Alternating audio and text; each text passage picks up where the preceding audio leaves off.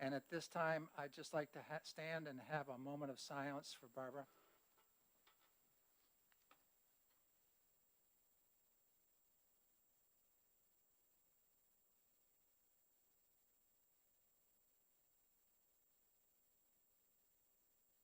Thank you very much. With that, we're at our time. We need to go ahead and start. It is 9:30 right now. And we will move through our docket in the order the bills have been put forward. And the first bill is HB 1218. I happen to be the prime sponsor of that bill, so I will set aside and go to the testifying table, and Representative Cordelli will continue this meeting or this hearing. Thank you, Mr. Chairman. So we will open the public hearing on House Bill 1218 relative to the merger of Granite State College with the University of New Hampshire.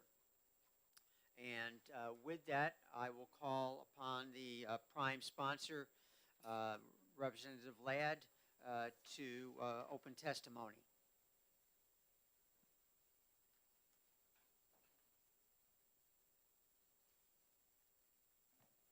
Thank you very much, Mr. Chairman. And it's kind of weird looking at this maze of tables and chairs in front of us.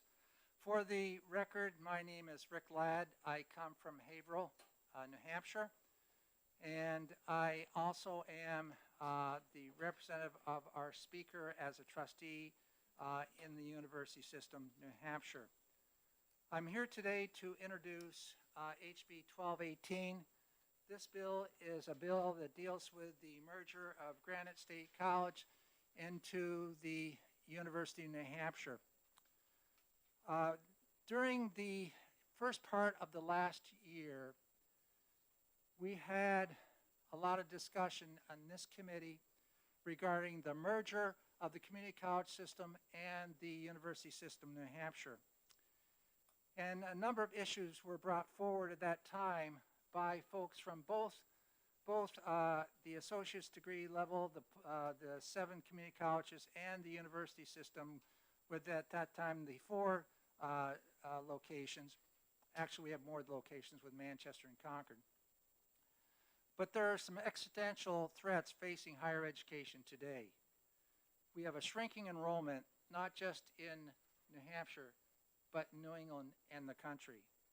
And post-secondary education chasing the same students, not just of all institutions throughout this country in New England, are chasing the same demographic that is shrinking. Just in the state of New Hampshire alone, in 2003, we had a student population K through 12 of 208,000 students. In 2021, it shrunk to 169,000 students, a loss of 39,000 students. You can see the implications we have when that comes to students preparing to leave high school and go on to the post-secondary level. We also see within both systems, university system, the community college system, capital costs are increasing. New renovation, maintenance projects, and a replacement of some of that capital costs are huge. And the operational expenses versus the revenues are at margin at best. It's extremely tight margin, and we need to be looking at the whole system, how we operate our post-secondary system. We have campuses that have overbuilt in many cases for a population that no longer exists. Labor and benefits is increasing. And we have many unique student needs which need to be addressed in light of the workforce needs in our state today. The successes that these two systems have are a large number. They have been working closely. The chancellors have worked closely to merge and try to look at efficiencies in terms of purchasing powers, in terms of operational costs. We have also tried to maintain the unique missions of the two systems. They are very different, but they also have paralleling needs that overlap, and we got to be looking at that. The systems to this point are very nimble and adapted to changing workforce needs. We have done that. The system chancellors, as I said before, have looked at various curriculum agreements, accreditation process, joint efficiencies, etc. We found on that subcommittee that we worked back in March 19, 2021, we gave a report to the Finance Division 2 regarding the concept of merging the two systems together.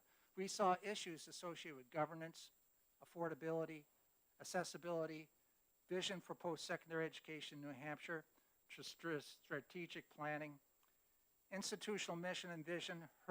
We heard from NECHI, New England Commission of Higher Education. We also got involved from the Higher Public Education Committee perspective. The legislature was involved.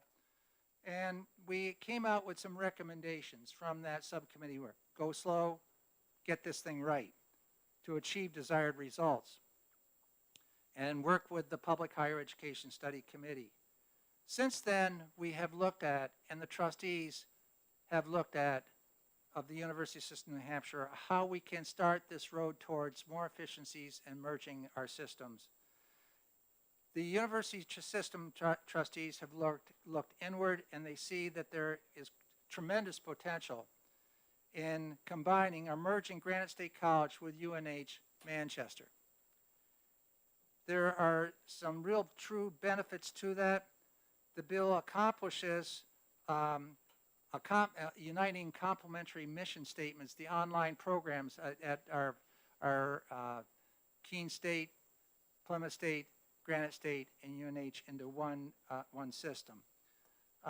Marketing potential for Granite State really magnifies when we put it on the umbrella of the University of New Hampshire. So with this bill, we are proposing that the Granite State College become a college within the University of New Hampshire. The president of Granite State College is now the chancellor of the Community College System, New Hampshire. We have Jim Dean, who is the president of the University of New Hampshire, now president of the college within the University of New Hampshire, Granite State College. Students currently in Granite State College and UNH Manchester will be able to complete their programs of study as they are set up right now. But this whole proposal really leverages the strengths and resources of both campuses in support of all of the four-year systems we have, or colleges we have here in universities, Keene, Plymouth State, and UNH. There's expense savings from facilities, lease, and space utilization. It's an enhanced shared undergraduate pathways within the community college system and University of New Hampshire, System New Hampshire. In short, we have taken this bill before the Public Higher Education Committee, had unanimous support from them. That's a committee made up of senators and representatives that have worked between the community college system and the university system and understand the missions of both. So there's unanimous support there. There's unanimous support from the trustees to move in this direction. Yes, we are looking at more and more options and efficiencies and paths to take. This is the initial path, and I would hope that you support this bill, which will strengthen our university system, college system in the state of New Hampshire. Thank you very much. Thank you. Does the committee have any questions for Representative Ladd? Yes. Thank you very much, Mr. Chair. Thank you, Representative Ladd, for bringing this this very strong, very bipartisan bill forward to us this morning. Just always like to hear if what may have surfaced, if there were any risks identified by any of the parties or any of the groups like the Public Higher Education Study Committee or the trustees at the university system in terms of this merger and the continuation of Granite State College being able to continue delivering on its mission. Thank you very much for the question. When this proposed legislation was submitted to the Public Higher Education Commission, and I don't know if Senator Ward's here or not, she chairs it. I know Representative Umberger is also on that, and a number of us are. Yes, there was discussion regarding missions and where we're going with this entire process. That is, of course, not really associated with this particular bill. However, there was concern echoed by a number of folks that we want to make sure that we preserve the unique mission of the community college system and the missions of the four-year schools, that we respect the advancements and the pathways that have been developed by the community college system towards career pathways, certification programs, et cetera, in those skill areas, and that one system doesn't start jumping in and saying, we're going to get involved in this, and they're stepping on somebody else's turf. This is one of the reasons why mergers have to occur. We have to start looking at, for example, the accomplishment that's just been done with Plymouth State University and White Mountain Community College, where a student that comes out with an associate's degree from White Mountain Community College will enter Plymouth State University as a junior. No question, you will enter as a junior. That will save a huge amount of money on the part of our students that are having to pay and afford college educations, which is exorbitant to begin with.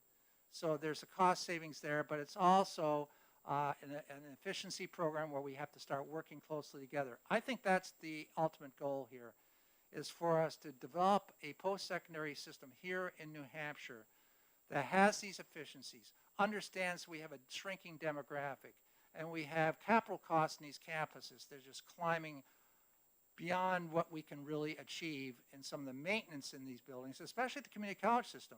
We need to throw more maintenance dollars at. So there was discussion on that, Representative Luno. I think that much that will come out there in subsequent bills which we have coming forward, and in substance discussion held by that Public Higher Education Committee.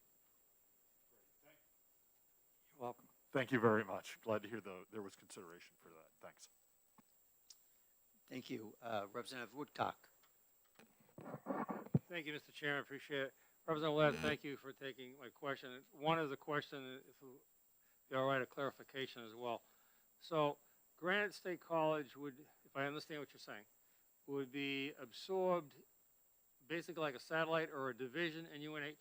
That's my first question. It will be part of the University of New Hampshire, Manchester, and underneath the umbrella of UNH. Now, for further clarity on that, I know that we have the chancellor for the university system sitting behind me. Kathy Provencher is here.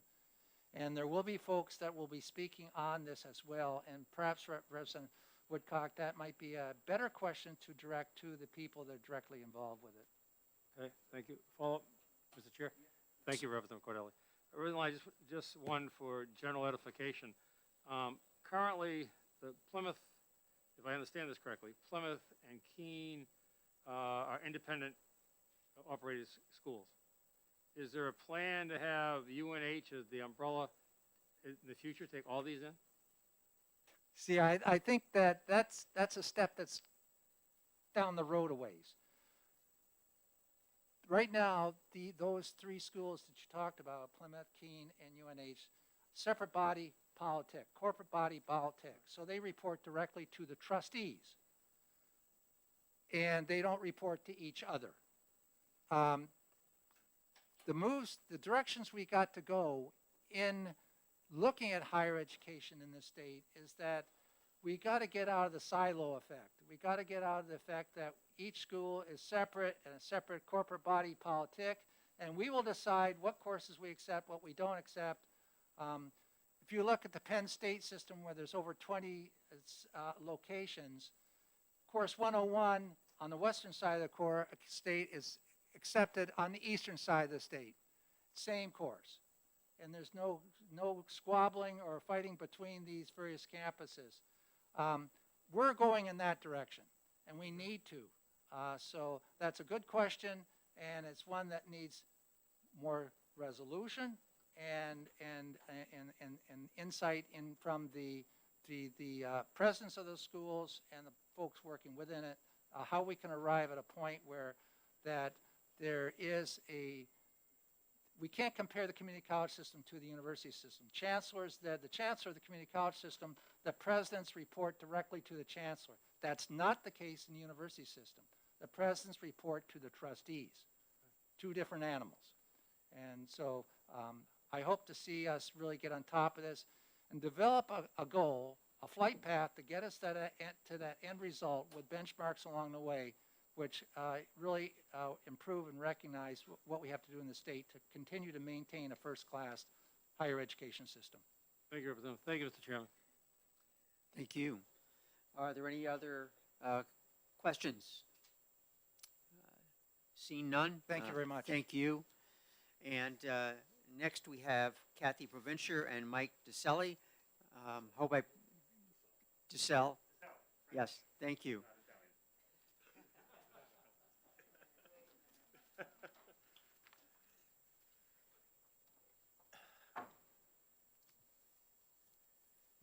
Good morning, Mr. Chairman and members of the committee. Can you hear me okay? For the record, my name is Catherine Provencher. Thank you, Representative Ladd. I am not the chancellor. I am actually the chief administrative officer. The board has, for now, decided to keep the chancellor role vacant. I have assumed all the administrative responsibilities of the chancellor position. So again, my name is Kathy Provencher. I serve as the chief administrative officer and the Vice Chancellor of Finance for our state's university system. And pleased to be here this morning and very much appreciate Representative Ladd's comments. We also appreciate the support of the entire Public Higher Ed Study Committee in thinking through this merger of Granite State College into the University of New Hampshire. As you well know, and as Representative Ladd has articulated, higher education, especially in the Northeast, is facing some very significant headwinds over the next 3 to 5 years because of demographics, because of changing student demands. And when the president of Granite State College, Mark Rubenstein, took on the role of chancellor of the community college system, our board and our presidents really took the opportunity to think, how could we think about this differently in the future? At every turn, we're trying to think through that. Granite State College and the University of Manchester, University of New Hampshire and Manchester have many similar programs. Also, Granite State College has the infrastructure or the backbone for online delivery. The University of New Hampshire had some of that as well, so there was a duplication of effort there. So the decision was made to come forward with legislation to merge Granite State College into the University of New Hampshire. Dean DeSell is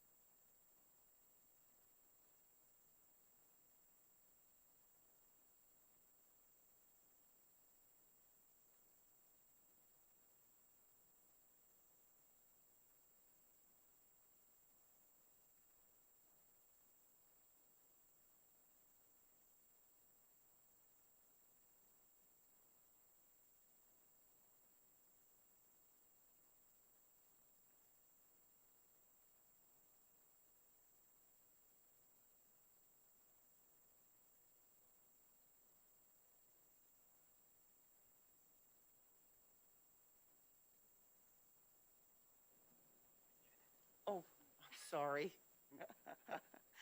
So,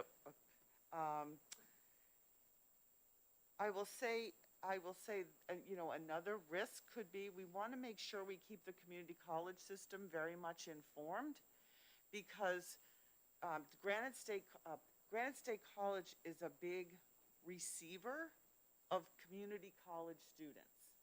So we are, I met with Chancellor Rubenstein, I think last week or the week before. We're making sure that we keep the community college system informed. The community college and university system, we have a working group that meets periodically on a number of areas that we can collaborate. Our next meeting is this afternoon.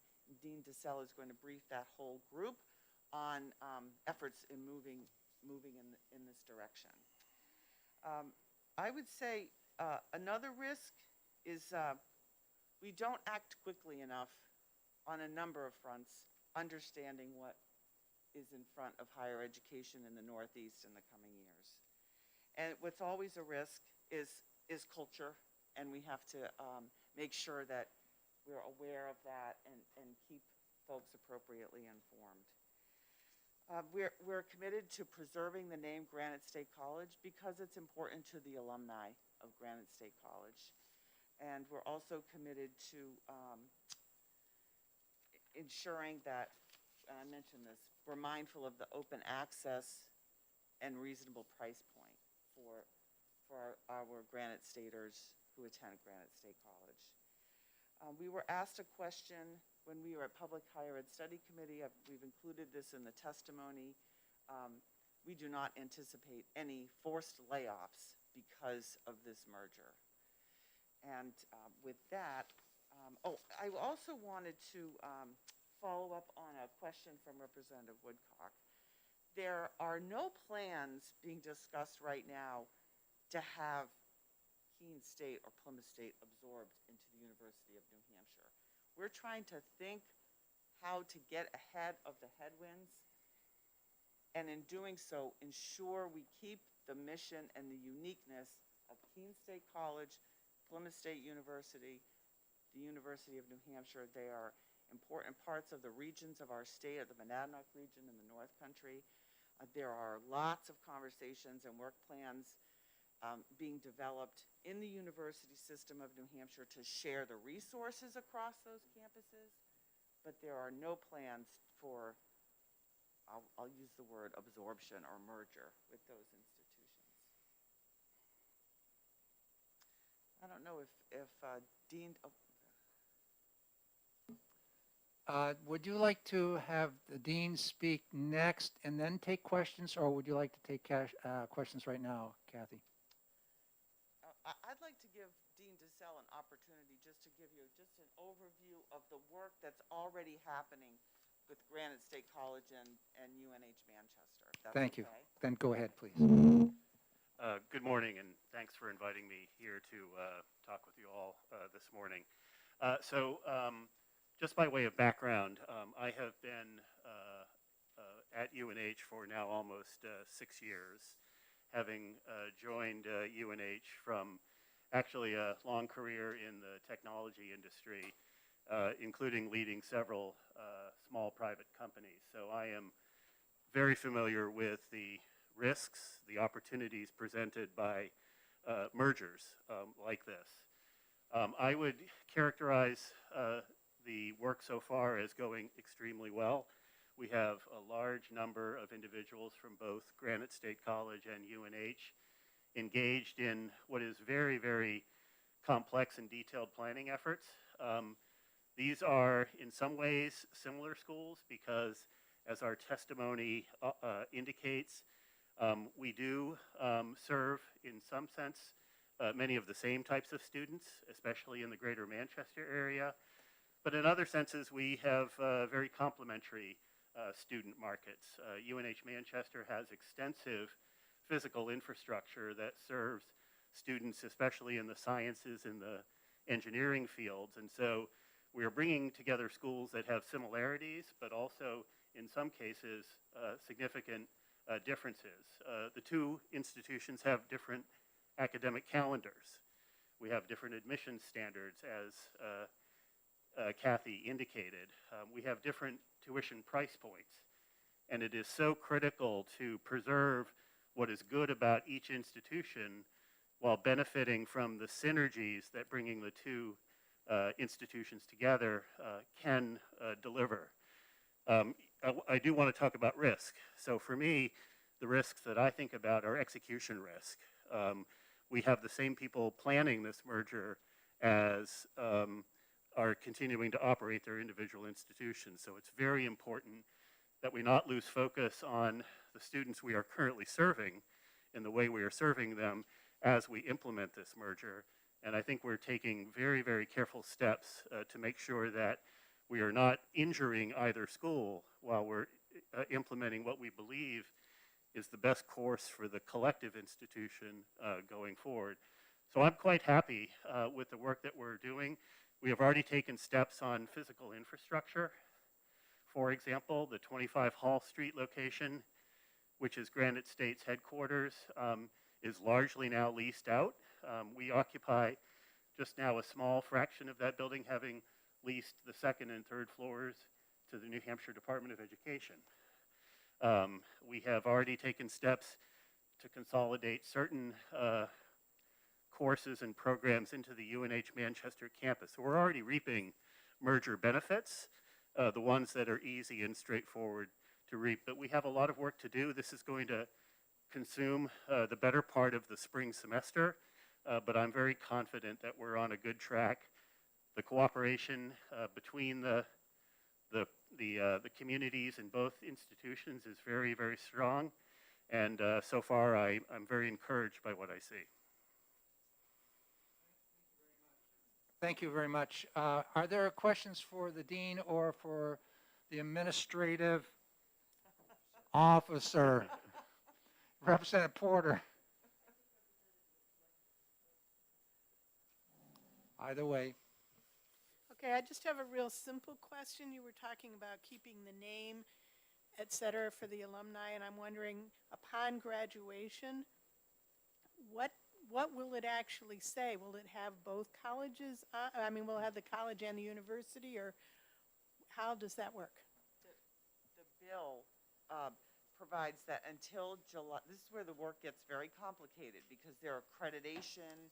We have notified the accreditation body, but until July of 2023, degrees would say Granite State College.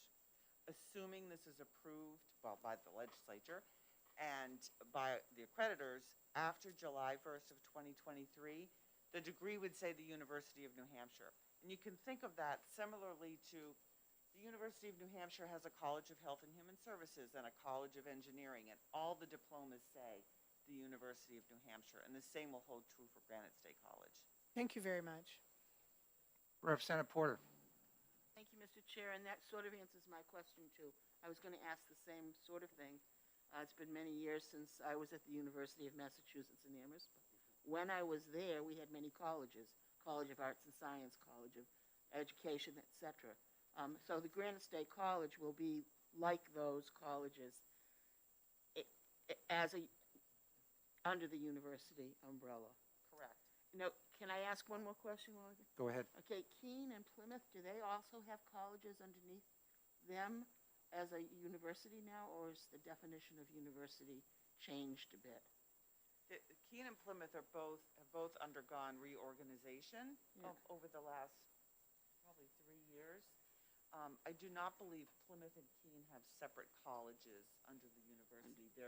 I know at Plymouth their programs are structured very differently. They have clusters of programs, and Keene, I believe, has also very much restructured, so there aren't as many. There aren't a number of colleges similar to UNH.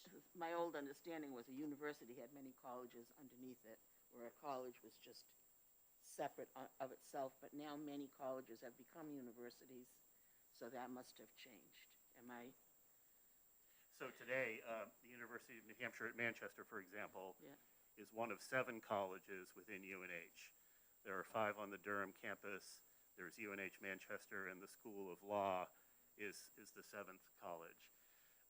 We are thinking hard about what the right use is of the Granite State College name in future marketing efforts. One of the goals that we have in this merger, it's not just a matter of cost savings, although it is also a matter of taking steps to try and grow the market for online learning here in New Hampshire and hopefully broadly. And we do believe that UNH has a significantly stronger brand, both in the state and regionally. And so we're thinking hard about the future use of the Granite State name. It will be a division of UNH, but we are working to figure out what the continued use of Granite State as a external brand should be, given our ambition to be a bigger player in the online student learning market. Follow up? Just realized I have one more question. Thank you, Mr. Chair. So how will it work then? If I'm a student and I'm interested in the courses that are under the college of the Granite State College, will I be applying to the University of New Hampshire at Manchester, or will I be applying to Granite State College? You will be applying to UNH. Okay. So, Today, if you are a student at UNH Manchester, you apply to UNH and you make an indication as to whether you are interested in the main campus in Durham, the campus in Manchester, or have an equal interest in both. okay. And so we will have a provision like that, but our intention is to put UNH front and center, but maintain all of the same admissions processes for those students who prefer to attend UNH in an entirely online mode. And so if I have a twin sister who wants to apply as well and wants to take the same kind of course, but not at Granite State College, rather at university, will she be charged more for that course? If she would prefer a more residential experience, such as the Okay. one you get, and with Okay. residential experiences bring with them greater costs, which then result in greater tuition. Because Granite State is an entirely online school, we don't have those same operating costs, and that supports a much lower tuition rate. That explains it. Thank you so much for that explanation. Thank you. Representative Woodcock. Thank you, Mr. Chairman. I have two, if I may. The first one, Ms. Provenzzi, you mentioned, initially you said that you were going to maintain the open access price point.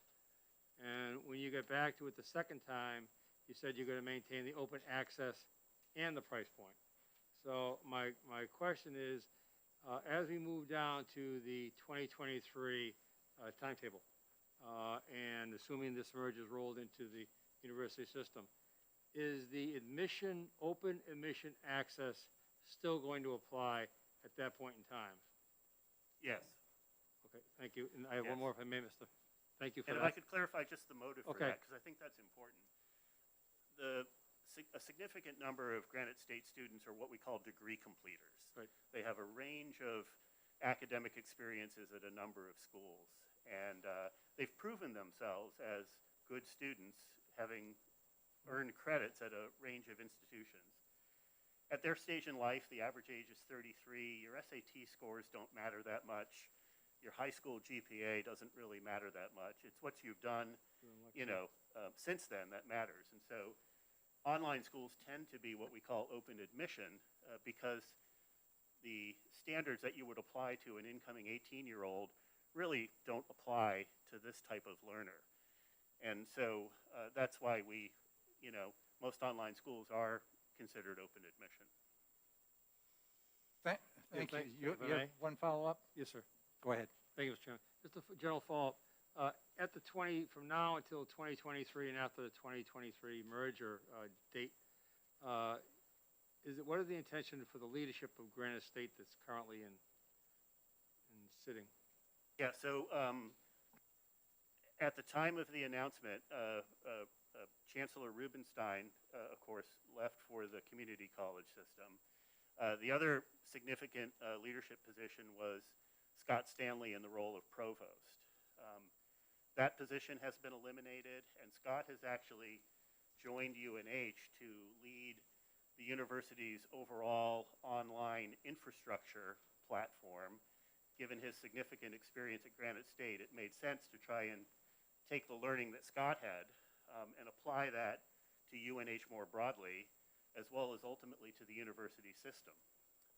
And so at this point, there are 2 or 3 other leadership positions that are continuing to operate Granite State College, but we will have ultimately a new organization that results from the merger planning that I fully anticipate will include those current leaders, but perhaps in different roles.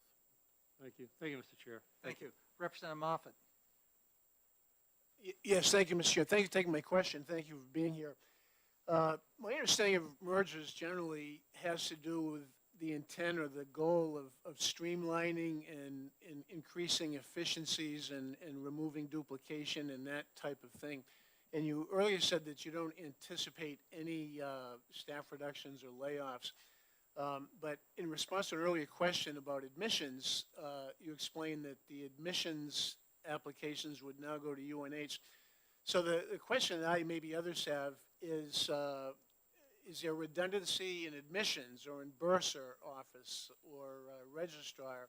And trying to understand why this merger would not result in any more efficient use of personnel. Thanks for the question, Representative Moffett. To be clear, it likely will result in a reduction of personnel. What I said is we don't believe there are going to be layoffs, because we already have lots of vacant positions, and rather than fill those positions, we're re-examining all the vacant. I'll give you an example. The president of Granite State College, President Dean, has been named by the board to be the president of Granite State College. We assume if this goes forward and the accreditation works, the president of Granite State College will be the president of UNH. On the topic of bursars and admissions, some of those conversations are happening across the university system. Where can we leverage scale? So we do believe it's going to result in cost savings and staff reductions, but through attrition and rethinking various jobs. Okay, thank you. And a quick follow-up? Sure. Sports. So folks who apply to the GSC component, who are full-time students, would they be eligible to participate on any UNH athletic teams? So I am not an expert in NCAA eligibility considerations, but I do believe that if students are a student enrolled at the University of New Hampshire and meet the eligibility requirements of other UNH students, they would likely be eligible. But they have to meet those eligibility requirements as UNH students. It's important to note that the vast majority of GSC students actually attend part-time, not full-time by our typical definitions, and they take a much longer time to complete their degrees. Those are things we'd like to obviously always accelerate, but the reality is most students are parents, working professionals, taking their classes part-time, and so athletics is not a big priority for them, but I could imagine that there might be some limited cases where that could happen. Sure. Thank you. Thank you. Are there further questions? Representative Likas and then Representative Hobson. Yeah, so if a student is Granite State, and yeah, their expenses, their costs are reduced because it's online, et cetera. If they then decide that they want to take a particular class at UNH, would those classes that they take at UNH proper that would be in person, would those then cost the same as the UNH, as the other students taking those in-person classes? Is that the way it's going to be set up? It's a great question. So first of all, we imagine that will be the exception, not the rule. in those cases where a student might want to take a face-to-face class at UNH Manchester because it fits their interests and their needs, that would be offered at the Granite State tuition rate. At the Granite State rate? Wow. Such a deal. Yeah. Representative Hobson. But the same is true that if you're a UNH, and we think this is actually much more likely, if you're a UNH Manchester student and you want to take, happen to want to take an online course in, say, the liberal arts, and it works better for your schedule to take that online, you would continue to pay the UNH rate. So we think it would even out. Thank you. Thank you for taking my question, Mr. Chair, and thank you for taking my questions and for being here today. My question is involving the fiscal note. The cost seems to be indeterminable, so I was wondering if you could tell me what types of costs you're looking at and considering. We do believe there's going to be an upfront investment necessary that the university and the university system will absorb. The investment could be in all likelihood, would be for technology. So for example, right now, Granite State College and the University of Manchester, the University of New Hampshire, are on two different student information systems. So we need to make an investment to make sure that those systems can talk to one another. So primarily in the way of technology. I think generally when we do a fiscal note, we're asked to determine what the impact will be on the state. We don't believe there will be any impact on the state's budget. Other costs that the other thing I would say when we did this fiscal note, they absolutely are in some ways continue to be indeterminable because we're still in a planning stage. Was there another bucket that we had talked about that we might need to make an investment to move this merger forward? Yeah, I would say it falls into two categories. One is the migration of information systems, and that is by far the largest single cost that we expect because in some cases Granite State uses completely different information systems. In other cases, it uses a separate instance of that system, and therefore then the databases need to be merged. That can be complex and expensive work, and so that is a big part of the transition cost. The other one is the launch of marketing efforts to basically let students know that things have changed and reinforce that Granite State is now part of the University of New Hampshire. So we imagine a marketing campaign that will make that clear because, again, we not only want to preserve the student markets that we have, we want to use this merger to propel greater growth.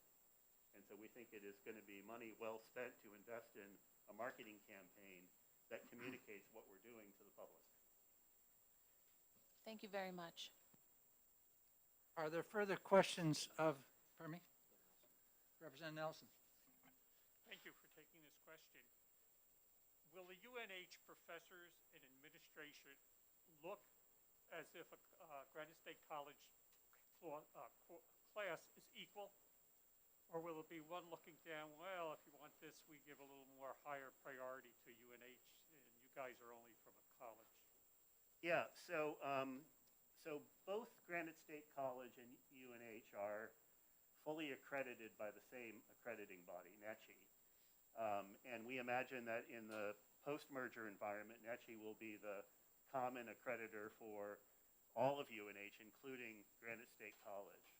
So a 4-credit course at Granite State will be as equally regarded as a 4-credit course from UNH Classic, if you'll allow me that phrase. And so in terms of degree completion, transcripting, it will all be considered co-equal. Thank you very much. Representative Ford.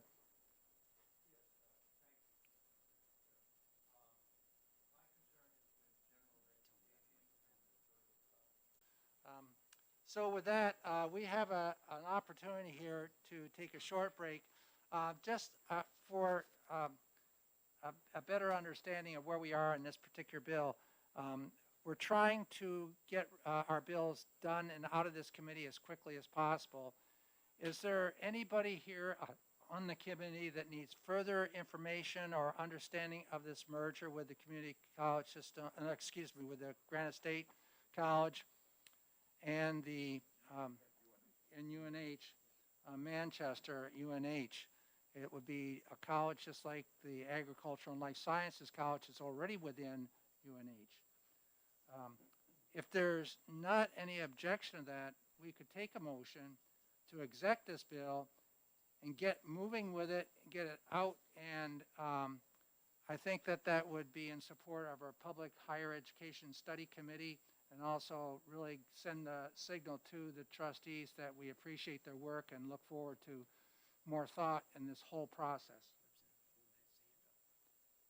Representative Bohm, did you have your hand up? Bad signal. Okay, if there's not, I will entertain a motion to, motion for this particular bill. Representative Luno, would you like to make a motion? I'd be happy to either make the motion or second the motion, but I would definitely move that we recommend 1218 OTP, and happy to make that motion. Thank you. Would you like to second that, Representative Cordelli? I would. Thank you. So, Representative Moffett, your first try. So we have a motion on the table for HB 1218. It's a merger of Granite State College into the University of New Hampshire. And the motion is OTP. Yes, the motion is OTP ought to pass, made by Representative Luno, seconded by Representative Cordelli. On that motion, May I speak briefly to the? Yes, you may. Thank you very much, Mr. Chair. Much appreciate your introduction to this bill, as well as Ms. Preventures and Mr. DeSalle's support and very clear explanation about the challenges and operations that would go into having such a successful merger. Just a quick background. I've also had the benefit of working fairly closely with Dean DeSalle over the last 6 years at UNH Manchester with the engineering technology programs there. And I do have tremendous confidence in Mike's operational and administrational ability, and there's just no question that you've got the right personnel in place to make this a successful campaign. Thank you very much, Representative Luno. And for those in the committee, Representative Luno has had a lot of work with the community college system and the university system as well, so appreciate that. Do you have any discussion, Representative Cordelli? Pass. Okay, Representative Moffett. okay, on the OTP motion, Representative Cordelli. Yes. Representative Bohm. Yes. Representative Lakis. Yes. Representative Moffett votes yes. Representative Hobson. Representative Hobson is not here. Representative Ford. Representative Sodi is not here. Representative Nelson. Yes. Representative Litchfield. Yes.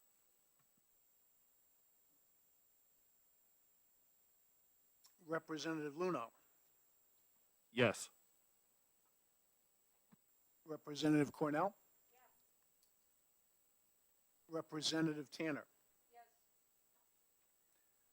Representative Massimilla. Representative Mullen. Yes. Representative Woodcock. Yes. Representative Porter. Representative Hall.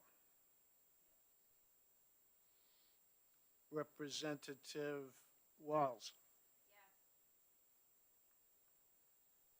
Representative Ladd. Yes. So I have 17-0 for OTP. Is there any objection to putting this on consent? Not seeing any, we'll put it on consent. Representative Luno, would you please write the blurb, or, excuse me, committee report? Thank you. And what we will do, because we have about 5 minutes, I believe, before the next bill starts, so we will take a short breather. Thank you.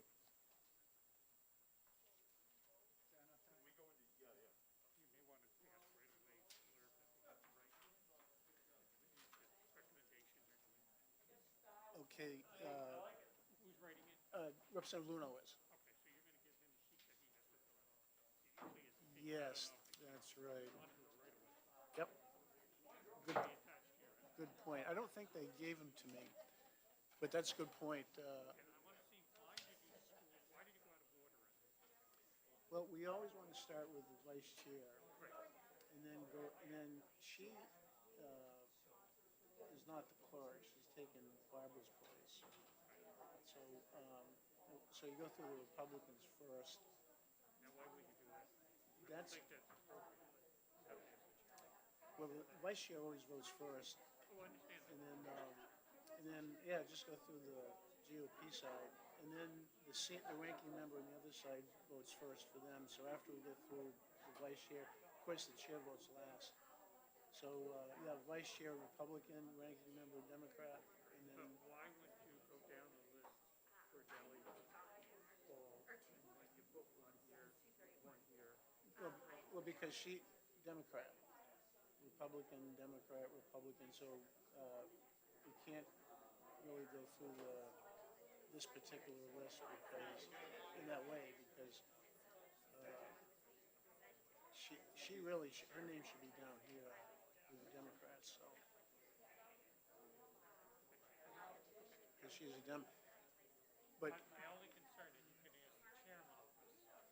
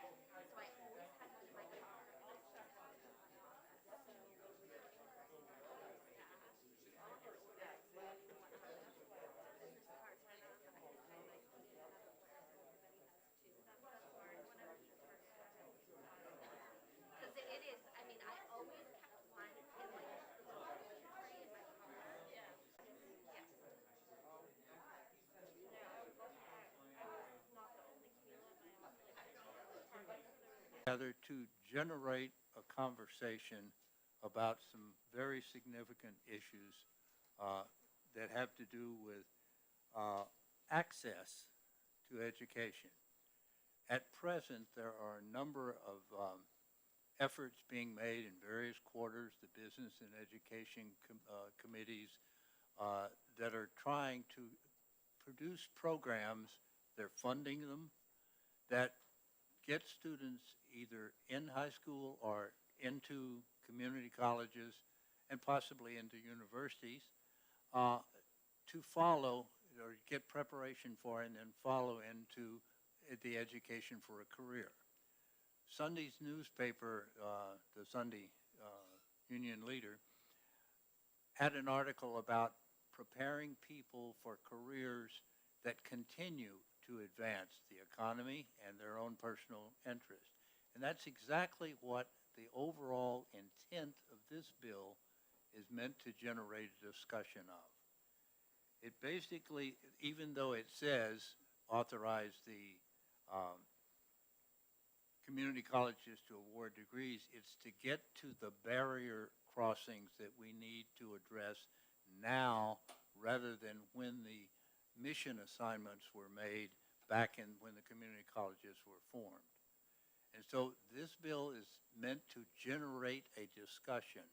That was my intent, to broaden the issue of exactly what was being discussed just a few moments ago about joining institutions, merging. Having gone through the merger of the University of Massachusetts at Lowell myself, being one of the people involved, interest in and enthusiasm. Evaluate the need, let us figure out the options for meeting it, let us pick the best path that makes sense as consensus among stakeholders. So in that regard, I think where 1530 has headed and where it's likely to land is a sensible bill from the community college system's perspective. Thank you very much. Representative Bowman, do you have a question? Thank you, Mr. Chairman, and thank you for taking the question. Could you explain the community colleges BSRN system with the, because I believe that is now a 3-year system, and then they go to UNH? So, well, depending on what the legislature does with the last bill that you were discussing, perhaps. Right now, the RN to BSN program is actually a 3+1 partnership with Granite State College. Students can complete 3 years at the community college system with the community college system's lower tuition rate and then take the 4th year through Granite State College, still at the community college system's lower tuition rate. I think that's actually an excellent model because in addition to addressing the needs for students who are place-bound, it also addresses the need for affordability. Thank you. Further questions? Representative Cornell. Thank you, and thank you for taking my question. Has the community college system had any discussions with the university system about how this would work, or if it's a good idea? Has any of that kind of discussion gone on? Well, only in general terms. Now, the illustration that's already been offered about Plymouth State is one that grew organically. White Mountains Community College recognized they had students with that interest, approached Plymouth, which has a significant presence in the North Country, as the most logical partner, and Plymouth agreed to provide a faculty member to deliver the courses needed to allow students to complete that bachelor's degree program. So on a case-by-case basis, that would emerge. There has been ongoing work to try and figure out how to help students maximize their enrollment opportunities in the community college system, pathways that allow students to capitalize on the lower tuition rate the community college system for as long as they possibly can before transitioning to what are essentially more expensive options with the university system or that would require relocation. So on a case-by-case basis, those conversations are occurring all the time, but not necessarily in a systematic way. Thank you. Thank you. Representative Woodcock. Thank you, Mr. Chairman. Thank you, Chancellor, for taking my question. I'd like to follow up on Representative Cornell's thinking. In the example you gave us, you said the Plymouth State College staff or faculty came down to Berlin to actually do the PSU program. Is that correct? Well, just to get geography correct, they'd have to come up. Okay, Yes. sorry. Oh, I'm on the other side of the mountain. Unless you're in Pittsburgh, you're not coming down to Berlin. Okay. Well, okay, thank you. Now clarifying the geography, my intent, however, was to see, so it's not, that program sounds to me different than Representative Ford's initial thinking of as I read it, as community colleges offering BAs or BSs. This was strictly a Plymouth State program coming down to Berlin to satisfy the Berlin people, because they had a demographic of numbers enrollment-wise. With that, and that plan, that's different than creating baccalaureate programs at that level. It's just like a different site change, as I'm thinking. So, is that, am I understanding that correctly? You have that exactly right, Representative Woodcock. What I would tell you is that for us to offer the additional courses required for a bachelor's degree would require additional faculty Right. to deliver those, would require additional steps for accreditation that would add Right. expense. So to the extent that Plymouth already has that capacity and is able to make a cost-effective delivery of those courses at our location, it accomplishes for us most of what I think Representative Ford's objectives had been. Okay. But, Follow-up? thank you, sir. But in essence, so it's really not creating baccalaureate programs at the community college, that's providing opportunity for baccalaureate programs through the current four-year system, right? Exactly right. Okay, thank you. Thank you, Mr. You're Chancellor. welcome, sir. Thank you, Thank Mr. Lyle. Further questions of the Chancellor? This is an age-old issue that's come before the Public Higher Education Study Committee in this body 5 or 6 years ago. And I can remember several senators that are well-known on that side of the wall who were very, very oppositional to four-year programs starting at the community college level. That's kind of way up here, but now we're looking at all this innuendo and different ways of looking at getting a student through a four-year degree or a two-year degree and working cooperatively and collaboratively together between institutions. I think it's something that really is worthy of our study and assess it and then come back. So that's why I will put together a subcommittee here made up of probably 3 and 3 or 4 and 4 folks that really want to delve into this. So thank you very much, Chancellor. Yes, further.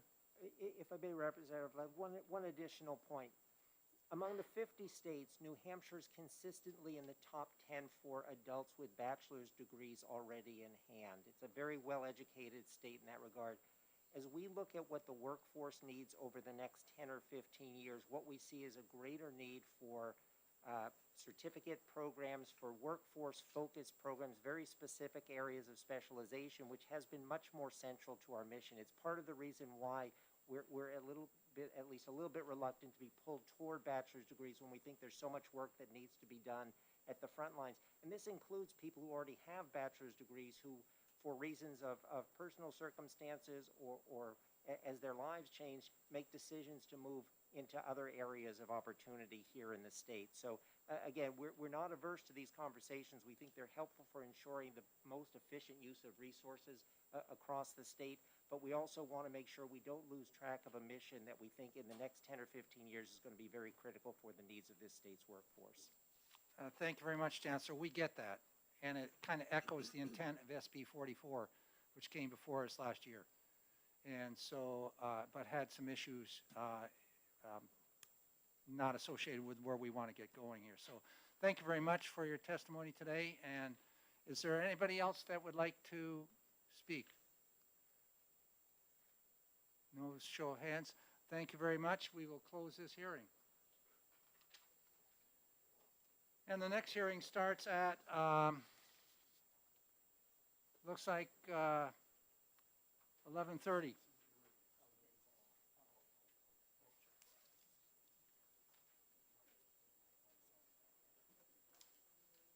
The next bill will be HB 1575, starts at 11:30. That's relative to the waiver of tuition in the university system.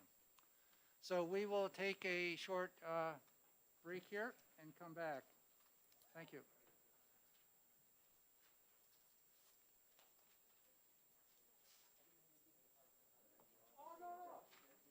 Geography.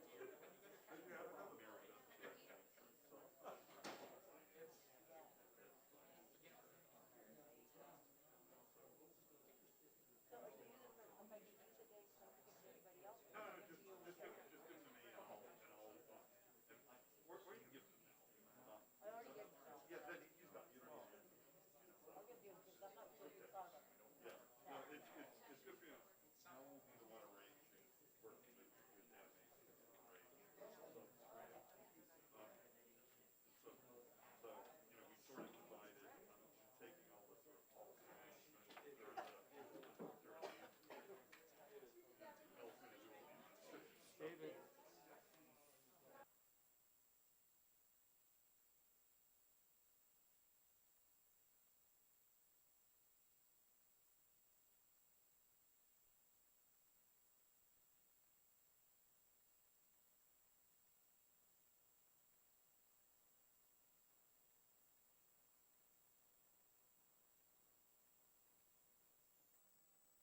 Well, if he did, I think we all said good.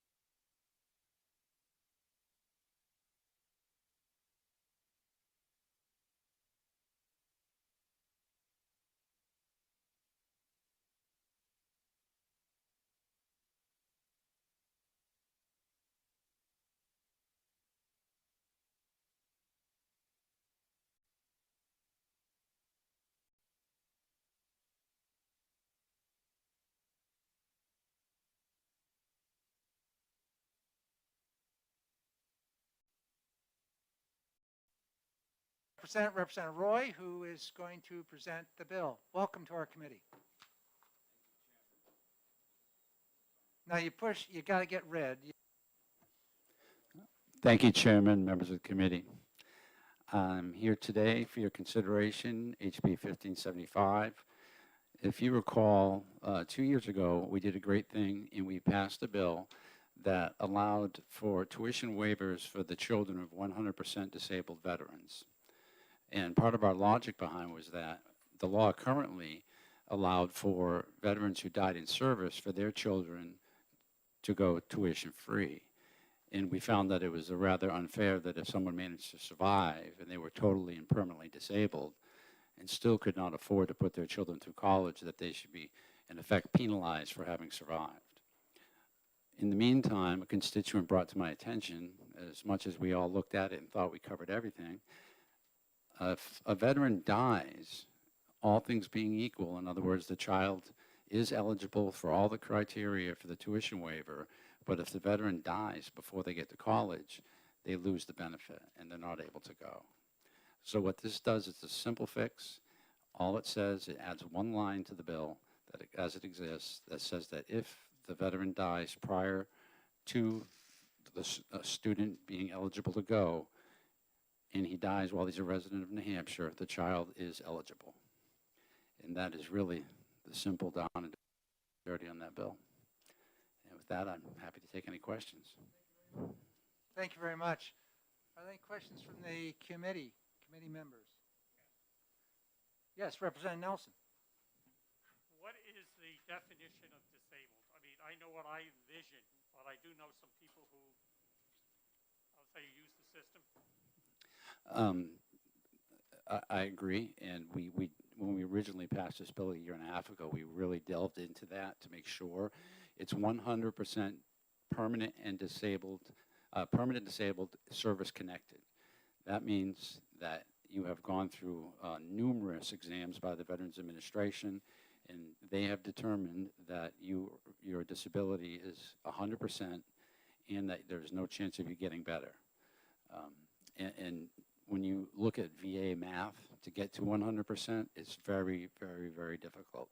You can lose several limbs and still not be 100% disabled. So it's a rigorous process. So while I agree in every system there are people that abuse it, the VA system is one of the toughest to be able to do such a thing. Thank you. Further questions? Yes. Thank Senator you. Mullen. Thank you, Mr. Chair. Thank you, Representative, for coming to speak to us today. I don't expect an exact answer to this question, but I'm going to ask the question anyhow.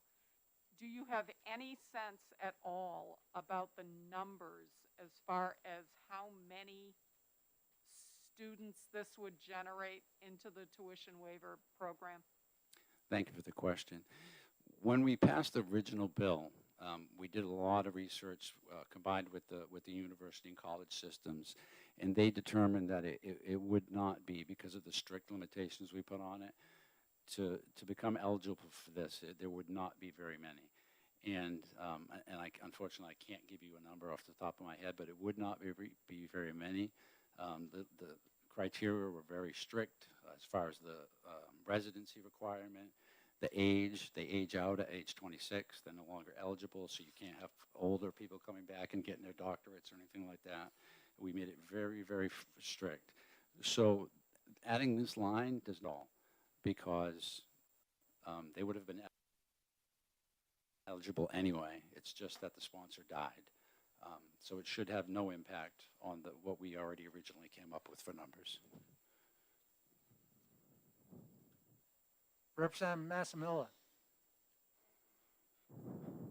Thank you, Representative. Thank you for taking my question. I was wondering, will this include the community college system as well? Yes, it's supposed to include everything that the original bill included, university and community college system. It was pointed out to me by a member of the community college system outside that where it's placed in the bill, it might not cover that. So an amendment may be required to make sure it covers everybody that was eligible under the original bill. And I'll be looking at that, and I'll be happy to work with any member of the committee that wants to introduce such an amendment. If I may, I was just informed with regard to the previous question. They anticipate between 100 and 125 students per year are eligible for this. And that number, as we disengage from conflicts throughout the world, should shrink. Further questions? Yes, Representative Woodcock. Thank you. Representative Roy, thank you for taking the question, and I appreciate your work. Just for my own clarity, I've forgotten since our last dialogue. Does the student already have to be previously enrolled with this, or can the veteran have passed and then the student enrolled? The veteran can have passed and then the student enrolled, so long as the student was eligible at the time the veteran passed. Okay. In other words, the veteran was a resident of New Hampshire, the student was, everything fits together, and the veteran passed, they can still go. For example, if a student is, in 8th grade and their father or mother passes away, they'd still be able to take advantage of this when they get college age. Okay. Thank you so much. Thank you, Mr. Chairman. Thanks for the question. Representative Tanner? Thank you, and thank you for sponsoring this bill. I think this is really, really important. I was wondering with the number of 100, if that includes the disabled and not just the ones that you're trying to get in under this bill, under this tuition waiver. That number represents the total. Okay, yes. Total that would be 100% permanent to go to college. So between 100 and 125. I don't anticipate this bill should increase that because it's still the original pool that we would be pulling from. Great, thank you. Further questions? Representative Porter? Thank you, Mr. Chair, and thank you, Representative Roy. The manner of death is not a consideration at all? No, Representative. And the reason There's that... a lot of tragedies lately, and I just want to... Understood. The reason that I didn't get into the method of death or whether the death was connected to their service or not is because they had already passed the hurdle to have their child be eligible anyway. To tack that on would almost be a posthumous punishment. So. Thank you. Further questions? No further questions seen. Thank you very much. I thank the committee for your time. Thank you, Chairman. All right, who do we have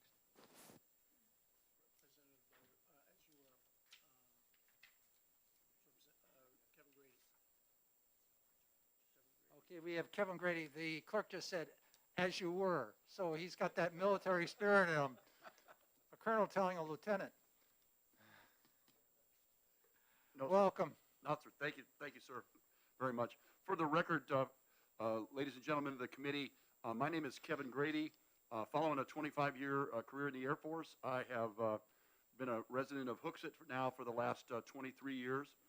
And today, I'm here not speaking as myself. I'm here speaking on behalf of the 20-member organizations of the State Veterans Advisory Committee. And for those of you who are unfamiliar with what we do, we're actually chartered by state RSI to speak for the veteran community in New Hampshire. And one of the things that we do each year is we look at all of the bills that are coming forward to be considered that we think have veteran impact, and then we discuss those and we take a position on it, and then I come and tell you what our position is. We strongly supported the original bill on this 2 years ago, and we unanimously also support this bill too. If we had a veteran who passed away on the money that that veteran was making, it would have been very difficult, a permanent and totally disabled veteran, if their sole source of income was the money from the VA, no child of theirs would be able to afford to go to school in New Hampshire. I mean, that's just the bottom line. And so we thought the original legislation was good, and college would be out of the question potentially for the children of that veteran if that veteran would to pass away either before they went to school or while they were enrolled in school. So we do strongly support this. It was a unanimous decision when we took the vote last week. And subject to your questions, that's all I wanted to tell you this morning. Thank you. Any questions for Mr. Grady? Not seeing any. Thank you very much. Thank you, Chairman, Mr. Chairman. Who's next? Representative Baldessaro, you're up. Hello, Mr. Chairman. As you know, us first sergeants there make lieutenants and all the way up to colonels. geez, We here help we them go. out there, be successful, by the way. All right. But anyways, Representative Al Baldessaro for the Rockingham County, District 5. I support this bill 150%. And the reason why I do is I believe this brings the New Hampshire veteran community in line with the federal government. And when I say in line with the federal government, meaning if you're a 100% disabled veteran, there's money there that the student gets that helps to offset for books and other expenses there that the federal government gives to that veteran's child. So this here would definitely make a big difference on helping the children of those disabled veterans that cannot work. And it's a win-win for the state of New Hampshire on basically not leaving one behind and taking care of our own. And I thank you, and that's all I have. Thank you very much, Representative. Are there questions for Representative Baldazaro? Not seeing hands. Thank you. Thank you. Anybody else on the docket? That's all the pink, you have a, Shannon? Are you wanting to speak on this bill? Oh, welcome.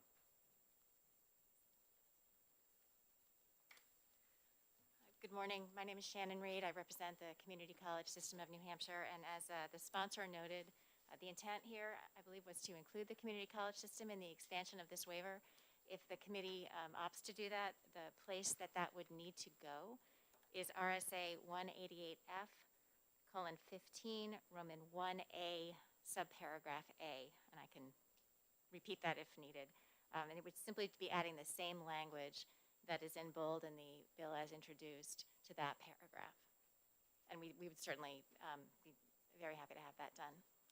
So for clarification purposes, 188F 15, colon 15, 1A? And then subparagraph A after that. Okay.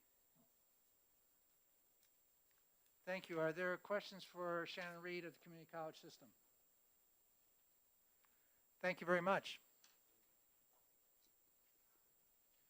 Are there further pink cards? Thank you very much. With that, I will close this hearing.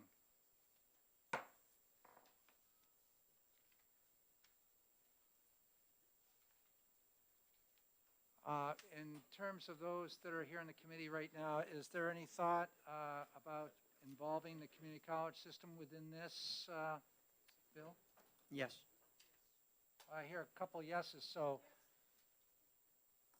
So working with Representative Roy, if he's still here, he's already gone.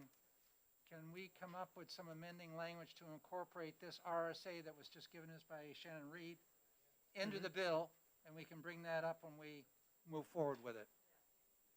We're going to add in the community college system with an amendment and then move it when that's done. Thank you. Rick, is that correct? Are you sure? 188F, colon 15, 1 subparagraph A. Looks to be on page 418 in your new education laws annotated. So it's 188-F, colon 15, 1 Dash A, dash 8. subparagraph A. And then one dash. A.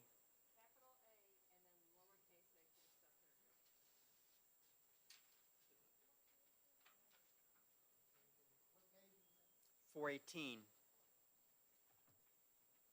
Okay.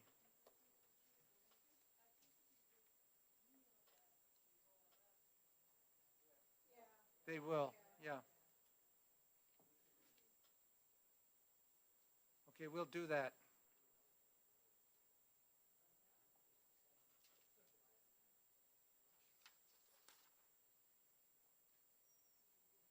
Okay, let's see, looks like we're at the point now where the bills which we had set for the morning are done. We thought the second bill would go a little longer. It didn't. So we are done until 1 o'clock. And I want to bring it to everybody's attention. We are streaming, continue to be streaming even when we're not acting on a bill. I understand the audio is shut down, but we are still streaming, still have the visual. Yeah. Make sure your mics are off. So eat your sandwich politely. I guess we're done. Let's take a break. Another break. Oh, yeah, and make sure all your red lights are no longer red. Yeah.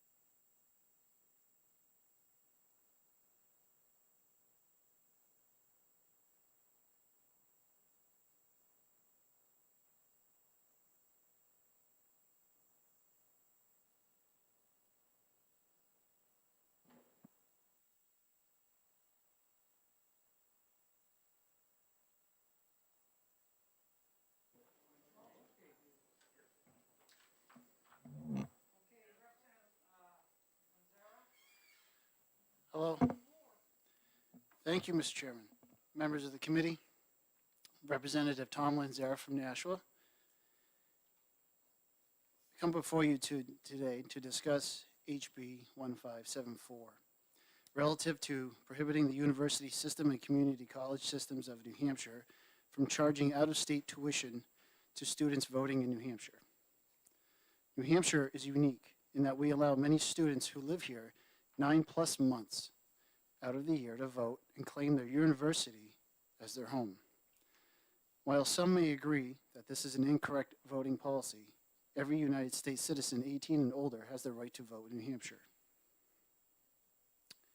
What this bill seeks to accomplish is to prevent the universities and community college systems from charging out-of-state tuition should students be allowed to vote claiming their college system as residents. If students are claiming our great state as this, voting in our elections, potentially working and paying taxes, but still paying out-of-state tuition for their education, that is not a just practice to the members of our state.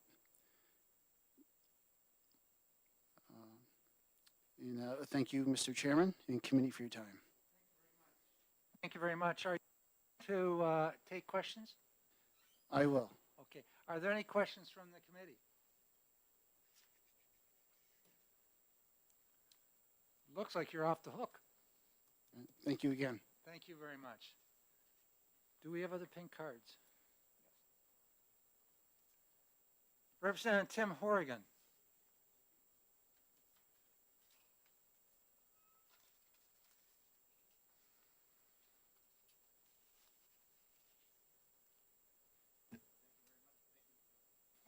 Thank you very much, Mr. Chair. My name is Representative Timothy Horrigan from Stratford District 6, which is the towns of Durham and Madbury. And Durham is not coincidentally the home of University of New Hampshire, and we're also, the next town over, Newington, is the home of Great Bay Community College, which is one of the major community colleges in the community college system. So I'm opposed to this. I'm opposed to this bill, even though I certainly think students should vote.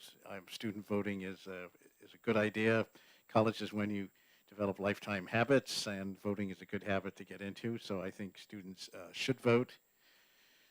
And but this bill, as written, would create havoc, because every so-called out-of-state student, which is sort of a misnomer, but anyway, every student who's living in another state before they came to UNH would be tempted to register to vote rather than voting wherever else. They might also still have a residence for the, because this is a huge, at least the way the tuition is structured right now, this is a huge discount. It's like, I think it's something like an order of $15,000 a year. And that's actually, the legality of that is questionable, since it's actually illegal as well as a bad idea to pay people to vote. You're paying them a huge sum of money effectively, and that's, so I don't know if that's going to pass muster with federal elections law. Creates, as I said, it creates financial chaos for the university because they'll have a hard time budgeting. It also means we do have a few other provisions about tuition, but basically we've with except for a few provisions about allowing like establishing scholarships for veterans and children of veterans and first responders, and a few other things. We haven't really delved this much into the mechanics of how the state universities and community colleges set their tuition, and obviously they have to set tuition high enough to meet their budgets. So what they probably do is instead of charging so-called in-state students half the tuition, they'll probably just have to charge them the same tuition as so-called out-of-state students, and that's not. I don't think there's anybody in the room who thinks that's a good policy. And finally, to get back, I said that the term out-of-state student is a misnomer. Students, regardless of where they lived, before they came to UNH or any other community college, or before they attended a community college, they are residents of the community where they are 9 months out of the year, or in many cases 12 months out of the year. So all those students in the dorms and the off-campus housing units, they are residents of Durham. They're counted as such in the census. You know, so they're really legally, there's not much distinction between out-of-state and in-state students. There really is any definition you can draw that A, would make sense, and B, also wouldn't interfere with certain Supreme Court decisions, such as I believe it's the Sims decision, which was reached back in 1979, the same year I graduated from college. And what the in-state versus out-of-state tuition thing is, basically it's based on where your family and, you know, the student themselves, although usually young people, they don't pay much taxes, but where the family's paying taxes before the student enrolled at UNH. So it's based on your sort of, essentially, that's one of the things you've been paying for with your taxes if your family is living in state is, you know, the possibility you might want to go to UNH on the in-state tuition. So they've already, it's based on where they've been living and paying taxes beforehand. And finally, one other point is this is discriminatory against students who can't vote, say if they're foreign nationals, say if they're under the age of 18, which you know, many freshmen are under the age of 18, or if they belong to a religion which forbids voting. And actually, I think one of the sponsors was brought up in a religion that actually forbids its members from voting, although he left the church, obviously, because he's serving the legislature. So, or also even just people who don't want to vote because they don't really want, you know, maybe they have the bumper sticker on their car, don't vote, it only encourages them. So there's like a large number of people, so, you know, so discriminates against those students who either can't vote or choose for whatever reason not to vote. So this bill has come up every year or two, and it's always been ITL'd, and I hope you'll make the same recommendation this time. Thank you very much, Representative. Are there any questions for Representative Horgan? Sure. Representative Moffett? Thank you, Mr. Chair. Thank you, Representative, for taking my question. Knowing that you're a veteran legislator from a college town, Yeah. do you know of any other state where an out-of-state student paying out-of-state tuition can same day register in an election and have that vote count that same day?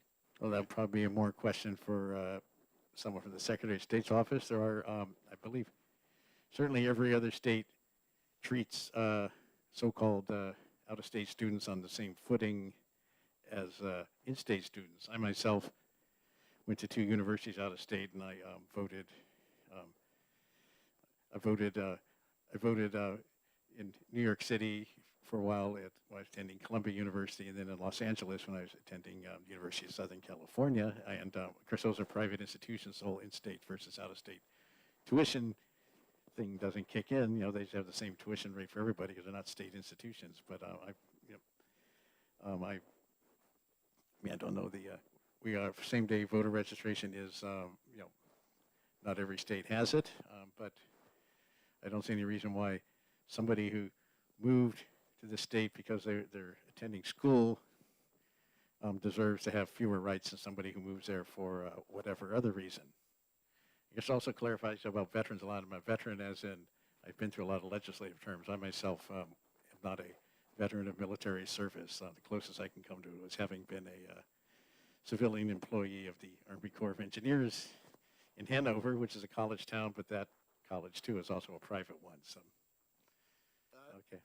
That's Thank kind you. I met experienced legislator. Yes. Oh, well, that's fine. Are there further questions? Representative Lakis?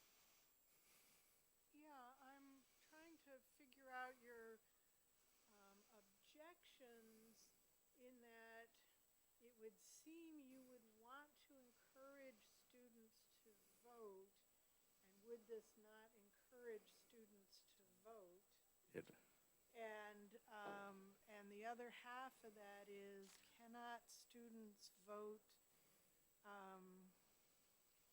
absentee ballot from wherever it was they came from, even if they're in college? Yes, well, I'm glad to see that the party that has the majority caucus in this body still supports absentee voting. They weren't so enthusiastic about it last year when record number of absentee votes were cast.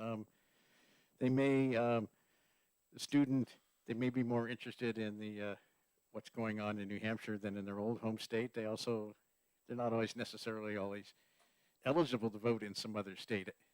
And then absentee voting is, it's not quite as easy. It's not extremely difficult, but it's not as trivial as some make it out to be. And it's frankly, there seems to be at least some people here in the New Hampshire House and other legislative bodies who want to make it more difficult. So they're not. It should be up to they should have the same rights as anybody else who has multiple residents. There's lots of it's being a student is no different, say, than being somebody who spends a lot of months at a vacation home in Florida or whatever. So they have the same legal rights as anybody else. So and as for encouraging students to vote, that's fine. But a $15,000 a year payment, it could be $60,000 or more over the course of a degree program. It's illegal, and that's also grossly excessive. So it's people should vote because they want to vote, not because somebody's paying them. Thank you very much. Further questions? Not seeing any. Thank you very much.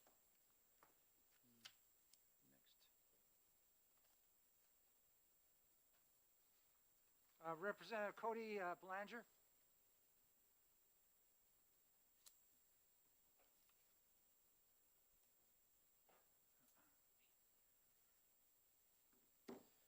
Thank you, Mr. Chairman, and members of the committee. Appreciate you hearing this testimony today.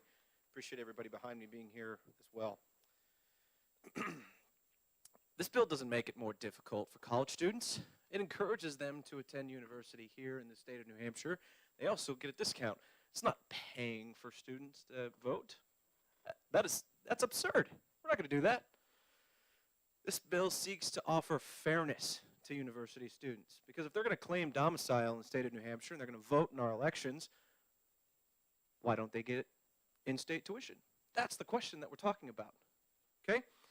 So when I went to the University of New Hampshire and I was a social work major, don't get me started on how I was treated as a Republican there, I voted in my domicile, which was Epping and Brentwood, New Hampshire, okay? 2 different times when I voted there, by the way. I didn't vote in the same year, 2 different polling locations, just want to make that very clear. When I went to the University of New Hampshire, part of my application process was that I had to say that I was a resident of New Hampshire. And I don't remember the period of time. I think it was either 12 months or more than that. But if a student is voting in New Hampshire, they have a right to in-state tuition. They're considering themselves a resident. They're domiciled here. And that's what this bill seeks to do. From campuses that seek to offer fairness to all students, it doesn't seem pretty fair that they're going to let them vote, help them register to vote, but then also charge them out-of-state tuition. Doesn't really seem fair to me. With that, I'd be happy to take any questions. Are there questions for the representative?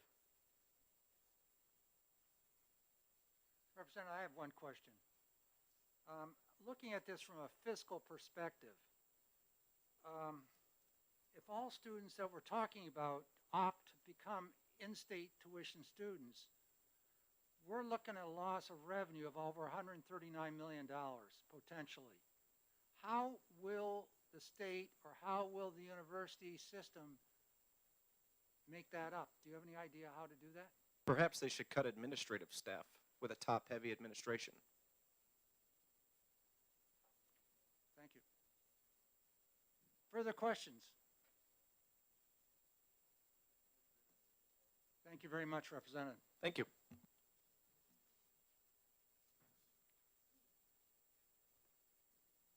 The next person we have on the docket is Shannon Reed, Community College System, New Hampshire.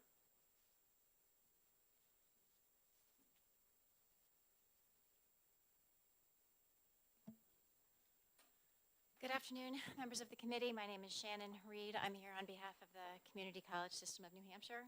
Thank you for the opportunity to testify today. First, I'd like to say that only about 6% of students at the community colleges are out-of-state tuition payers. In a given year, between 93 and 96% of our students are New Hampshire residents. We don't typically weigh in on bills that deal with voting and domicile because there's really no impact to our students or our institution.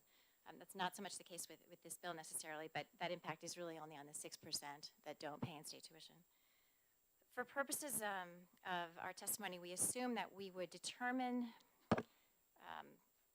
residency and voting by basically matching a student database against the New Hampshire voter database that's maintained by the New Hampshire Secretary of State, and that somehow we could automate that process to streamline it and minimize costs.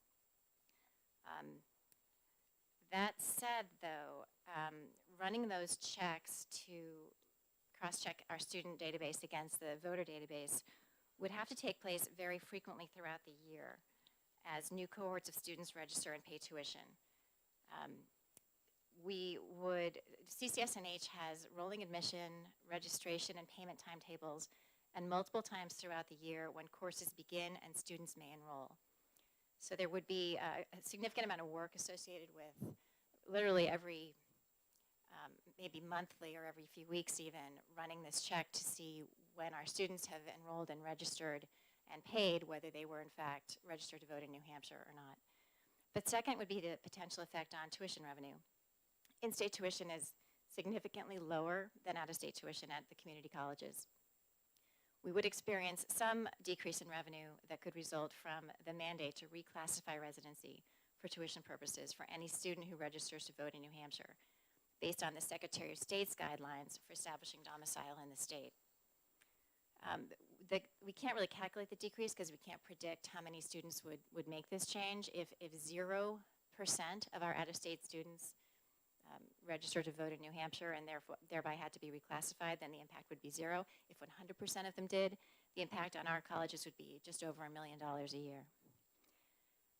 The legislation may also require a statutory change authorizing the community colleges to have access to the statewide voter database, and we would look for guidance from the Secretary of State's office on how that would work and what, if any, costs would be incurred.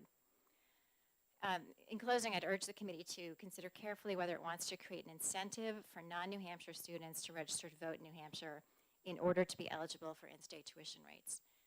As was stated before, a student who otherwise might not desire to vote in New Hampshire could simply register to do so in order to get in-state tuition rates as opposed to the out-of-state costs, which are more than double in-state costs.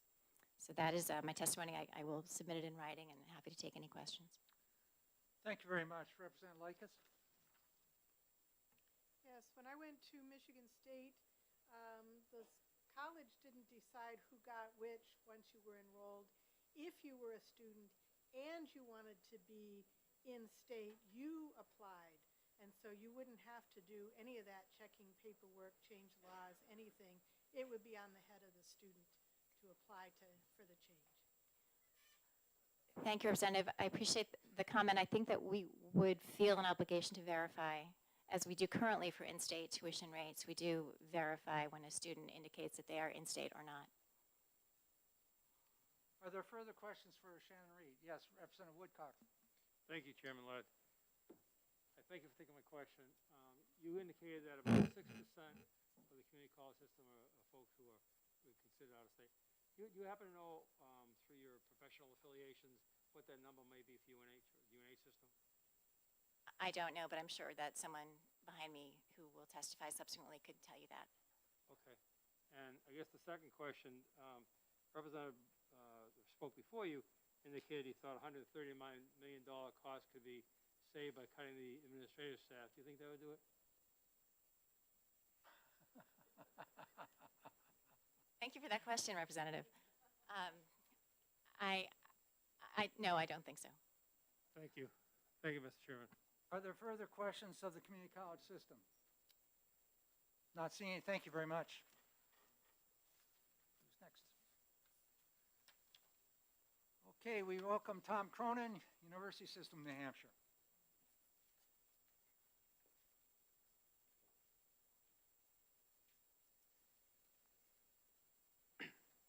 Good afternoon, Mr. Chairman, members of the committee. Tom Cronin, Director of Government Relations for the University System. I do have written testimony that's being distributed now.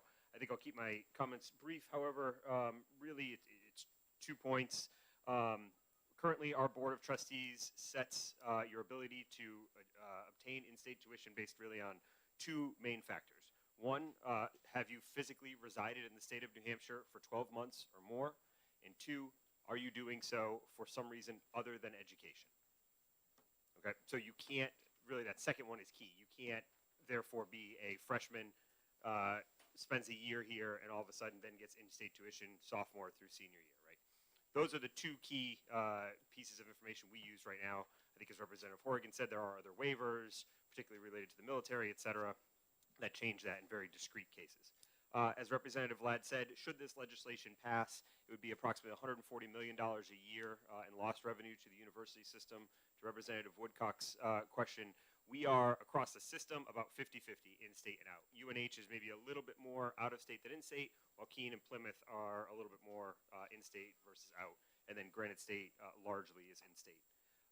Those numbers do fluctuate. For example, some of our most recent admissions data at the University of New Hampshire, we're seeing an uptick in in-state applicants. So they do hover around, but 50-50 is approximately a fair approximation. So I think we would essentially, for purpose of the fiscal note and otherwise, assume that should this legislation pass, any non-resident student would immediately register to vote for a $15,000 a year plus discount on their education, which, given those numbers, would be a tremendously difficult revenue situation for the university.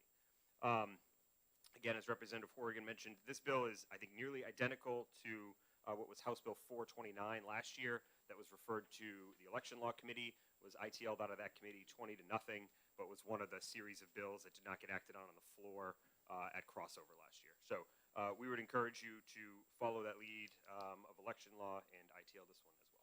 And I'd be happy to take any questions. Thank you very much, Mr. Cronin. Are there questions for the university system? I have one. For years, we have tried within the university system to keep our ratio between out-of-state and in-state tuition students at close to a 50-50. Sometimes it's not right there. And it's very different than that we see over at UVM, where we see 80% out-of-state and 20% in-state. My concern is if we go ahead and move in this direction, will we then be providing and counting these students which come in, for example, from Montana, stay here for 4 years, and then exit back to Missoula? Are we then going to be sliding our in-state and cutting off the number of kids which really have lived here and graduated from high school here and are in-state students? That's a great point, Representative. I mean, certainly it would be, I think, a attractor to out-of-state students. I mean, this would be a significantly lower rate than they'd pay to attend some other out-of-state school, perhaps, than their local school. So certainly it would be something to attract students from across the country. I do think, as you know, as a member of the board, we do try and prioritize if you have 2 equal students, a New Hampshire resident and a non-resident. We are unfortunately at a position where we are full up in all of our classes, but in that case, we would always prioritize a New Hampshire resident for limited spots. So I think it's likely you would see an increase in enrollment, but not at a rate that we need to continue to sustain operations. Thank you. Representative Tanner, then Representative Woodcock. I may be taking Representative Woodcock's steam here, but I'd like to ask if you think you could make up that money, those millions of dollars, by doing administrative efficiency. I do not. Representative Woodcock, was that your question? Well, it was one. Thank you. Okay, you got one. May I have one more, Representative Ladd? Yes. Thank you. Mr. Cronin, thank you for testifying. I appreciate the information. As far as UNH in the bigger picture, with in-state tuition, how do we stand in terms of the other primary major state institutions across the 50? Do you have a ballpark where we are on that? Yeah, so I think as is well documented, New Hampshire is one of the more expensive, some years the most expensive public higher education system in the country. Representative Ladd referenced Vermont. Usually we are vying back and forth with Vermont for that unfortunate distinction. As folks in this committee know, us and Vermont also share a distinction as being one of the lowest funded public education systems in the country. So right now we are among the more expensive, for sure. Thank you. Thank you, Representative Chairman Ladd. Further questions? Yes, Representative Luno. Thank you very much, Mr. Chair, and thanks very much, Mr. Cronin, for being here this afternoon and this morning as well. Just for context, obviously the fiscal note talks about approximately $140 million loss if current out-of-state students convert over to in-state tuition. Could you put that number, say, in the context of what the University of New Hampshire provides students for financial aid? I cannot, unfortunately. I will get back to you on that, but one of the concerns we would have in the event there was a piece of legislation like this that became law would be we would largely need to cut financial aid significantly. That is more likely how we would address revenue shortfalls. We would increase rates for everybody because essentially everybody would be paying the same rate, and we would have to reduce financial aid availability. Right. So follow up, Mr. Chair? Yes.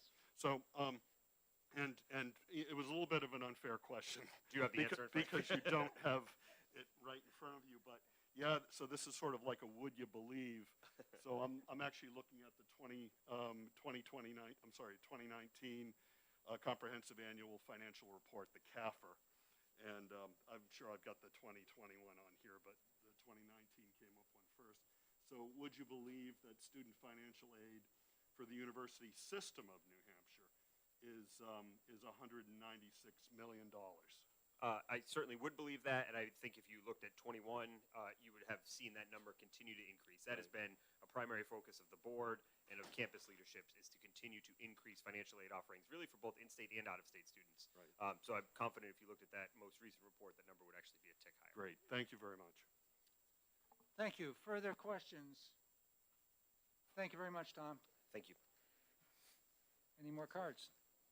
Is there anybody else in the public here that would like to testify on this bill? Not seeing any. We're closing this hearing. Okay. It's 1:30. Yep. Right on schedule. Okay, we're going to go into the next hearing, which is HB 1648, requiring public colleges and universities to implement peer support groups and develop policies for students with mental health conditions. Do we have any cards on that? Yes. Okay. Who's the first one? The sponsor, I hope.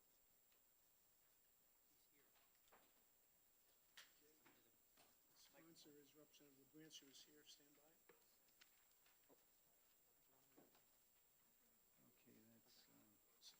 Okay, that's 1648. Where is the Representative LaBranch is the sponsor?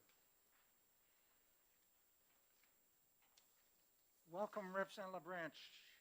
You've got the...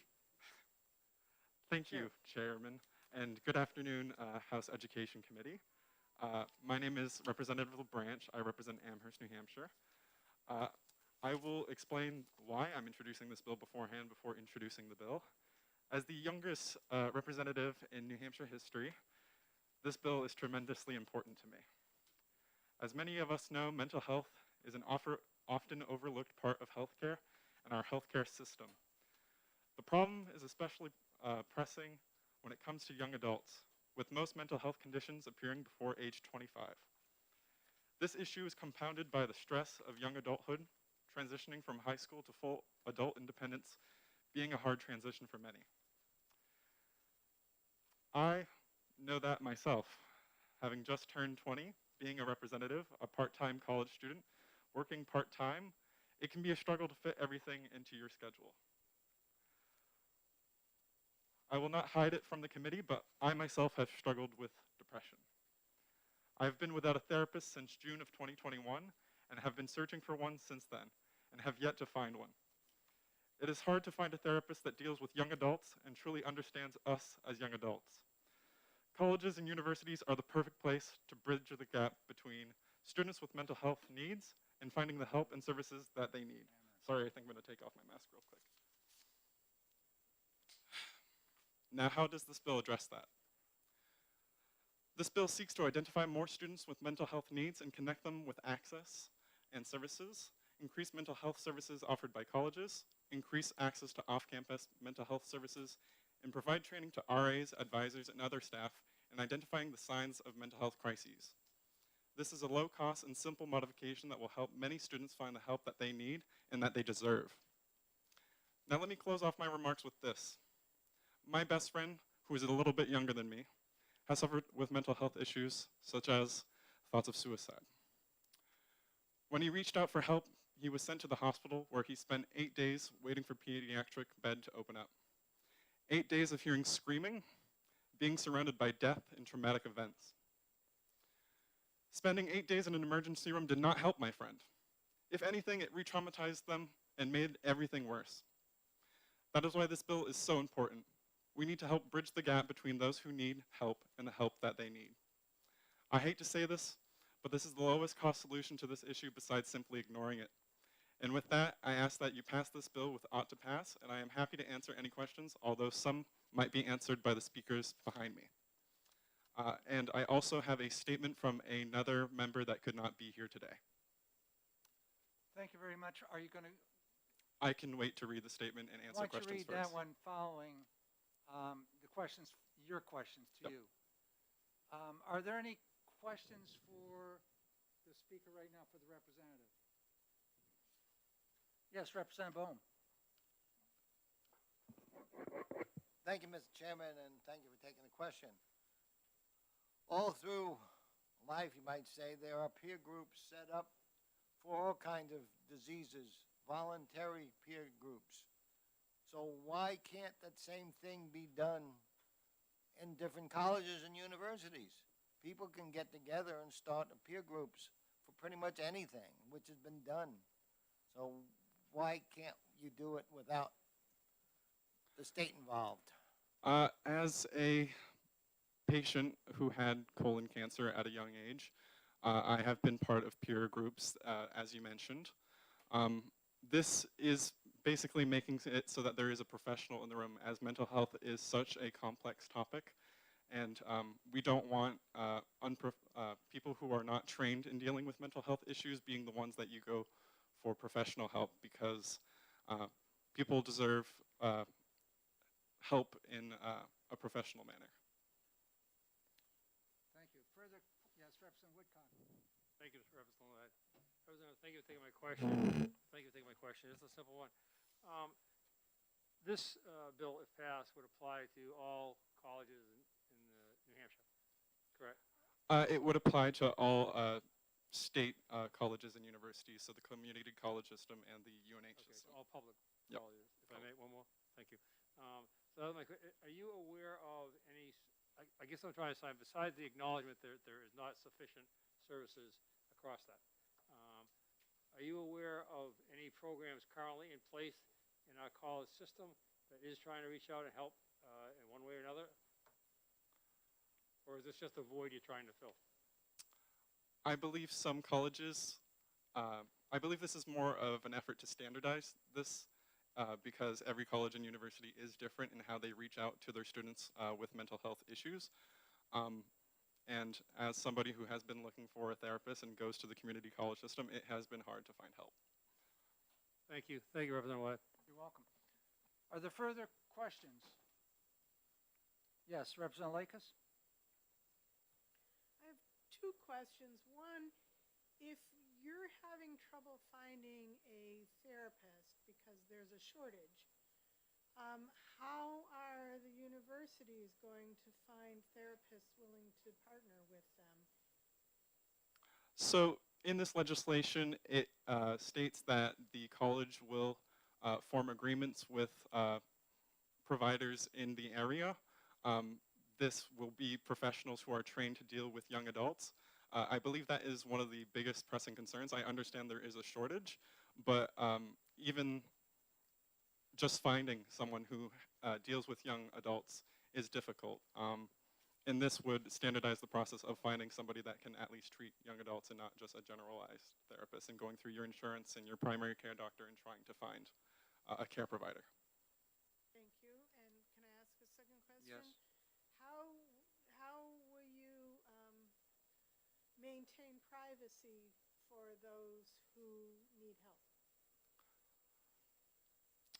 This is Obviously, you can identify the signs. It does not mean somebody needs to get help because it's always up to the individual to get help. This is more if you have an issue, a mental health issue, and you would like to find help, that you can find help. This is not mandating that people are, I saw an email from somebody testifying, saying that it would, you would identify individuals and send them to help. That is not what this bill does. This is simply giving access to the mental health that people need.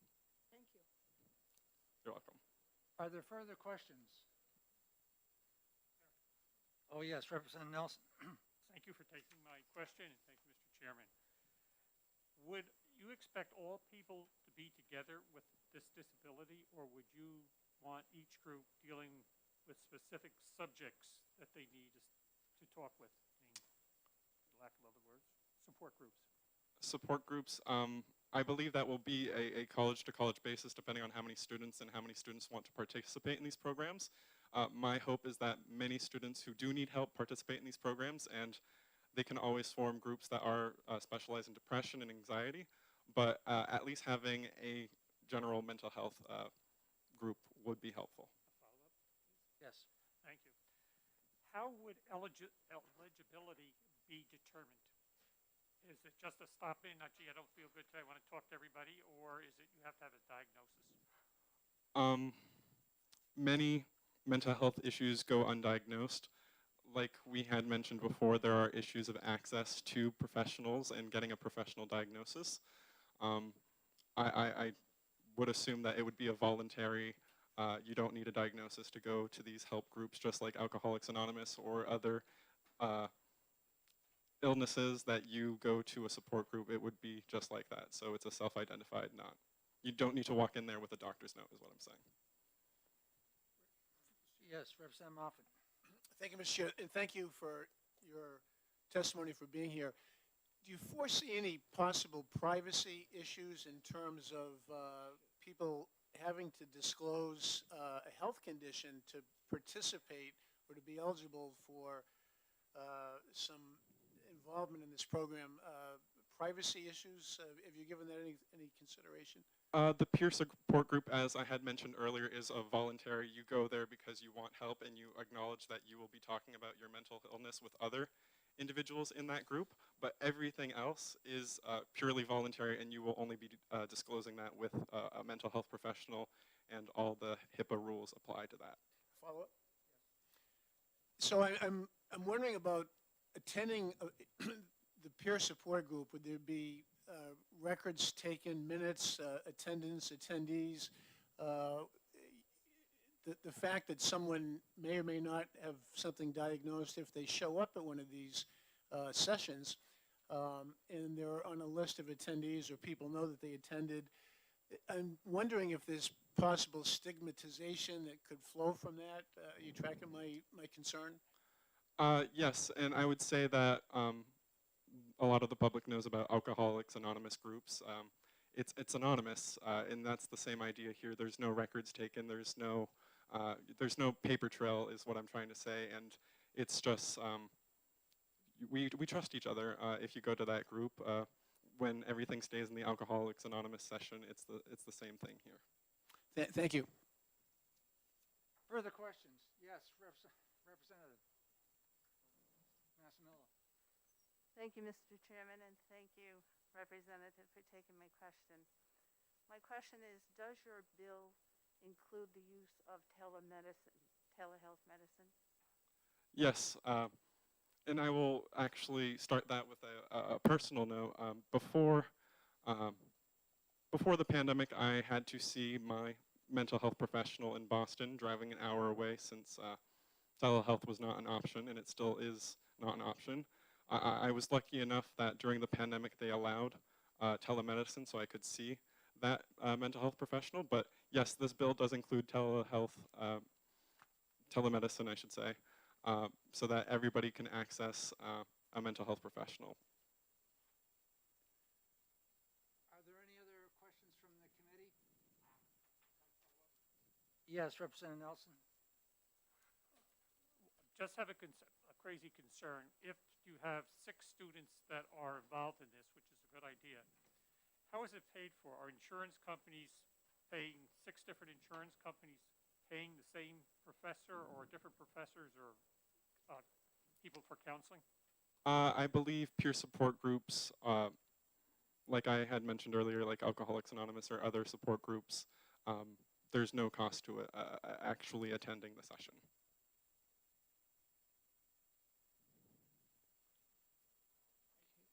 Yes, Representative Mullen. Thank you, Chairman Ladd, and welcome, Representative.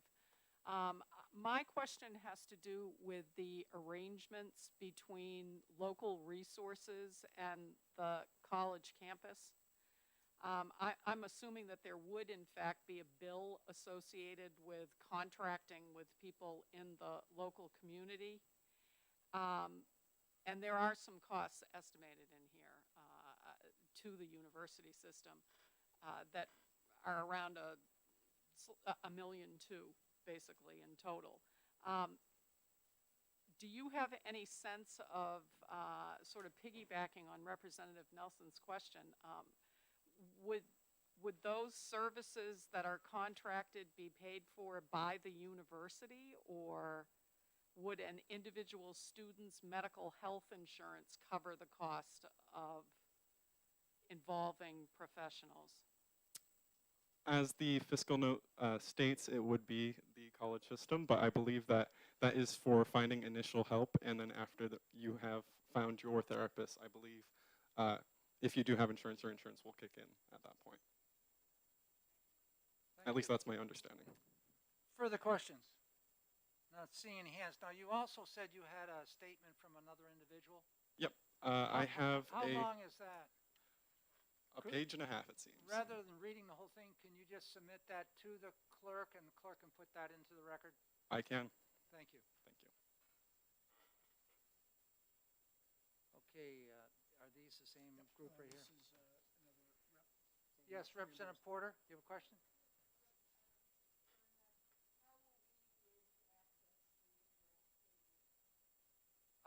How can you?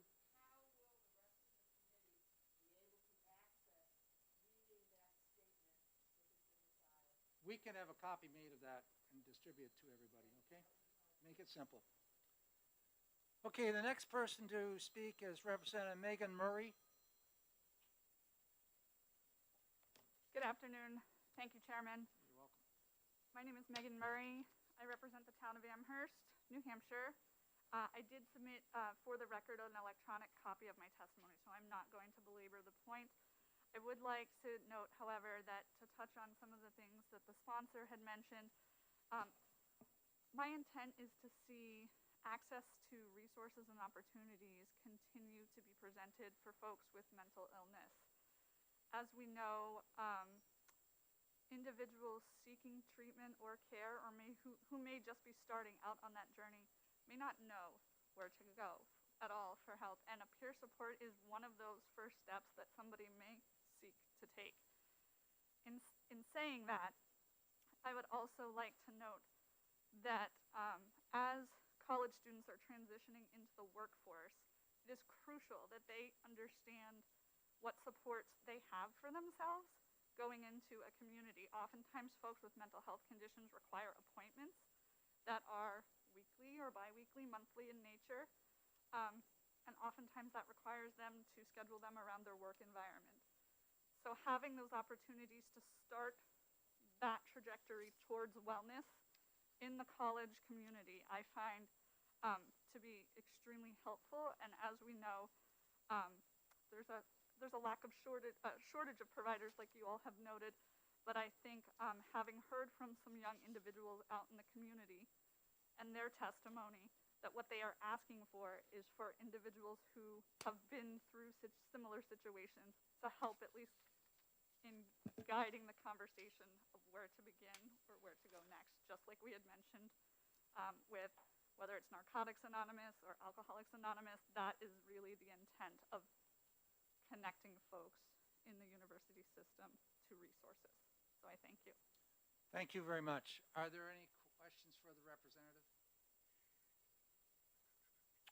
Thank you very much for your testimony. Thank you. Is that it? pile of them, okay. Next speaker is Shannon Reed, Community College System, New Hampshire.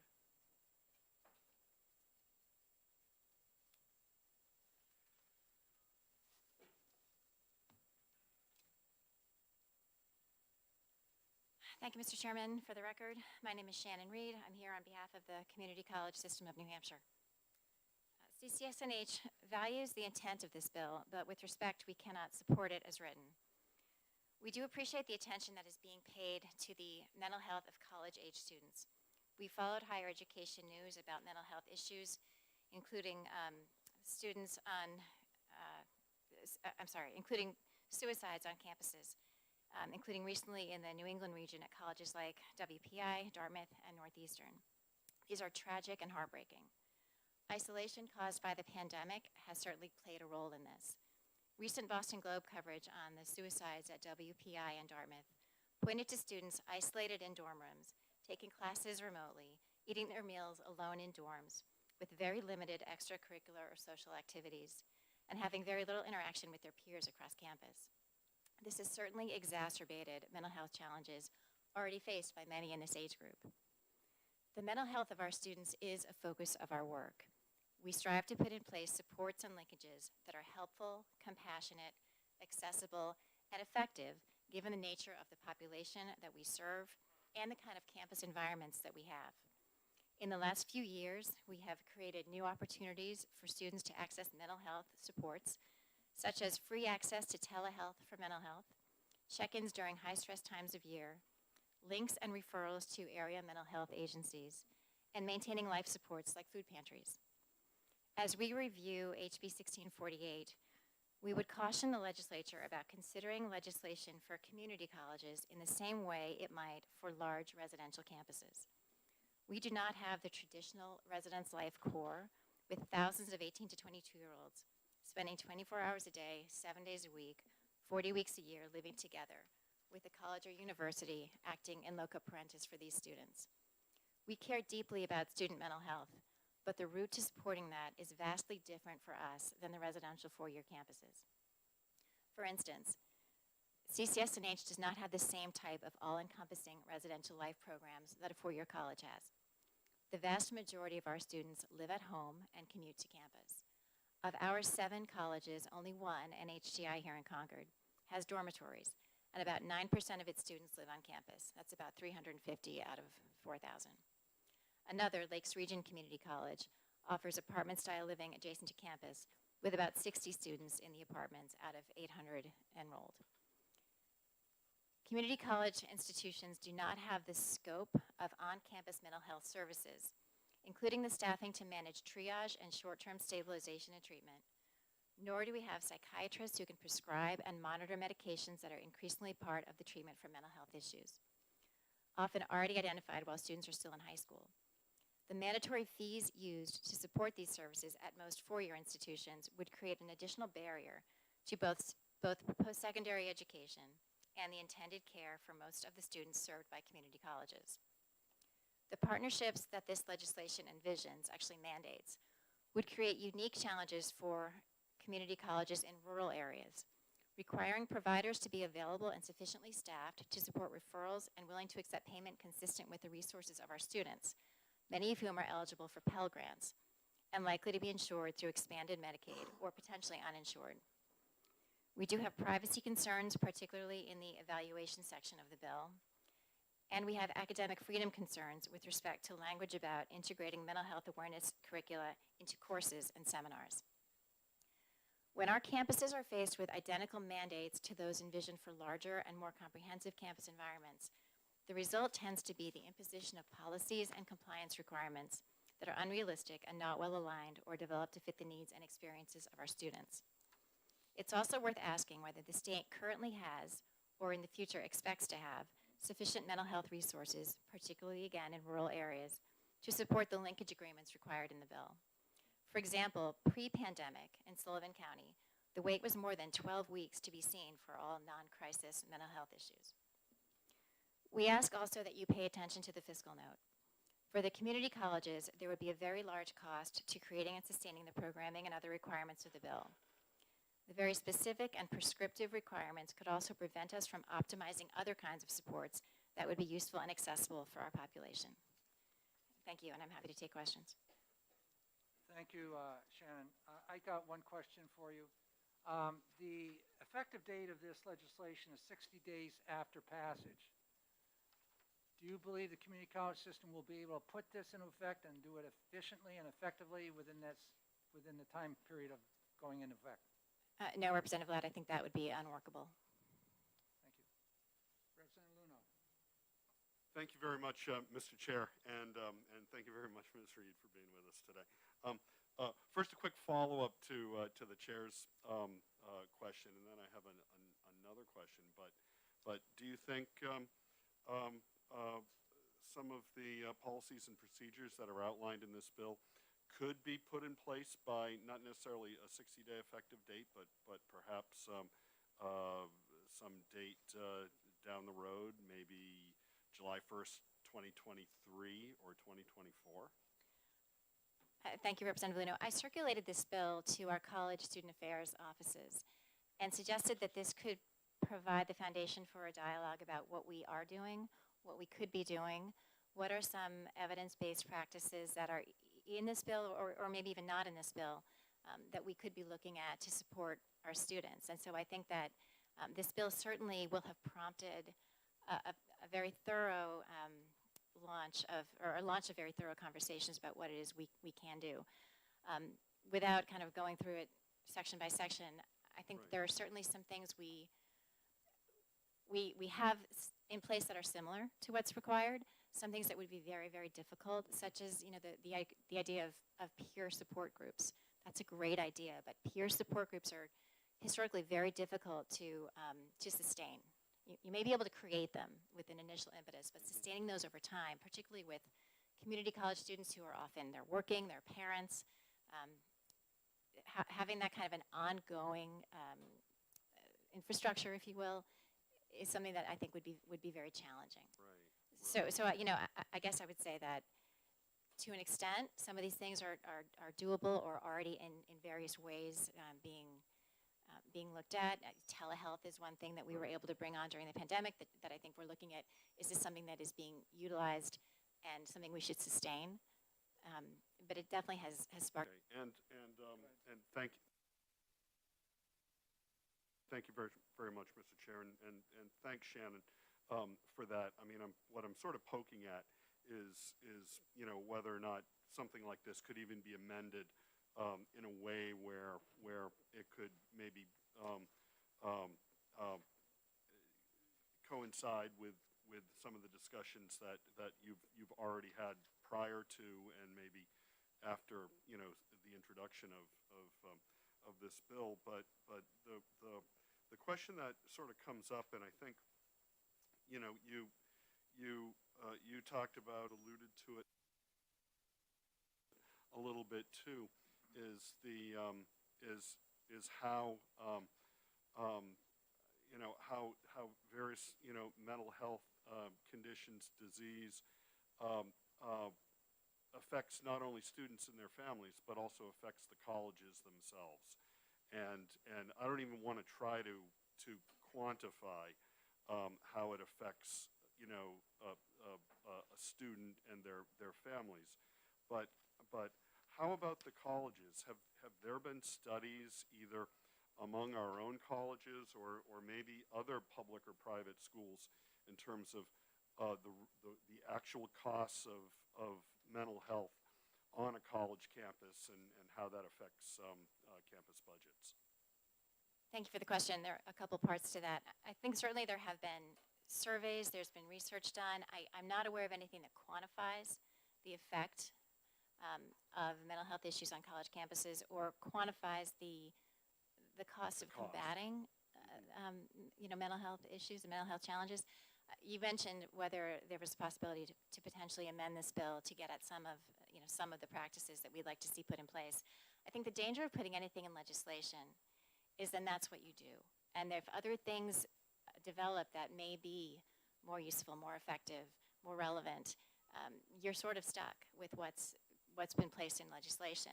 I think that one strength of our institutions is we are continually trying to take the temp of our student body and figure out what students need, what we can, external partners, mental health providers in our regions can provide via, linkages and referrals, and continually evolve and iterate that as circumstances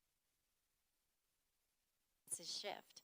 So I guess I would caution you about considering, what might we pull from this or retain here to keep in legislation, because I think that you create sort of a different set of problems doing that. You also create a significant administrative lift in terms of reporting, tracking, monitoring the specific things that you put in the bill, and that's institutional effort that may be better used in other ways as pertains to student mental health. Sure, great. Thank you very much, Shannon. I appreciate that very much. Further questions? Yes, Representative Mullen. Thank you, Mr. Chairman, and thank you, Ms. Reed, for coming in today. Does the community college system currently have a sort of predictable or formal outreach program for students who are experiencing mental health issues? And is part of that, if it does, how do students learn how to access the resources that are already available? Right, thank you, good question. In student orientations, we do bring up the topic of mental health. We do talk about, and throughout the semester, kind of make available information about linkages and external resources. We don't, at our campuses, have a great deal of infrastructure for counseling or kind of direct support, direct provision of mental health services. So a lot of what we do is through partnerships. Further questions of the community college system? Thank you very much. Who's next? Is that the next one? Yes. Tom Cronin, you're next. University System, New Hampshire.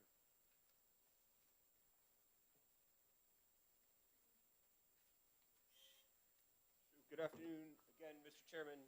Tom Cronin, Director of Government Relations for the University System. I'm pleased today to be with my colleague, Marlon Collingwood, who is the Interim VP for Communications, Enrollment, and Student Life at Plymouth State.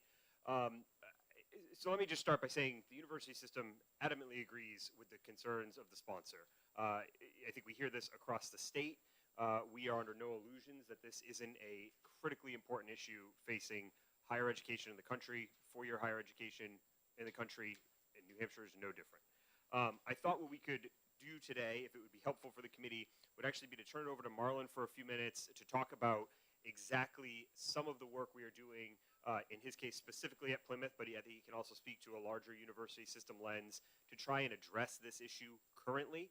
And then maybe I could take a couple minutes after Marlon speaks just to walk through some of the concerns we have with this bill as drafted, and then of course we'd be happy to take questions. Thank you, Mr. Chairman. Thank you, committee, for allowing us to be here. I'm Marlon Collingwood. I'm the Interim Vice President of Communications, Enrollment, and Student Life at Plymouth State University in beautiful Plymouth, New Hampshire. I want to say a couple things. One is all of the universities in the system are dedicated to the emotional, physical, and mental health of our students, right? What this bill addresses is really, really important. We had the unfortunate situation last year at this time in having a student suicide on campus. It was very, very difficult. It was very, very difficult for all of the students. It was difficult, obviously, for the family of this student. And I have been talking to them and continue to be in touch with them over the past year. What I can tell you is we take this very seriously and have been addressing the issue. So 2.5 years ago, Plymouth State University became a part of an organization called the JED, J-E-D Campus. The JED Foundation is an organization, a nonprofit organization that was founded about a decade ago by a Silicon Valley executive and his wife, whose son, Jed, died by suicide on a Texas college campus. They dedicated a great deal of time and significant resources to starting this foundation, which is based purely upon helping colleges and universities deal with and promote the mental health of students. Plymouth State University signed on with the JED Foundation 2.5 years ago. That began a 3-year process with them, and at the end of this year, in 2023, we will be a JED certified campus. There are about 133 JED certified campuses across the country. UNH is a JED certified campus, and now Plymouth State will be as well. What that means is we had a team from the JED Foundation come into campus 2.5 years ago. They sat with a steering committee that was made up of faculty, staff, community members from the town of Plymouth. Oftentimes our students are employed and live off campus, so they're dealing with the community, and students themselves and parents. They sat with us, they looked at everything we were doing, and then they came back with recommendations on what we should implement over the next 3 years. We have begun implementing those recommendations, and I'm here to tell you that a couple of them have been very successful. And not only that, we are actually looking at how successful they are from the data. So when the JED Foundation came, one of the first things we did was what's called the Healthy Minds Survey, which is done through the University of Michigan. It's a national survey on college student mental health. That was sent out to all of our students. We had about a 66% response rate, which is very high for a survey sent to college students, probably a high for a survey sent to anyone. But they identified the needs that they had. They identified where they had found help for those needs and what else they needed. Also one of the important things was they identified for us how easy or hard it was for them to access the services that we offered. We took the results of that survey and began to implement the recommendations of the JED Foundation. The number one recommendation of the JED Foundation was that we do a better job of promoting the services that we have. So we adopted, at their recommendation, a phone app. Obviously, that's what a college student needs. It's called WellCheck. It's a national app that's supported by the JED Foundation, and we launched that last spring, and about 71% of our students right now have downloaded the WellCheck app. They use it on their phone, and it's really a self-help app, but also provides opportunities for them to learn about mental health opportunities across campus. So it sends them, they check in and they can check their, basically a wellness check every day that's for their own right, and it tells you if you're at this level, you want to think about going to a stress release opportunity that we have. Maybe you want to go take a yoga class. But most importantly, every day it goes out to those students, here's what's happening today related to mental and emotional well-being. And it also is a way for them to contact directly our counseling center. And we are pleased our students are using that, and we can also check that app if they give us permission to see how they're doing. And that's very helpful for our counselors who are seeing students on a regular basis at our counseling center. The second thing we did was we did what was called Fresh Check Day. It's a national day that is recommended to happen on the very first day of classes on any college campus, and it's basically a day when classes start where we focus on mental health. And we had about 1,600 students attend our first Fresh Check Day last August 31st, the day classes started. The idea being that it's a kind of a fair, if you will, and students can go and talk to and see all of the various resources that are happening there. We were able to get our athletes involved in that, so all of that effort. And again, the idea is we care so much about this that we're going to emphasize it on the very first day classes begin. It was very successful, and we'll be doing that again. And then the final thing that we'll be doing is we'll be doing another Healthy Mind survey that will go out this spring, and it will look at the difference, what we see in the difference of all of the things we've done in the last 2.5 years to what students are seeing today. And I think that's going to be really important for us. And part of the JED Campus program is that we will do that Healthy Mind survey every 2 years. And we are committed to doing that. And then I know in this bill it addresses the issue of reaching out to and having contracts with local providers. Very, very important. I'm not sure that having that prescripted in a piece of legislation makes the most sense, but I can tell you, and I sit on the board of the Lakes Region Mental Health organization, and they are one of our partners that we've used for years. We have a very successful relationship with them. Our counseling center already recommends students and actually makes referrals directly to counselors and therapists and support groups that are part of Lakes Region's mental health. And that program has been very successful. It allows our students to literally walk across campus, across Highland Street, into the Plymouth office of Lakes Region Mental Health. So it's really connected to our campus from that standpoint. So I think it's important for you to know what we are doing, that we have students who are very active in this, and I believe we are working hard to move to the next level, and I can tell you that both Keene and UNH are on that same track. Happy to answer any questions anyone might have. Are there any questions? Yes, Representative Tanner. Thank you, Mr. Chair, and thank you for taking my question. Do you do any training of your staff We do. or residential We- counselors and particularly in mental health first aid? Yes. So right today, actually, I think this afternoon at 3 o'clock, our residence life team is back on campus. Right, classes start next Tuesday. So all of our resident life teams, including the community directors, the professional staff that live in the building, and all of the community advisors who live in the floor, are getting mental health first aid training this afternoon. And we do that in cooperation with NAMI, and we do that in cooperation with Lakes Region Mental Health. In addition, our student-facing professional staff, so that would include folks in the registrar, folks in the dining hall, folks in student life, they all get suicide prevention training as well, because the JED Foundation has told us, be surprised the people that are most likely to see that a student might be struggling. It's a cafeteria worker and a building service worker. The person that cleans the floor, so you get to see them every morning, and the person that serves you breakfast, lunch, and dinner. So we've gone to great lengths to make sure that they're part of our team and are trained as well. Go ahead, Tom. So I think that's a good segue to just kind of some of the concerns we have with the legislation. So by our count, the bill probably would mandate somewhere around a dozen requirements on the state's public colleges and universities. In preparation for this hearing and working with Marlon and others to prepare for this hearing, we did go through those, right? And we think we're in a good position on many of them already. That's a great example. You heard Marlon talk about websites. You heard him talk about orientation, about surveys. We are doing those in some degree, at some variation, on all of our campuses. We do ebb and flow based on what we think works and what doesn't, and that's important, we think, to our ability to continue to address this issue amongst our student body.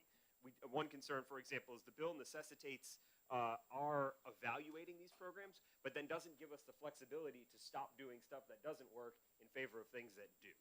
So that's one of our concerns. If I could quickly, a couple others, the bill speaks to the idea of an expert panel that would be required at each of either the schools or at the Board of Trustee level. That wasn't entirely clear. But either way, it sort of is seeming to suggest we need an extra layer of attention on top of the good work that's already going on each of the campuses. Certainly more help is always nice, but as we've heard multiple times in this committee and other places, we do focus on administrative burden. If we think we're doing the job well, perhaps that's not, again, a great use of funds. Strategic partnerships we've talked about a couple of times. Things we want to do, we do, I think, do at many of our campuses. The shortages of providers is clear. As much as it would be great to have them, we can't make them appear out of thin air. And at the same time, in other cases, we try and stop a little bit short of formal contractual obligations with providers out of concern for conflict of interest, appearances of favoritism, and other concerns like that. And this bill would actually not only require us to contract, but then open up our student bodies to advertising and otherwise from some of these external groups, which is a little bit of a concern. I think it might have been Representative Woodcock earlier asked a question about private colleges and universities. This bill does not apply to the private colleges and universities in the state. They are obviously facing this issue in the same way we are, and I'm sure are just as dedicated to it, but that might be a question. And obviously, there's no fiscal support in this bill right now. Our fiscal note, I think, was about $250,000 a year to go beyond where we are right now. I know Shannon mentioned community college system was much higher. That is obviously a concern. And the fact that it will force us, again, to do a prescriptive set of things at more money than we are spending now and not give us the flexibility to adjust as we hope we could down the line. Maybe just to close, Representative Luno asked a good question about where this could go. I think there was a committee or a commission a couple years ago, perhaps I think actually Representative Cornell, you might have chaired it, looking at this exact issue in K through 12 schools. certainly that is something I think we would love to participate in, would love to bring the private colleges, universities along with the community college system and have those conversations and really think about what are the discrete focused areas where either we aren't maybe meeting what we'd like to be able to do more, and how do we work together as a state to make those partnerships happen that can be successful for all of our students, but one that is a little bit more focused and a little bit more tailored to where we all agree there is a need.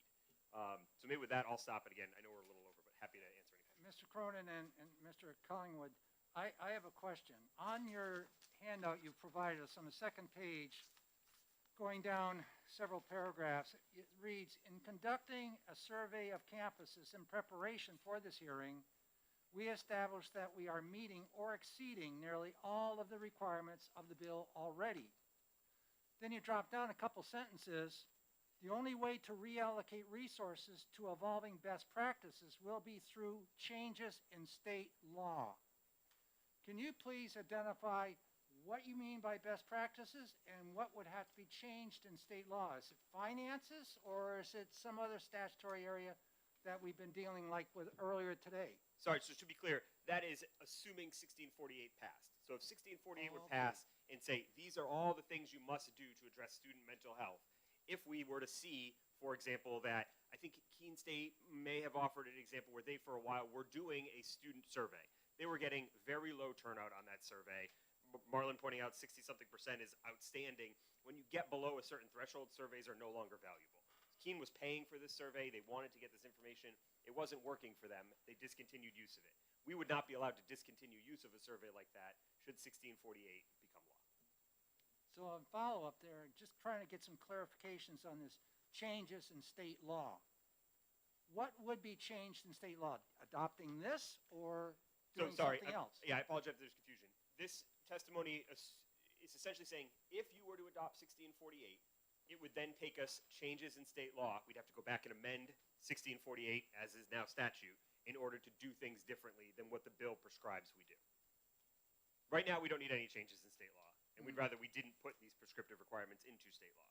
But if we did put prescriptive requirements in state law, we feel like we would need to go back and ask you to say, Keene is not having success with this survey. We'd like to not do it anymore, but law says we have to. Right now, we do not have that problem. Thank you. Further questions? Representative Lakis. Yes, thank you.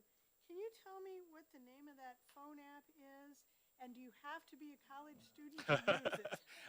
Well, you do have to be. You have to have a Plymouth State email address to be able to use it. But it's called WellCheck, WELLCHECK, and you can look it up and find it online. But if you had a Plymouth State email address, I could let you be a member right now. Thank you very much. Representative Cornell. Thank you. Thank you for taking my question. Is Plymouth the only one that's doing the well check in the app, or? So Plymouth State and Keene State both use WellCheck right now. Okay. I know that UNH has a different app that you're using. I'm not sure which it is. And then I know that University of New Hampshire went through the JED process about 4 years ago. I don't know if Keene State's looking at that or not, but I do know. And I guess the other thing I would say to emphasize what Tom said, not only is this going to require, the system to do everything, it's also going to require each campus to do things the same. And that doesn't work for us. I have a very different student body. 53% of my students are first-generation college students every year.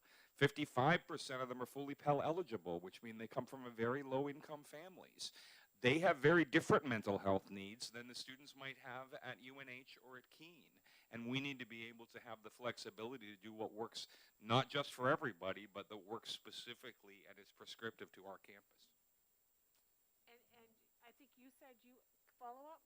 I think you said you had a partnership with Plymouth Mental Health Center? With the Lakes Region Mental Health, yes. And I think UNH Manchester, has one with the Mental Health Center of Greater Manchester. Yes, and I know Keene State, I believe, has a similar partnership. But again, they work for us, right? This bill would really make those, would force to be the best for our students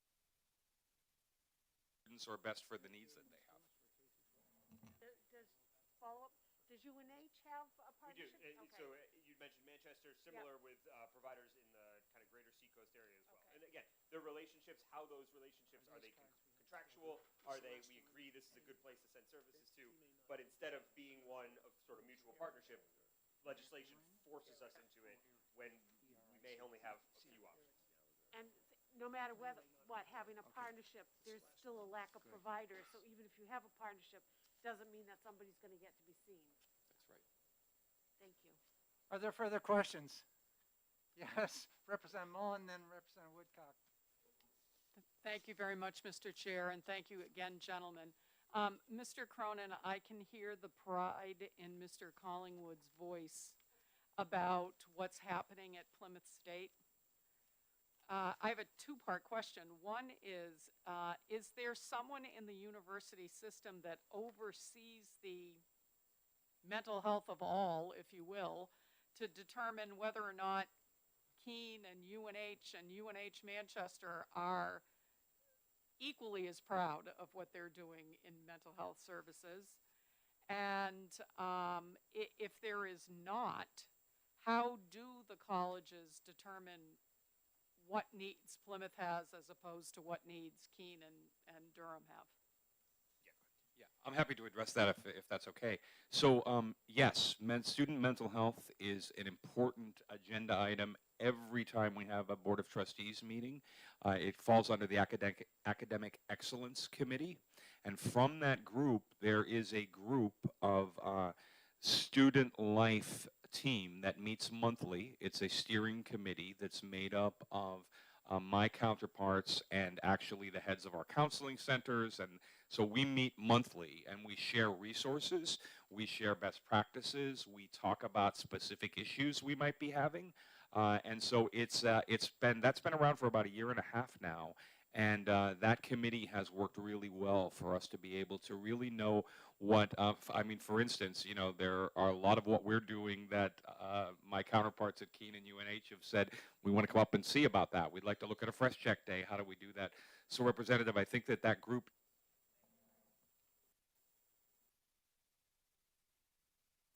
Representative Woodcock, did you have your hand up? Yes, thank you, Representative Ladd. And thank you, gentlemen, for taking my question. Mr. Collingworth, I will reiterate, as my friend to the right here said, thank you so much. I appreciate your positive and enthusiastic support of such a difficult topic. Just one very little small piece. At the Panther Place or the other colleges around the state, do you have any peer support groups? I know that the originator of the legislation was looking primarily for peer support. I didn't hear you mention that in your JED things, or just a quick piece. So I will say this, we do not. Peer support groups are not necessarily the best kind of support groups for mental health.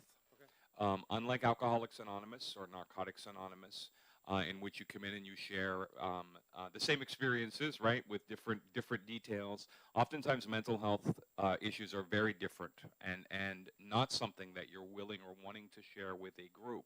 I believe that any peer support groups that would happen, we would want them to have a professional that is running them, which then becomes another issue in which I have, 6 counselors at my counseling center who are literally filled up with one-on-one appointments. We do peer groups, but they're not necessarily support groups. We do peer groups on breathing techniques. We do peer groups on how to get rid of your anxiety, those kinds of things. But it's very different to have a peer support group that's literally having 10 people who are depressed come in and talk to each other. That tends not to be a really medical advice kind of situation that's very different from a group of people who have cancer or who have, and it's not something that's actually recommended very highly. Thank you very much. Thank you, Representative Ladd. I appreciate it. Representative Hobson, thank you. Thank you, Mr. Chair, and thank you, Mr. Collingwood and Mr. Cronin, for your testimony today. I wasn't sure if I should bring this up or not. I wanted to know if, Mr. Cronin, if you were familiar with the UNH, I'm sorry, I just lost it here, shoot. I think it was the Department of Disability. There's a woman there, Heidi Cloutier, who is working with one of my constituents. They have a recovery, it's Live Free Recovery, and they have a peer-to-peer group support already in place for substance abuse and co-occurring situations. So I don't know if it's applicable or if it's a structure that you might want to look at, but have you heard of that before? So I have vaguely heard of the work the IOD is doing on this issue, and I think it's a good opportunity to follow up on Marlon's answer to the last question and a couple questions from the representatives. You know, I think one of the opportunities we have at the university right now, or university system right now, is 3 very different campuses located in 3 distinct regions of the state, all with different student bodies, all, again, recognizing the sincere importance of this issue, but being able to come at it from a few different directions, have conversations up to the Board of Trustees level on down through various committees, and then Student Affairs Executive Committee working hand in glove to try and understand what each of our universities is doing to tackle this issue. So I do think there are peer support groups on both Keene, and I know at UNH we recently started a program and we're trying to see how it fares. So what that group is going to do is come back and say, all right, this worked, this is what the research says, this is what best practice and evidence say, this is a suggestion for how we go forward. I don't think there's a silver bullet solution to this, and I think we probably would say, sure, if money and resources were no option, we'd love to do all of it and throw it all at the wall. That's not reality, however, and instead we're in a place where we're understanding the best practices and what we're hearing from our students and families works. So I think that is hopefully a response to all those questions on how we'd like to proceed. And again, a chance to talk in more detail through a study commission or otherwise. I think you would likely hear colleagues at Plymouth, Keene, UNH, many of the community college systems, and many of the private universities in the state, all with the same passion Marlon has for this issue, coming in to talk about some ways we could try and make it better for everybody. Tom, I got one last question here. Further reading your letter here, you must have done some kind of a national search to find out what's going on throughout the country in regard to this horrible issue. It says this has been a challenge in Illinois where the bill passed in late 2019, but has not been funded, leaving campuses in a lurch. Did you see any other states which have passed this and been successful in implementing? Is the money, you go on the next pair, it's basically a money issue. What's the situation throughout other than Illinois here? So really just some Googling around trying to understand the origins of the bill. The way the language was written did seem pretty prescriptive and made me think that perhaps there were other states looking at this. I saw Illinois was sort of the one state that had passed it, again, a couple years ago, and now they have yet to fund it. I think it might have been proposed in New Jersey, but please don't hold me to that. Again, it was kind of just the first few things that came up on a Google search. Thank you. Are there further questions for the university system? Thank you very much for your time. Thank you. How are we doing, Mike?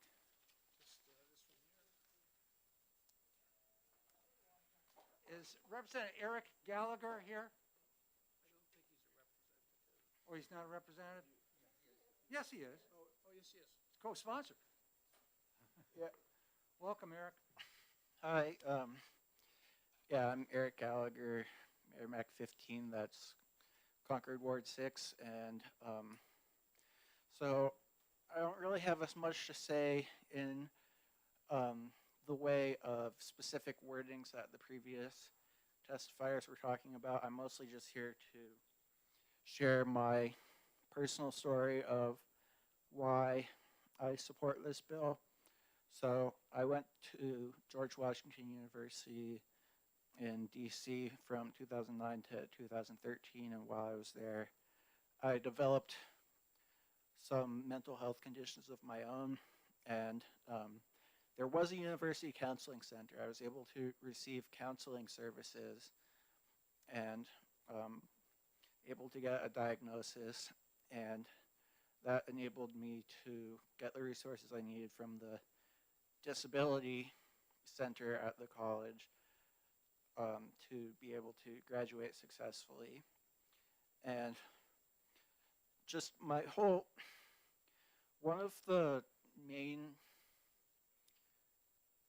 pieces of feedback I'd give to that experience was just how isolating it was to be being just one-on-one with a counselor. If I had known that there were other people at my college who were going through the same thing as me and that we could exchange tips with and commiserate with each other, that, with also there being a counselor there at the same time. I think that would have been a lot more helpful than just trying to work through it all by myself. So one question might be, well, why peer support groups specifically for university students? Why not just send them to existing mental health support groups out in the community? So after returning home, I actually tried that. I tried signing up for a support group through Riverbend here in Concord, and it was not a group of my peers. It was like mostly people in the general public with mental illness and mental health issues tend not to have the exact same problems as the mental health problems that college can create. So that's why I think it would be good to have peer support groups specifically for college students, so that way they can understand help each other with the problems related specifically to college that people from the rest of the public might not necessarily be experiencing. And so that's about all I have to say, and I'll take any questions. Thank you very much, Representative. Are there questions for the representative? Not seeing any hands. Thank you very much for your testimony. Okay.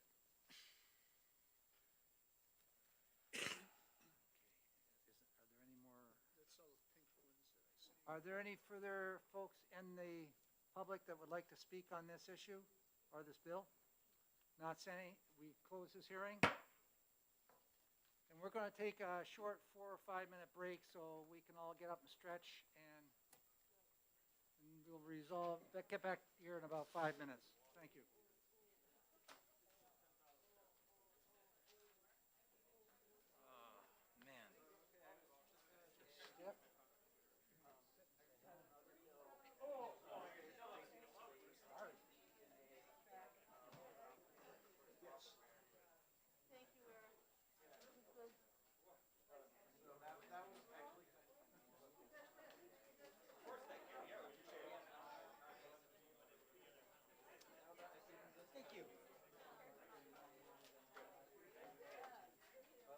Another 1313? Yep. 1313. That's the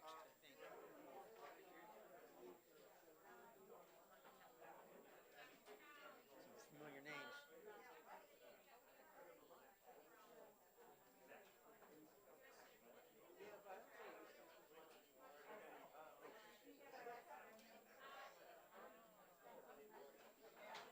I don't see any, oh, Representative Ladd. I was going to say, I don't see any sponsors yet, but Representative Ladd is the only name on the bill.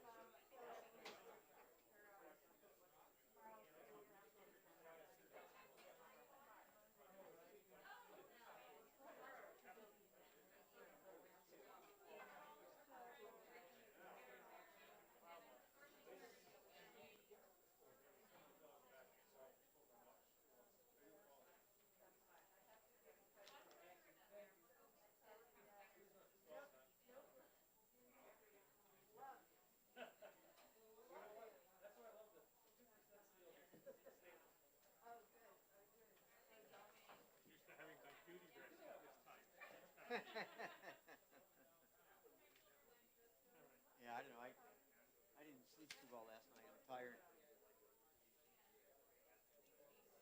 And I obviously need my beauty rest.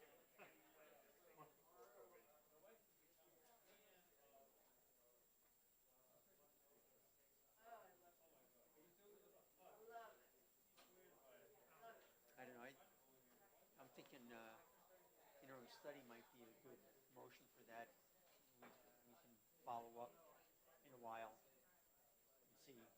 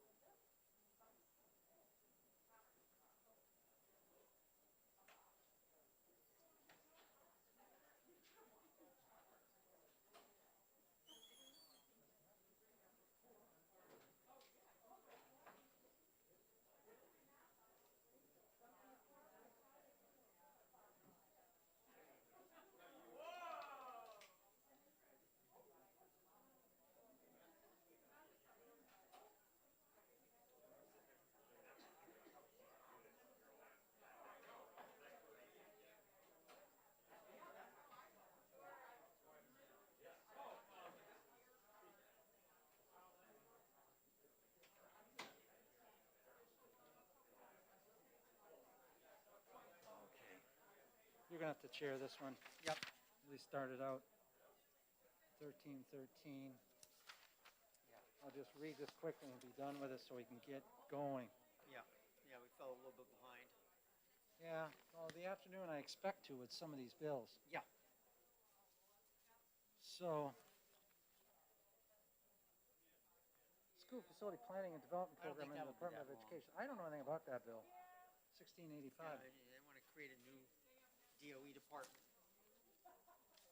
Really? We're having a hard time funding the one we got. Yeah.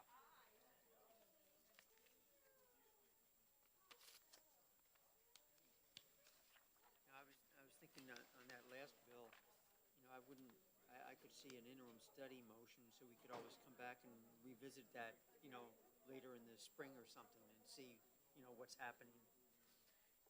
See, the last bill, yeah, that has a financial note, doesn't it? Yeah. Pretty big bill. Yeah.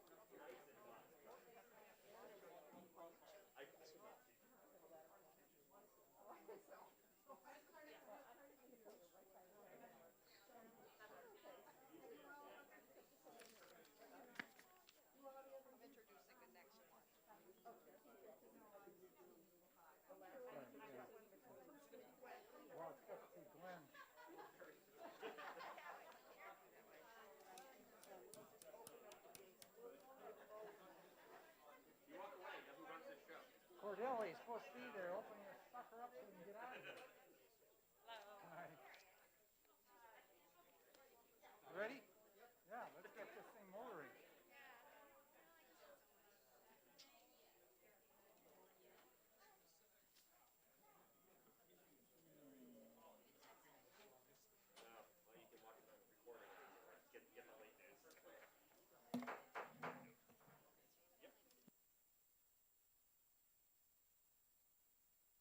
I think we're about ready to resume, and we will resume with House Bill 1313 relative to the rights to freedom from discrimination in higher education.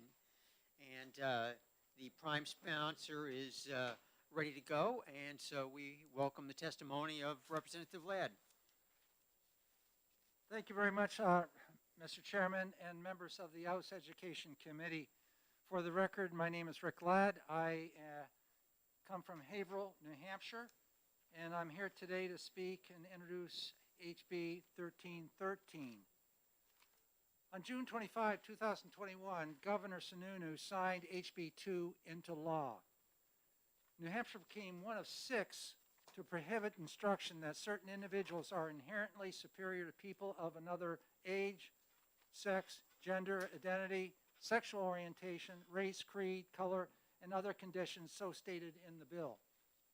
The law further states that an individual, by virtue of certain identifying conditions, such as the color of one's skin, is inherently racist, sexist, or oppressive, whether consciously or unconsciously. The law does not prohibit discussing, as a part of a larger course of academic instruction, the historical existence of ideas and subjects identified in this section. HB 1313 adds public post-secondary institutions to the definition of public employer that was passed back in HB 2 for the purpose of prohibiting discrimination in higher education. Being a public employee in grades K through 12 or an instructor at the post-secondary levels, the law applies to all. One should not convey to any individual that his or her color, creed, or other defining characteristics is inherently racist, sexist, or oppressive, whether consciously or unconsciously.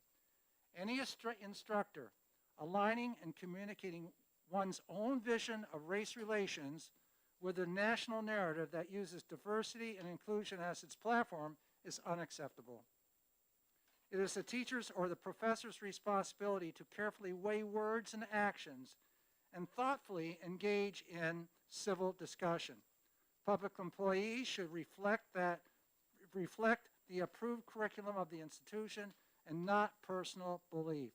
The false national narrative that professes that all states suffer from centuries of white privilege, white supremacy, and systematic racism does not reflect New Hampshire. Any instruction promoting that racism is alive and well in New Hampshire does not reflect post-secondary education in our state, nor does it accurately portray our residents, particularly those who have been here for generations, nor does it address the fact that we have invested efforts to attract more individuals and families to New Hampshire, increasing diversity by nearly 75% in the decade. In closing, we should not forget Dr. Martin Luther King's famous speech and advice to the nation. I have a dream that my 4 little children will one day live in a nation where they will not be judged by the color of their skin, but by the content of their character. As a parent and grandparent, I ask that schools and post-secondary institutions teach our young people to think, but not tell them what to think.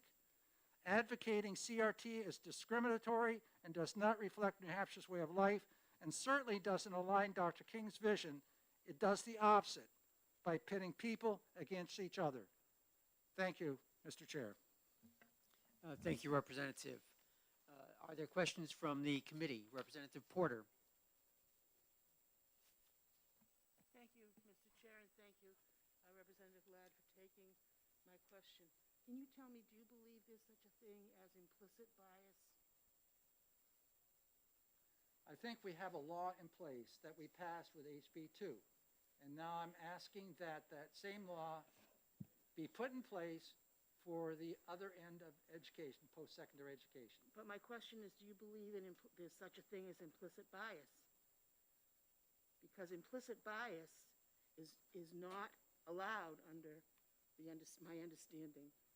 We have to deny that that exists. I want to know if you believe it exists. I don't deny that we have a history that has good, bad, ugly points throughout it. I agree 100%.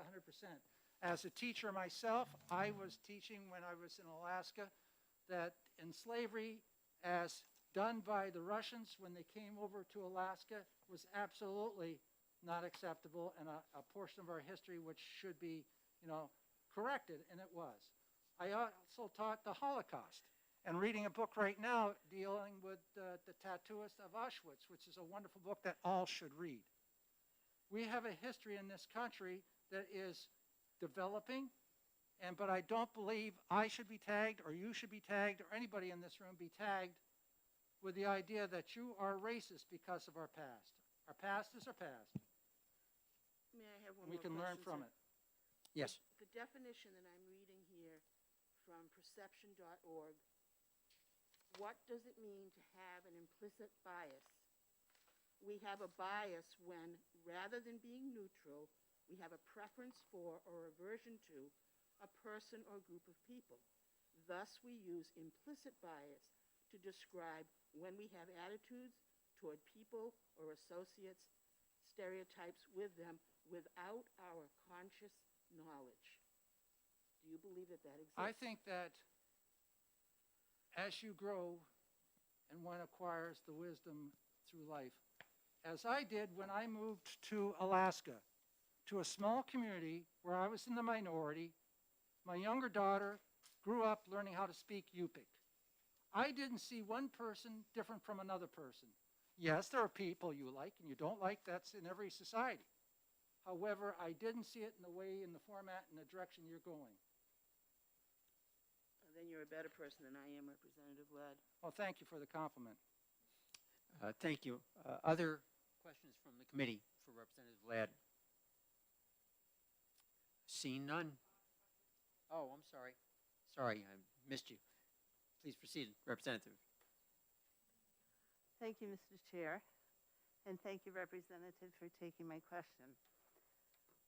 Would it be allowed in an elementary school to illustrate what discrimination is by, for example, allowing children with only brown eyes to line up first for lunch or to get drinks at the water fountain for lunch, as opposed to the blue-eyed children, and then the next day reverse it and allow the blue-eyed children as opposed to the brown-eyed children? I've seen that occur in schools and with younger children, and that has a reverse effect as well. And that will oftentimes pit children against children who don't really understand. And I think that that's something I wouldn't do. I wouldn't line a lot of kids up and say, okay, John and Susan, you pick the kids in your team, and the person standing there last is the one that's always hurt. That's not correct. I also believe that when we say that we're going to separate based upon a physical characteristic, and who knows, that young child may go home saying, I don't have blue eyes, and I'm not the same as that person has brown eyes. I don't think young kids see that difference. I don't think young kids know that when they come to school. We teach them these discriminatory actions by some of our actions. We should be teaching our schools what's happened in our past, which is negative. I agree. But I don't think we should be doing an activity such as that and giving them that experience so they take home the wrong message and they start believing the wrong message. I think there's other ways to teach what you're trying to teach and what you're trying to do through that activity. Representative Mullen. Thank you, Representative Cordelli, and thank you, Representative Ladd, for taking the question. So post-secondary students are college students. Am I correct in assuming that that's what the term means in this bill, Representative Ladd? Yes, that means that the pupils are K through 12 and that those students on the other side of this graduated from high school. Okay, and on so to the they're, next they're level. Yes. beyond K through 12. Yes. So in this bill, it says that no pupil in elementary or second and no post-secondary educational student shall be taught, instructed, inculcated, or compelled to express a belief in or support for any one of the following. And then I don't have the list in front of me, but I mean, we basically know that it's the sort of divisive concepts language that follows at this point, correct? Everything that's in the highlighted dark area is new. Everything that is in the non-bold font is what is in law right now. Okay, so could I have a follow-up, Representative Cordelli? Thank you. So by adding this to the statute, by adding post-secondary to the statute, are we saying then that colleges, in college classes, people can't discuss critical race theory? No, we're not saying that. We're not saying that you can't be teaching issues that are in our past that have dealt with race. You can teach, but you're not going to advocate it as your personal belief. One more follow-up, Yes. and I promise I'll get off of this. I got the promise. I wouldn't have given it, Representative, if I didn't mean it. So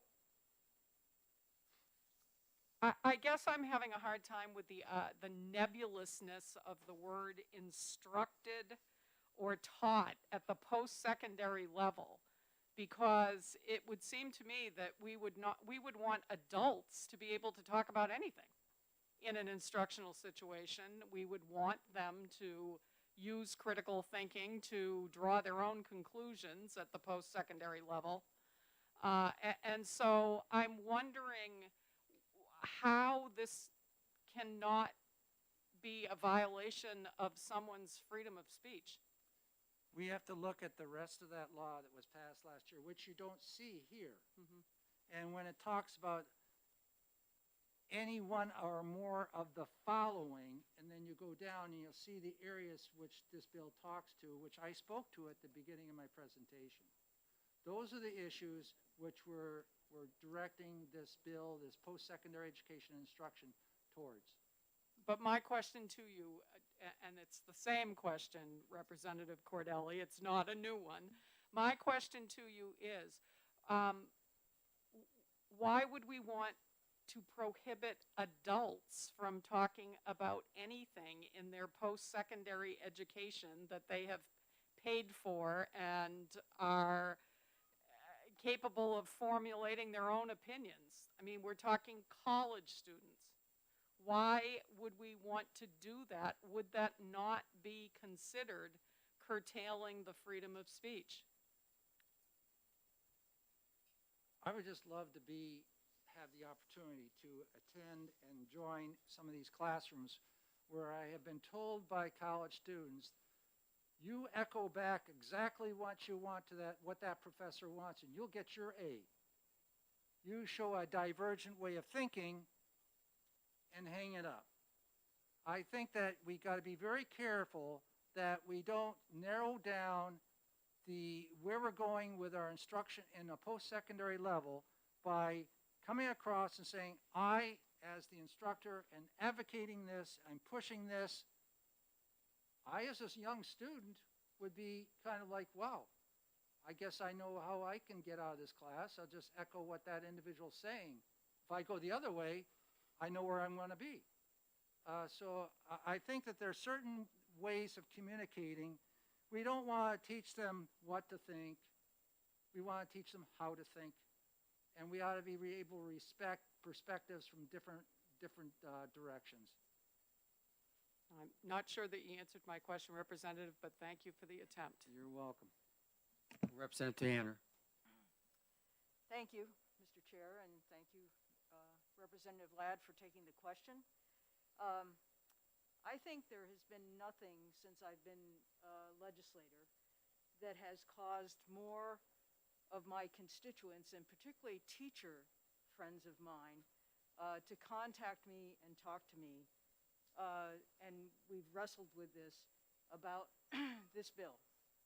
And you're making it even, in my opinion, even harder on teachers and now even college professors. And I'm wondering, because you were administrator and because you were a teacher, given what we have here, how do you feel a person in a classroom would be when some student in the class asks a question that enters into this critical race theory, diversive concept, nebulous cloud that we're talking about? How would you counsel a teacher as to how to handle that? You can respond to a question. You don't have to say, this is my way of thinking, though. You can respond to a question. You can have open dialogue. I don't object to that, and I don't think that a college professor should. However, when you come out and you're advocating for that, or forming committees or groups to work on subjects like this, on this topic, you're advocating for it. You're pushing it. And that's something we don't want to push, discrimination, because that's exactly what it is. It's ending up pitting individuals against other individuals when we didn't need to go that direction. I believe our society is changing, and it's changing for the better. We're all more aware, and it's moving forward. This legislation or CRT or any of these projects that have come out are just, I think, tearing the fabric of this country apart. And I think there are different opinions on the committee right now on this topic, and you're welcome to have your own opinion. Well, thank And you. I respect Thank you that. for that. I'm glad I have still free speech. Yes, you do. We all do. Any other questions for the representative? Maybe if I could ask Representative, it's my recollection that the existing statute currently has a provision explicitly stating that subjects, as we've been discussing, can be part of any academic instruction that would, I think, or should satisfy any teacher concerns. Am I correct in my recollection of that statute? That is in law, and you are correct, Representative Cordelli. Thank you very much for your testimony. I'm sorry, Representative Ford. Thank you, Mr. Chair. Representative, one question that's puzzled me throughout this entire discussion is that there never seems to be a definition of a theory, and that what is often advanced in terms of a theory is advanced as fact. And the theory is, if I've always been taught, something that is not yet proved. And so I wonder about if part of the issue here isn't that people who are perhaps not as skillful in their teaching, but are teaching the theory as though it's a fact, when in fact it's nothing more than a speculation. The thing falls on its face in terms of just rational analysis. I think that's well stated. Thank you very much. Seeing no further questions, thank you very much, Representative.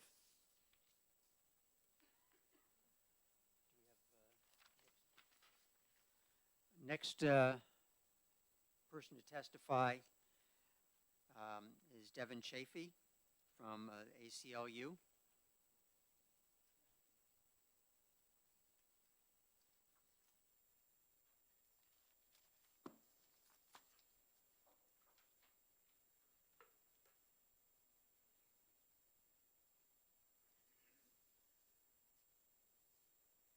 Thank you, Chairman, and other honorable members of this committee. For the record, my name is Devin Chafee, and I'm the Executive Director of the ACLU of New Hampshire, which is a nonprofit, nonpartisan organization that has been defending civil rights and civil liberties in the state of New Hampshire for over 50 years.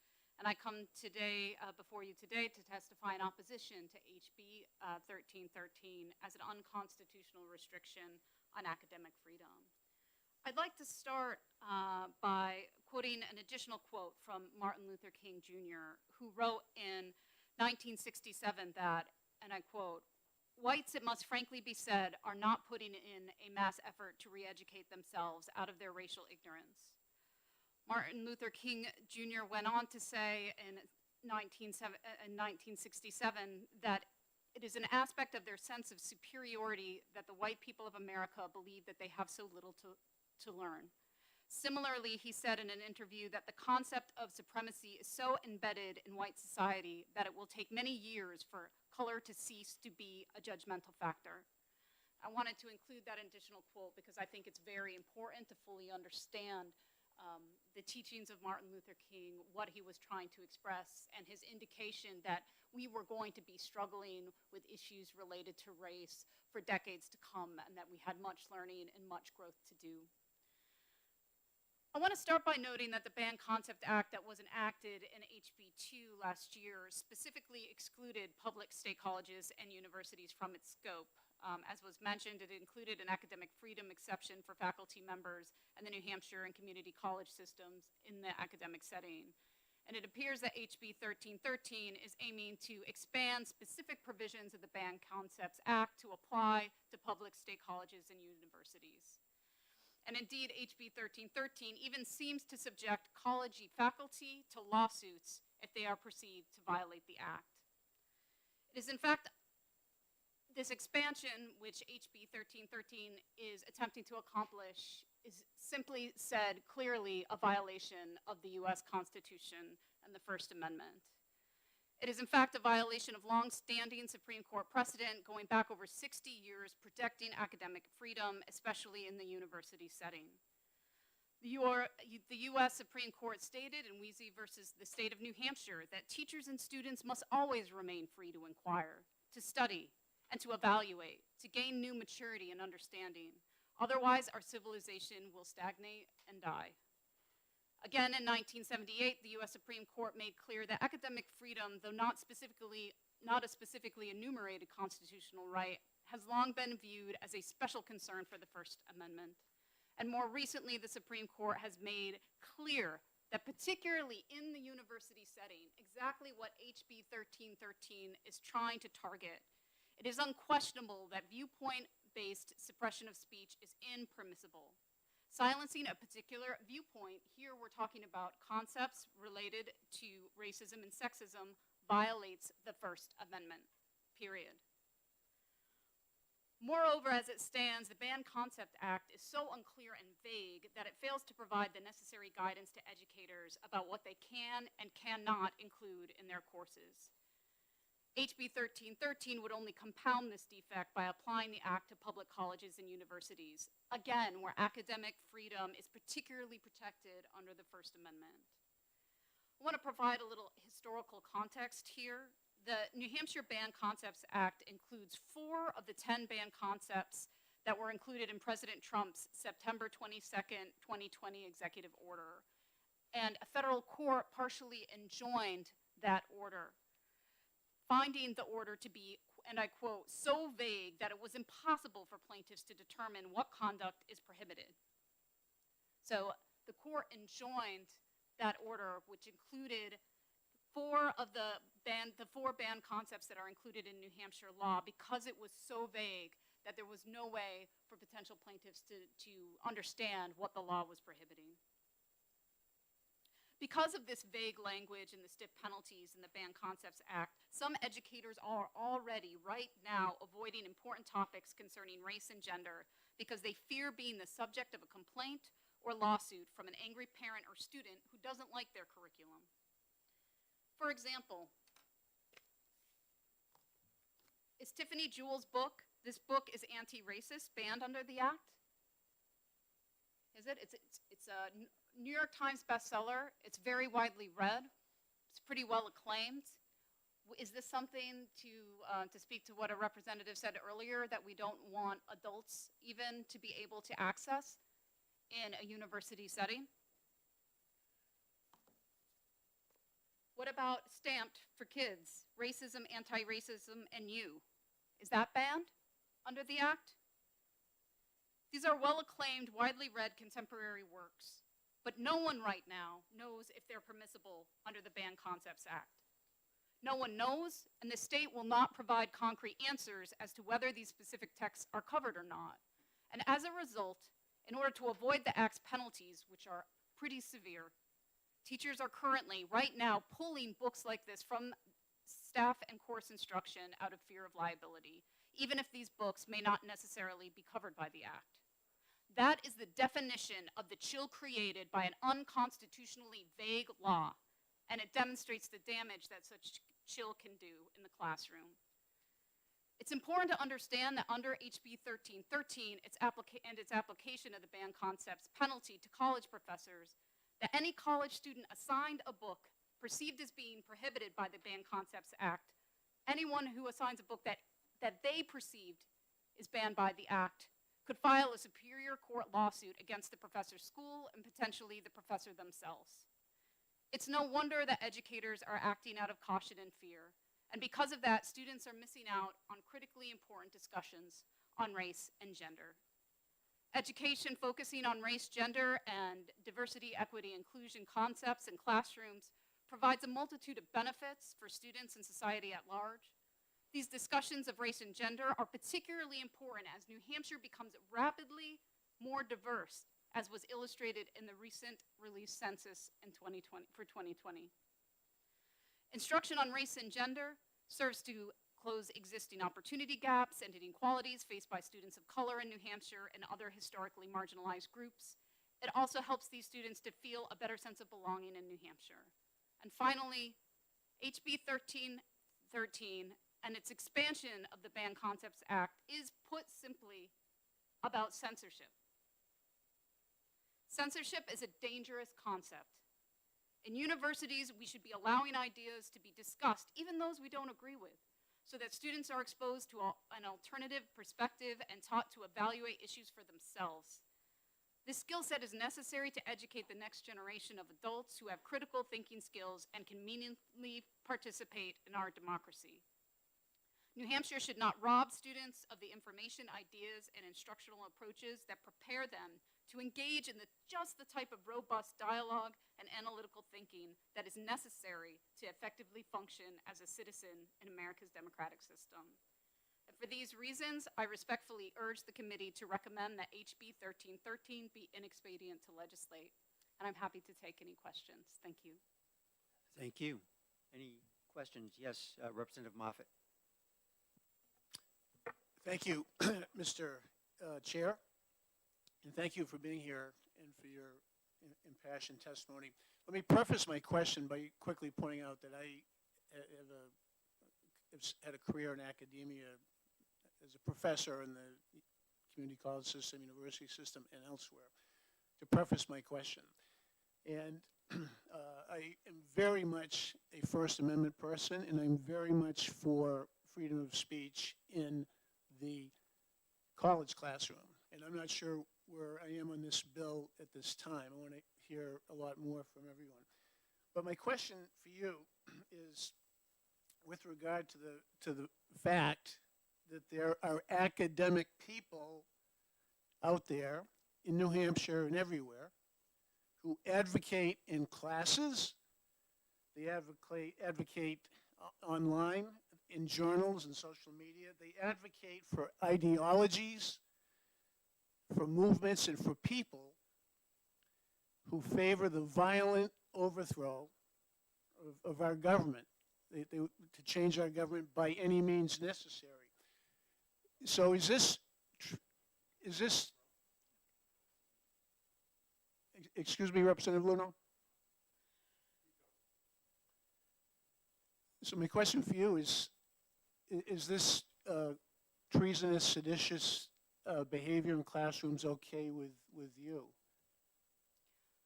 Well, I thank you for your question, Representative Moffett, and thank you for, first of all, for your interest and dedication to the First Amendment. I would love to continue this conversation beyond the hearing, especially given the particular concerns that we have over the application of this statute to the university setting. Certainly, I, for one, believe that universities should thoroughly vet their professors to make sure that their professors are well qualified and in line with university values. I do not believe that it is the place of the New Hampshire legislature to begin legislating the type of conversations and certainly the topics of conversations that can or cannot be discussed in classrooms. I think inevitably what you will get from that, and inevitably what you have gotten from that type of restriction in an academic setting in other countries where there are authoritarian regimes, is a limited ability for people to exchange ideas. I think that's a very dangerous road for us to begin to go down. Follow up. So my question simply was, you're okay with academics advocating for the violent overthrow of our government? I'm sorry, sir. I don't know exactly what examples that you are speaking to with regards to the violent overthrow of our government. I'm not aware of any of those examples in New Hampshire. Certainly, and that is not. And what I will say is that is not the type of activity or discussion in classrooms that we are seeing being shut down by the existing banned concepts law. What we are seeing being affected, and I'm happy to provide you with additional examples of the types of conversations that currently teachers are afraid to engage in, and the way that teachers are having to change their approach to curriculum currently in New Hampshire simply has to do with the way that they are talking about racism and sexism. And the way that they manifest themselves, whether throughout U.S. history or currently in existing society or in individual students' lives and student experiences. Those are the types of things that we are seeing in reality being chilled here in New Hampshire by the existing law, and that we fear would be chilled if this law were to expand to the university system. Thank you. Further questions? Representative Ford. And thank you for your presentation today. It's useful and it helps. It doesn't get at, however, in my opinion, a particular flaw in the whole argument, and it's flawed reasoning. We learned from many Greek philosophers that something like, just because this follows it doesn't mean it caused it. The thing follows an idea. So for someone to assert that someone who looks like me, who's white, who's male, must therefore be implicitly racist, all the more so because I grew up in Louisiana. And those become facts used to buttress their assertion that I'm racist, and yet there's no proof. And they validate or is invalidated by the flawed reasoning. Post hoc ergo propter hoc. We're taught that in school, in the freshman year. That just because a thing follows another thing doesn't mean the first thing caused it. And so, just because I'm white or male or from Louisiana, it doesn't follow necessarily that I'm racist. I'm not denying that many people are, and that it has a long history in there of that. That certainly could be discussed. But to then turn it around and lay it on the student that you are implicitly racist because you exist, that is what I call flawed reasoning, and that's what I object to in that line of teaching.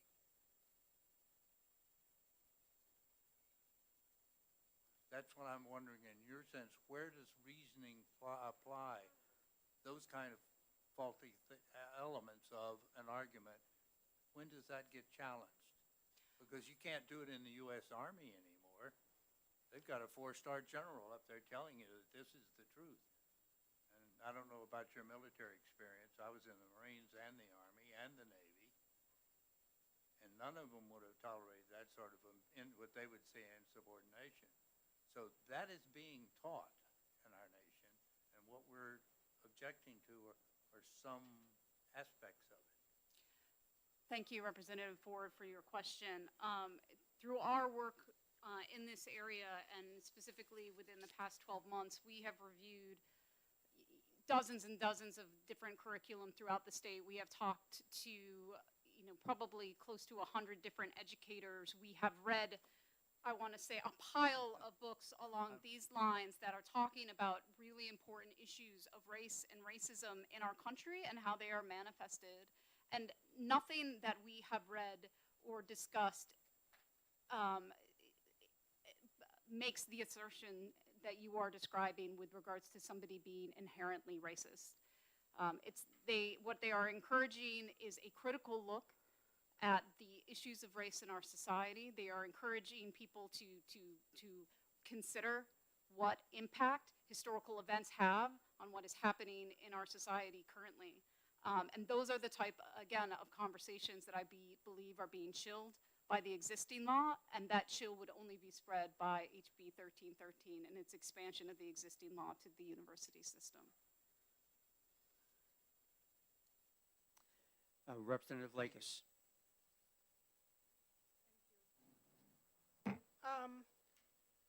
The law, my understanding, my reading of the law, what's actually the conversation that just happened was specifically saying that you can't teach that one race is inherently superior, inferior, whatever, or sex because of those physical properties. So I don't understand, I'm hoping you can explain to me how something that says that you can't make those assertions then becomes we can't talk about those things, especially when the law says these things can be discussed. There's a big difference between talking about racism and people who are racist and places where racism shows up, etc., and teaching that because you're white, you're racist. Those are two completely different things.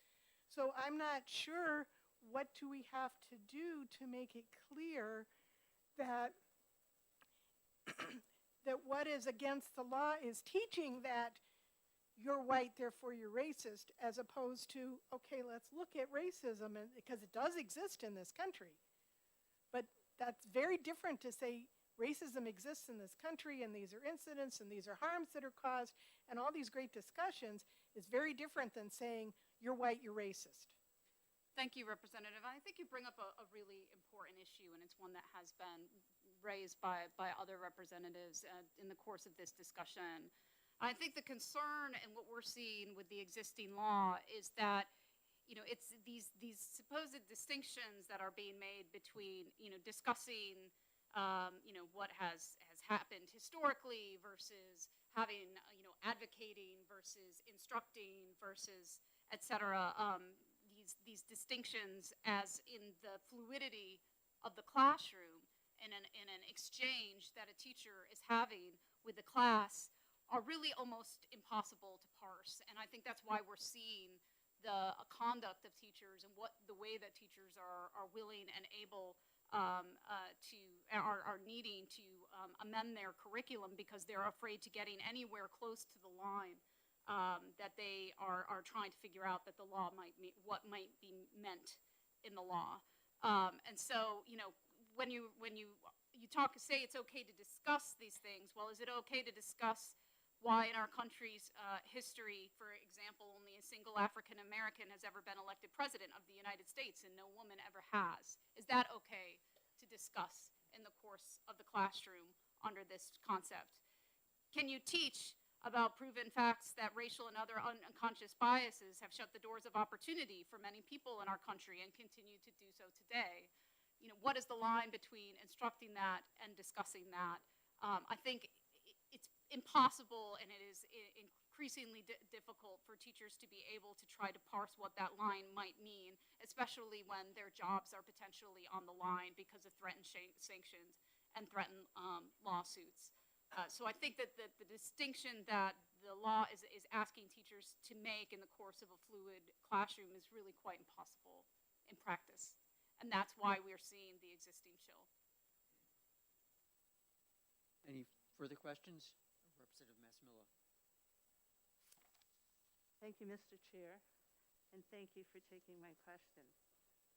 Because teachers are regularly being evaluated for their continual employment, doesn't this bill, because of its vagueness, leave open to subjective interpretation by the evaluator whether this bill is being violated? Thank you, Representative. I think you bring up a very important point because, again, because the concepts in the bill about what is banned are so vague that they not only leave it open to the subject interpretation of whomever might be evaluating, whether it's a teacher or, in case of 1313, a professor in the university system, but it leaves it up to every single individual student in that classroom to make that evaluation and then decide whether or not they're going to file a lawsuit against that individual. So yes, I think that's the subjectivity involved in determining what is in fact a violation of this law is a huge part of why the vagueness is a problem, and why, quite frankly, that the Supreme Court has held vague laws to be unconstitutional in this regard. Representative Luno. Thank you very much, Mr. Chair. And first off, my apologies to Representative Moffett. I'm sorry to have interrupted you earlier this afternoon. And thank you for taking my question, Ms. Chafee. It really sort of goes to, I think it sort of follows on what Representative Mullen was leading on earlier, where this bill obviously does not amend the 4 parts A, B, C, and D in 19340 Part 1. And I think a lot of our discussion has centered around A, B, and C. But in reading D, I was wondering if you could provide some thoughts on what D is going after here. And I'm sorry, could you provide me with the citation one more so time? it's 19340, which is the prohibition on teaching discrimination is the title of the section. And I don't know if it may be in here. Well, no, it wouldn't be in here because it's not updated enough. But I can read it. So it begins with Part 2 of the bill, and I'll just read the last part of it. And no student attending a public post-secondary educational institution shall be taught, instructed, inculcated, or compelled to express belief in or support for any one or more of the following. And of the following is an A, a B, a C, and a D. And the D reads that people of one age, sex, gender identity, sexual orientation, race, creed, color, marital status, familial status, mental or physical disability, religion, or national origin cannot and should not attempt to treat others without regard to age, sex, gender identity, sexual orientation, race, creed, color, marital status, familial status, mental, physical disability, religion, or natural origin. So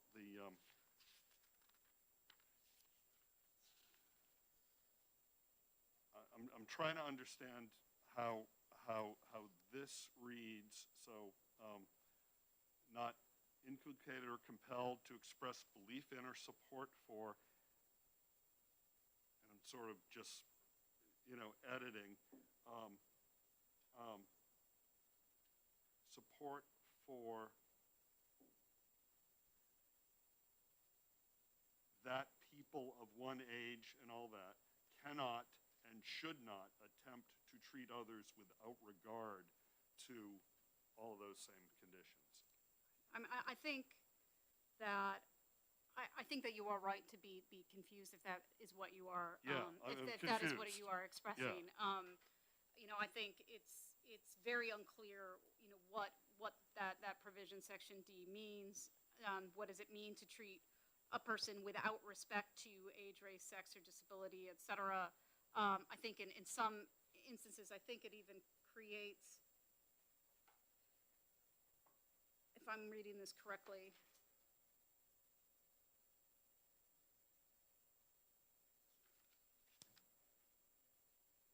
a double negative in the sentence. Right. Right, and so you have a double negative here that further confuses what is meant by that particular prohibition. And so I think that is part of the problem, Representative, is the confusion that is sown by the lack of clarity in the language. What is that provision trying to get to? And I'd be happy to also, if it's helpful to the committee, send the committee a copy. We get into this in greater detail in our filing, our complaints with regards to the underlying law, and we go through each specific concept there. I wish that our legal director, Gilles Bissonnette, could have been with you here today. Unfortunately, he tested COVID positive yesterday. So I am here pinch hitting today, but I'd be happy to provide you with a copy of the brief that really does go through these concepts individually. But the gist of what you will read is sort of confirming, Representative, I think what you're referring to, which is it's incredibly confusing and very difficult to tell what the law is intending to prohibit. Terrific. Devin, I think that would be a tremendous help to the committee, especially as this committee looks at the extension of the law to include public institutions of higher education. And then finally, this committee is lucky to have Gillis or you anytime here to testify. So thank you very much. Devin. Thank you. Are there any further questions? Resident Woodcock.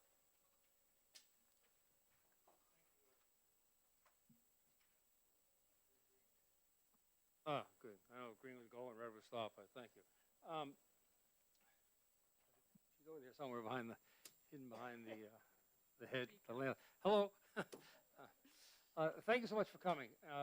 I've been listening. I listened attentively, and I got lost with Representative Ford. I was thinking about the problem between correlation and causation as he was speaking. But as I started to think about this from going back into the classroom as an instructor, and going back into the classroom of 12 years of college instructing, I would wonder how, based on this law, you would present the underlying causes and the topic of the glass ceiling. How could you possibly instruct with that topic, based on this law? I think that's Representative Woodcock. I think you present a very good question. Issues like the concept of the glass ceiling. I think the questions, there have been a number of questions, similar questions that have been raised. Representative Woodcock, you might do a better job than I do of just quickly detailing what the glass ceiling is referring to. Oh, probably not. You can go ahead. I wouldn't be in violation. Perhaps we could. That's really not part of this bill. I think you're addressing what's in current law now. So I was talking. Let me clarify, Representative Cordelli. Thank you for my vying here. At the post-secondary level, was this law? Because I was talking. That's what I meant. The post-secondary level. Yes, Representative. Those are exactly the type of questions that we are receiving from educators, is how do we talk about even these most basic concepts associated with whether it be racism or sexism, whether it be historically or as currently exists in our society. How do we talk about these basic concepts under the current law? And then I think, the concerns that we've heard from secondary educators about what would this mean if it were to apply in the classroom at a secondary level as well. I'm sorry, post-secondary level. thank you very much. Thank you. Thank you very much for your testimony. Thank you. Is Megan Tuttle still here?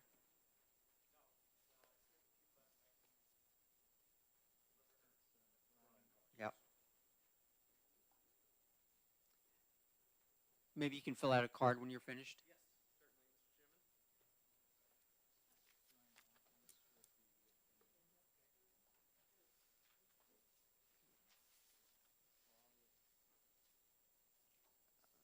certainly, Mr. Chairman. Can you hear me all right? Okay, great.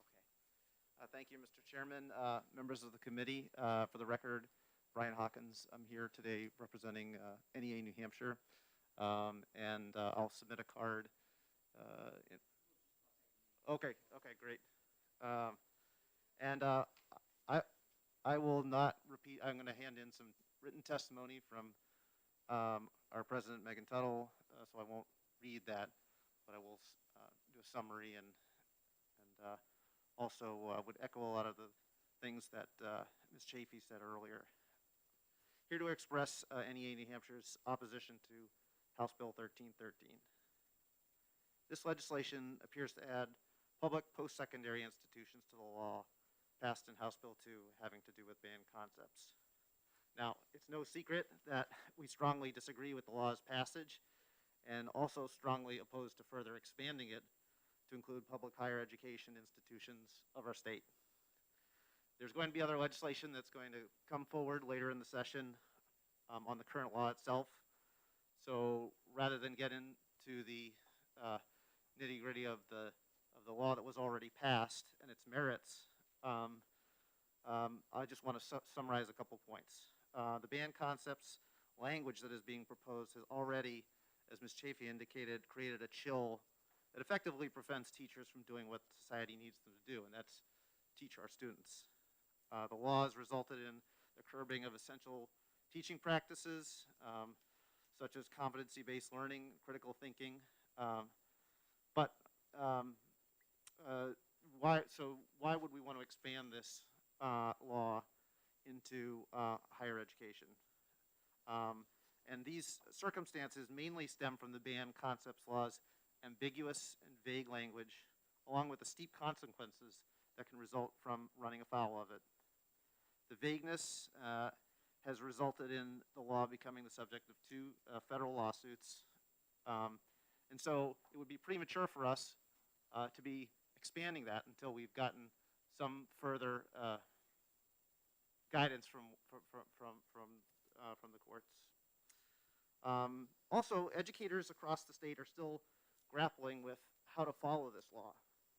We have asked for specific guidance in 2 letters to both the Attorney General and the Department of Education with questions that we've heard from our members so that they can follow the law, because we want to follow the law.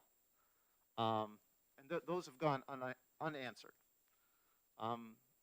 So with all of this unsettled and people still grappling with how to comply with the law, it seems premature to go ahead and expand it.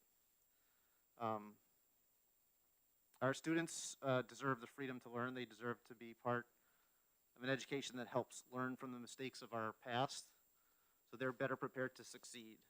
And so to inhibit New Hampshire's public colleges and university faculty and staff from engaging in these kinds of discussions that help teach and challenge students to use this knowledge to form their own opinions, it's a disservice to them and to the state of New Hampshire. And so we would respectfully ask that you find House Bill 1313 inexpedient to legislate.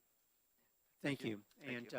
if you want to hand in the written testimony, Yes. that would be fine. You can pass that to our clerk. Any questions? Seeing none, thank you very much. And next on the docket is Shannon Reed from the Community College System.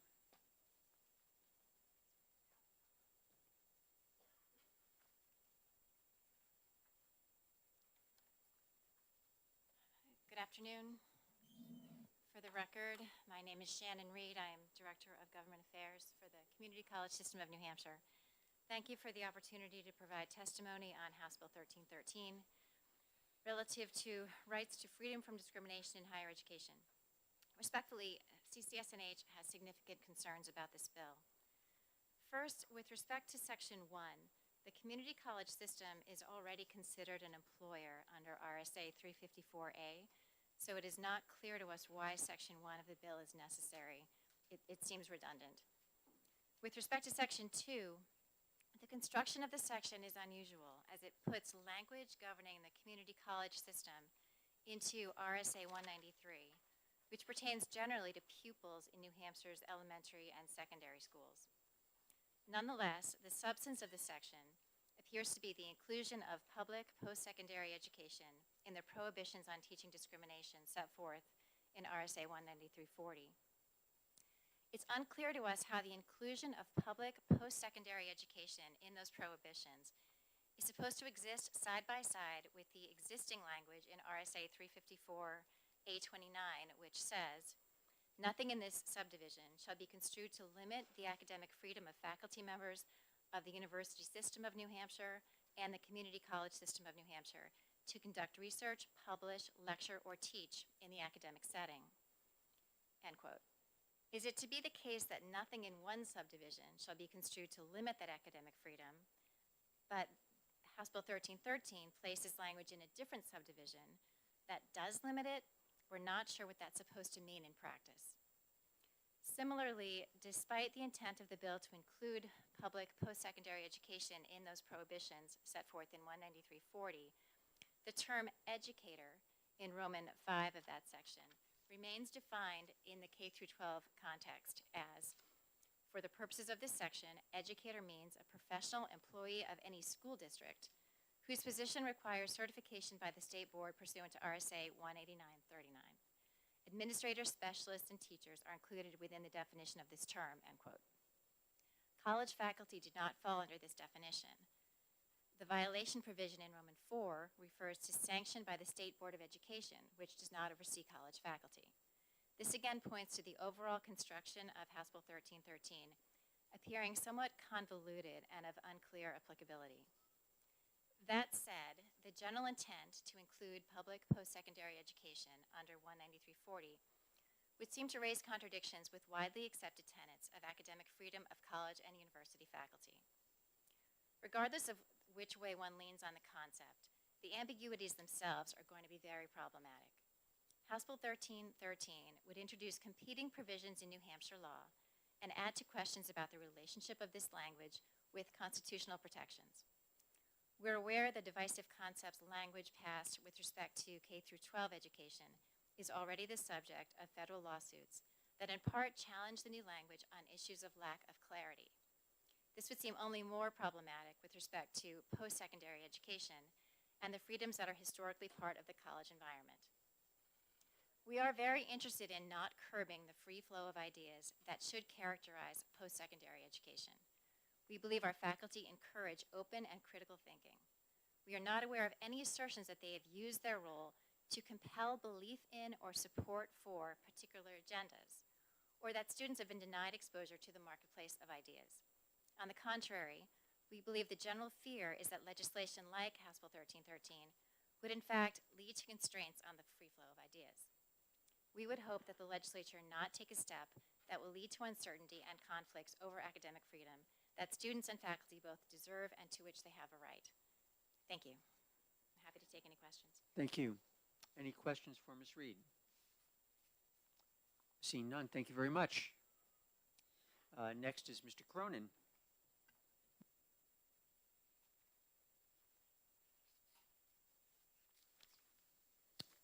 Good afternoon again, Mr. Chairman and members of the committee. Tom Cronin, Director of Government Relations for the University System.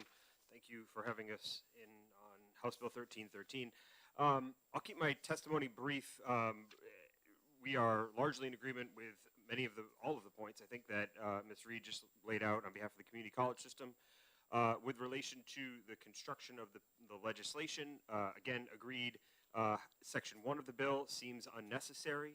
We believe USNH as well as CCSNH already fall under the definition of quasi-public entities. We believe we are a covered employer. We accept we are a covered employer. Section 2 of the bill adds post-secondary language to RSA 193. As you all are well aware, that is the section of statute governing public schools. Higher education is governed elsewhere in statute. I think Ms. Reed did a fantastic job of laying out the inconsistencies that follow as a result. And then third, as you all know again, when the legislature enacted the Freedom from Discrimination law, they codified a clear provision protecting academic freedom. I'll read it one more time. Nothing in this subdivision shall be construed to limit the academic freedom of faculty members of the University System of New Hampshire and the Community College System of New Hampshire to conduct research, publish, lecture, or teach in the academic setting.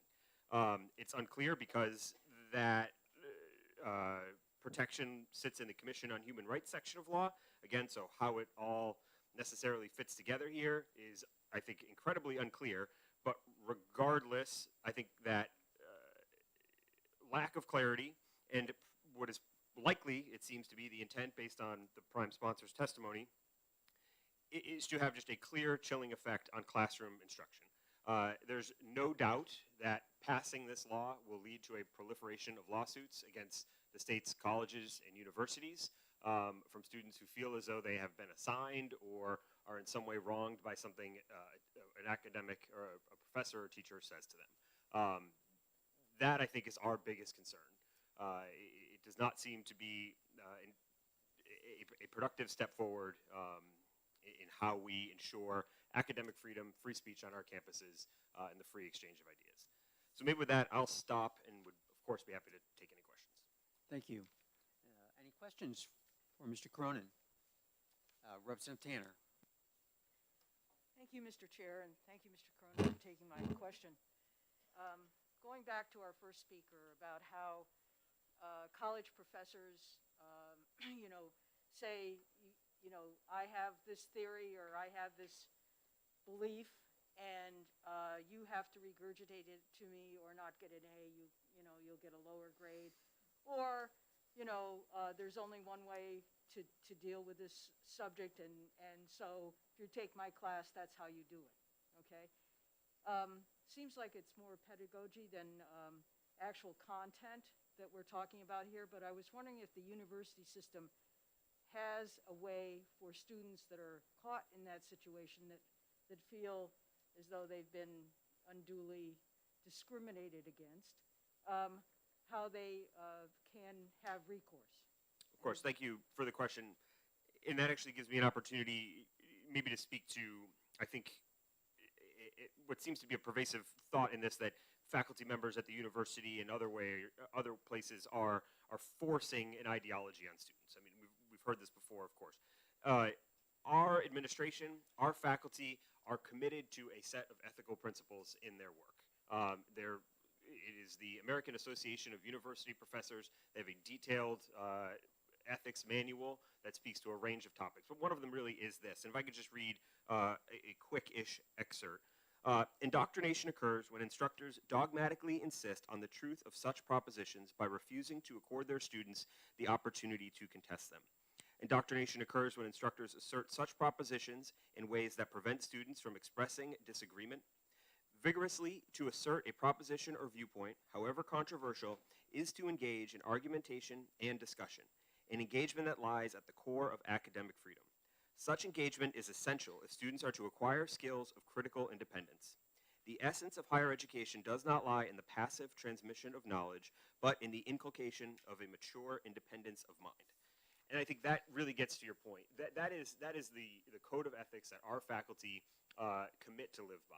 In the event that a student feels like he or she is being graded unfairly, is being treated poorly in a class, certainly there are processes to make complaints, to file appeals on grading, etc., that would, in theory, surface issues like that would lead to conversations within, if it gets to that stage, a disciplinary context for a faculty member who is clearly acting outside of that well-defined and agreed-upon code of ethics.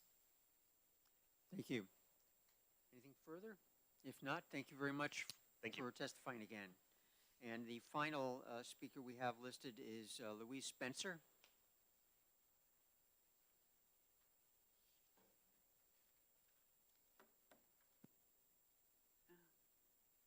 I just have to pull up something here.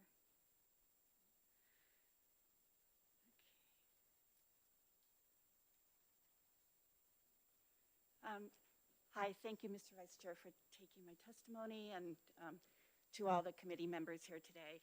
My name is Louise Spencer. I'm co-founder of an all-volunteer grassroots advocacy group called the Kent Street Coalition. And although I would say that most of the members of our group would agree with my comments here today, I speak on my own behalf. So many people who speak in favor of this legislation and the addition to it quote Martin Luther King Jr.'s "I Have a Dream" speech with the idea that we've already achieved that goal. And it's your right to make that argument, but many disagree that we have achieved a state where we are not judged by the color of our skin or our sex or our gender or our disabilities. And that's kind of the point, really, that we disagree, and we can have discussions, and we can argue. And that's what this bill would shut down, is that very discussion about where we are with race relations in this country and where we are with sexual equality and gender equality, all across the board, all the categories that are spoken to. I'm not sure why I'm so nervous today speaking. Usually I'm not, but I'm feeling nervous, perhaps because I feel so passionately about this bill. And one of the greatest things I achieved out of my college education was the ability to have these very difficult and painful discussions at times. That really is the best of what a college education can offer. I do not need to agree with my professor, nor does my professor need to agree with me. The point is that we engage in discussion and we do it with respect. That's the value of a post-secondary education. I would just like to read the full quote. Ms. Chafee gave part of it, but I'd like to read a full quote from Dr. Martin Luther King. It says, whites, it must frankly be said, are not putting in a similar mass effort to re-educate themselves out of their racial ignorance. It is an aspect of their sense of superiority that white people of America believe that they have so little to learn. The reality of substantial investment to assist Negroes into the 20th century, adjusting to Negro neighbors and genuine integration, is still a nightmare for all too many white Americans. These are the deepest causes for contemporary abrasions between the races. Loose and easy language about equality, resonant resolutions about brotherhood fall pleasantly on the ear. But for the Negro, there is a credibility gap he cannot overlook. He remembers that with each modest advance, the white population promptly raises the argument that the Negro has come far enough. Each step forward accents an ever-present tendency to backlash. That was remarks delivered by Martin Luther King Jr. in 1967. Now, lest we doubt that he might still hold those beliefs today, or similar beliefs, his daughter, Bernice King, has made very clear that she finds these bills that are anti-CRT and that attempt to shut down the discussions of ongoing racial, institutional discrimination and bias in our country, which is really what CRT attempts to address. It's not about individuals being racist, it's about institutions. And she has said that she, quite frankly, finds it insulting that the words of her father are used to support this sort of legislation. And that her father's works need to be looked at holistically. Again, we can discuss and argue those points, but it raises the question, if Martin Luther King Jr. were still alive today, and this bill were passed, and he were invited to speak as a guest lecturer or professor at UNH, would he be subjected to the sanctions of this bill? And I think the answer to that question is yes. So thank you very much, and I will take questions. Thank you. Any questions for Ms. Spencer? Seeing none? Okay, Representative Luno. Thank you very much, Ms. Spencer, for being with us this afternoon. When you were just sort of laying this out, it reminded me of something that I heard actually this morning on NPR while I was driving in here, and you may have heard the same thing. But they were talking. The story was basically about and there is a question that's going to come into this, I promise. But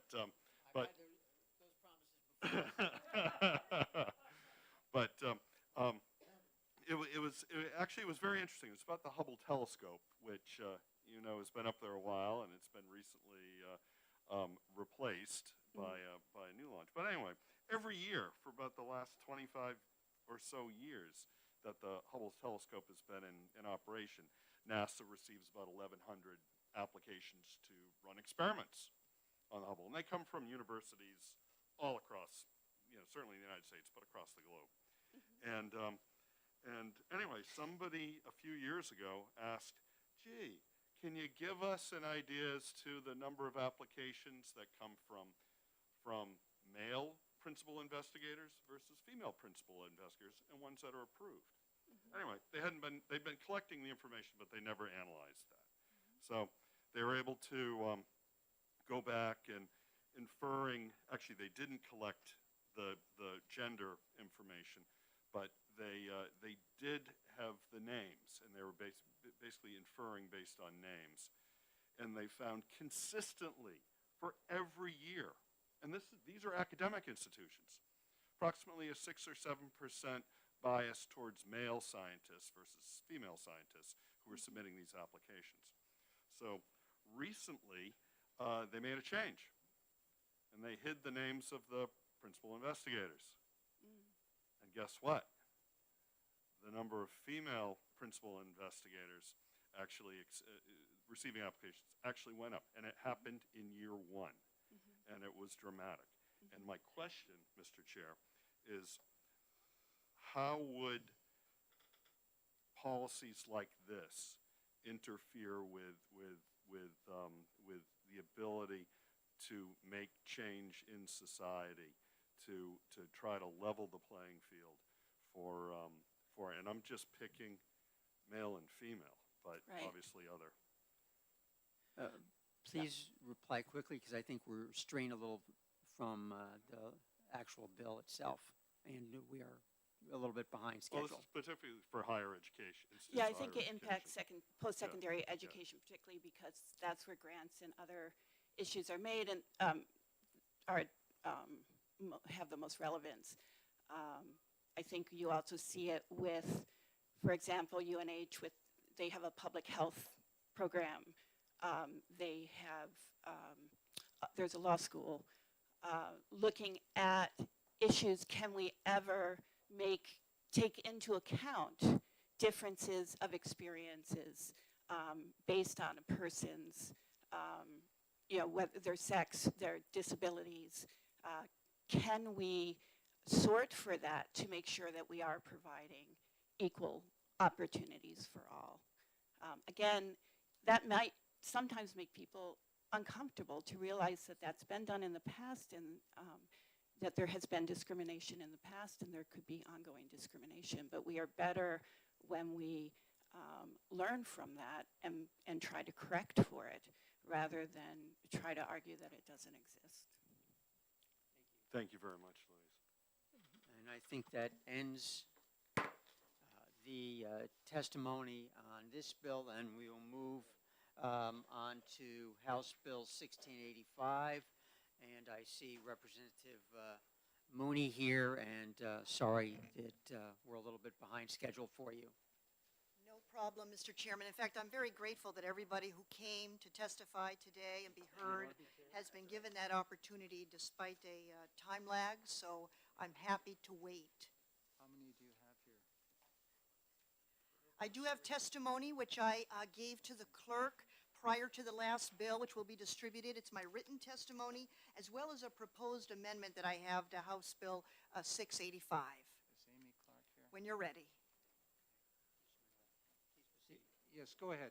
Okay, thank you, Mr. Chairman, members of the committee. For the record, my name is Maureen Mooney. I'm a state representative from the town of Merrimack in Hillsborough County, District Number 21. I hope there's some joy in seeing me today as the last prime sponsor to introduce a bill to all of you this afternoon. I'm in support of House Bill 1685, also the prime sponsor, which is an act establishing a school facility planning and development program in the Department of Education. This bill would add a new section to the school money section, which is RSA 198. The new section would create a school facility planning and development program for both, and I emphasize that word both, school districts and chartered public schools. The program shall be managed by the School Safety and Facility Management Bureau of the New Hampshire Department of Education, whose mission is very clearly stated on its website. In fact, I cut and pasted it within my testimony in italics. I won't read it for you now, but you'll see just upon glancing that the School Safety and Facility Management Bureau oversees facilities, building needs, and the like. The program shall establish a revolving fund to A, help school districts and chartered public schools with planning and development expenses related to facility improvement projects, and B, administer a loan program for school districts and chartered public schools to support long-term school facility plans. The bill specifically spells out the loan program very clearly in sections B, numbers 1 through 4, including eligible planning costs, scope and amount of loans, and prioritizing applicants. The final section of the bill places reference of this new program into the state treasury and state accounts found in RSA 6:12, Roman 1B. Please know I have an amendment to propose to all of you, correcting just two small, what I find, typos within the bill. It's amendment number 2022-030H to correct those typos in lines 17 and 19. And to do my best to conserve on paper, my amendment is on the back side of my written testimony.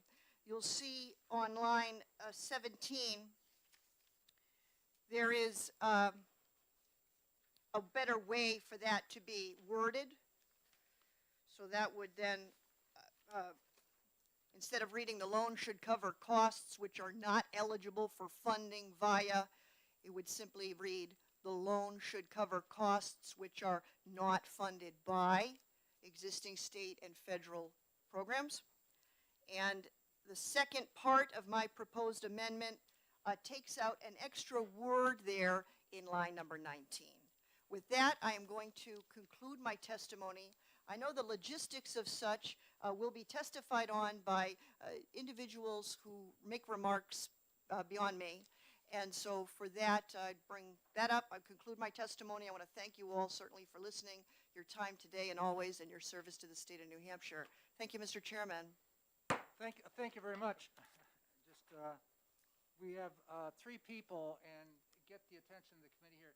We have the option here of taking several others right now to testify, or we could get Amy Clark from the department offering technical assistance on the bill if we so desire to hear that before we hear the others. Any interest? She's here. She's here.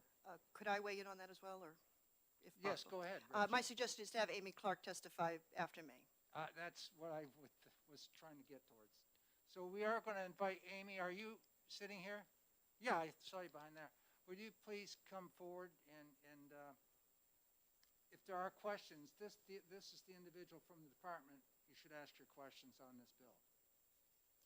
Thank you, Mr. Chairman and members of the committee. Thank you very much.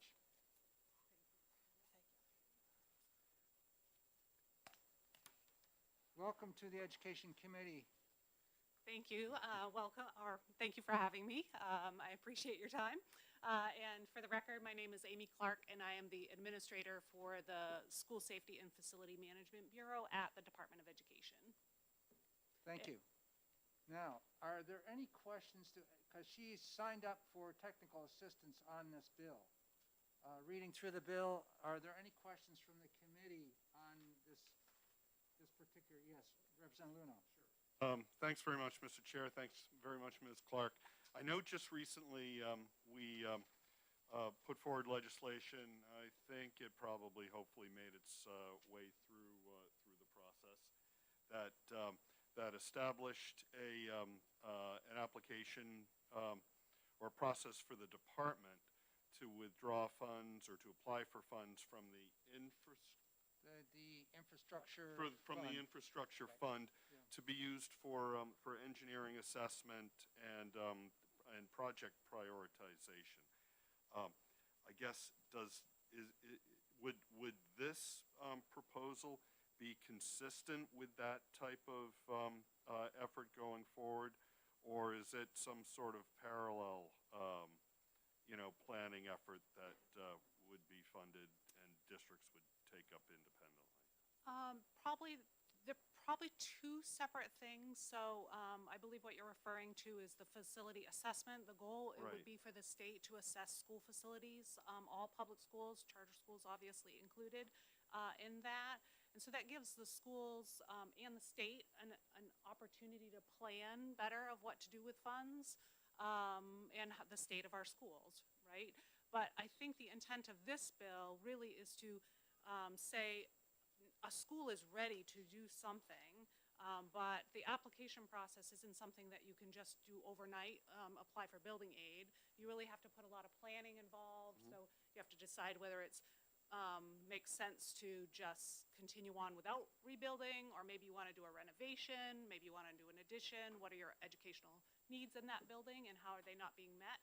So I think that this really is to focus on a project specific versus the assessment of, but they certainly dovetail well with each other. Sure. as well. And a follow-up on that, Mr. Chair? Doesn't the existing application process support both planning projects as well as the capital, project as well? The infrastructure fund, as we're developed, if you don't mind. Yeah. There was $2 million allocated for this biennium, of which there's another $1 million which has been added in. So, or there's the money which carried forward, and so we're talking about roughly around a little over $3 million.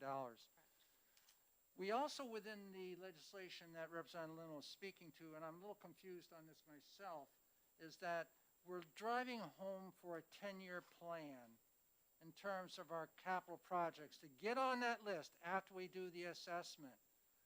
This legislation is talking about facility improvement projects, including but not limited to projects eligible for school building aid. I believe the legislation that we just passed said in order to get on that, be eligible for building aid, you're going to have to be on that list. Now here's something is saying maybe you don't have to be on that list. So I think the two separate things would be the public school infrastructure fund, that $3.3 million is, I think the goal would be to create a ranked list of the school facilities and how they're doing.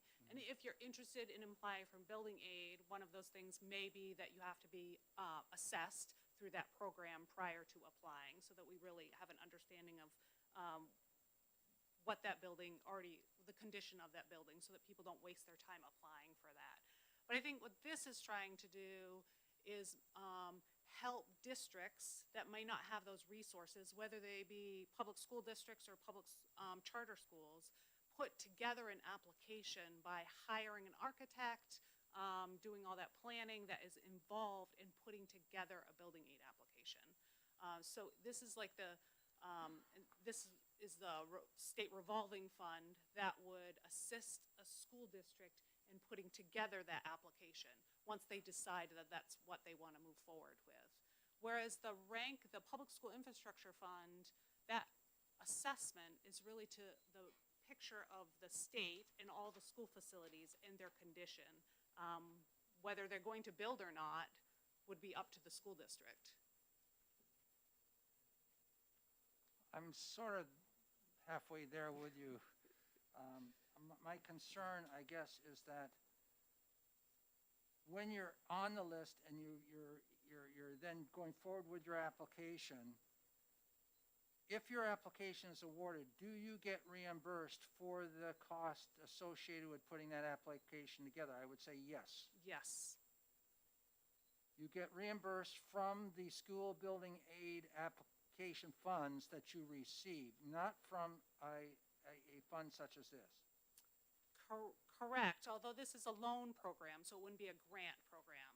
So if you were granted money through another program, let's say the ESSER or ARP funds, then that money would not be eligible because that was money given to the school district, so that would be ineligible. But money from a loan program would be eligible, because it would just be like a school district going to their own private bank and getting funds for their project too. So this money, in my view, this money would be eligible for school building aid. At least the law doesn't currently prohibit any kind of loan program money being eligible for building aid. Building aid is never eligible for interest payments anyway. It's really just the principal amount. So it doesn't really even matter that this is interest-free or not interest-free. I have one other question for the committee, and then I'll let, now the school building authority, which is tasked with bonding and all that, is there any involvement with the school building authority with this fund and the allocation of X number of dollars for? I don't see that listed anywhere. This doesn't look like this is, this is not really linked to building aid. Now, this is it gives an example that you could use, you could plan a project, and then it doesn't preclude you from applying for building aid. But this state revolving fund also would include, it says in here that it would include any projects to help with that planning and development. It's a way to help school districts that can't come up with their planning and development costs to put together a good plan prior to either moving forward with their plan on their own local dollars or applying to school building aid. Are there further questions? Yes, Representative Tanner. Thank you, and thank you for taking my question. I noticed it seems like people are definitely emphasizing the charter school part of it.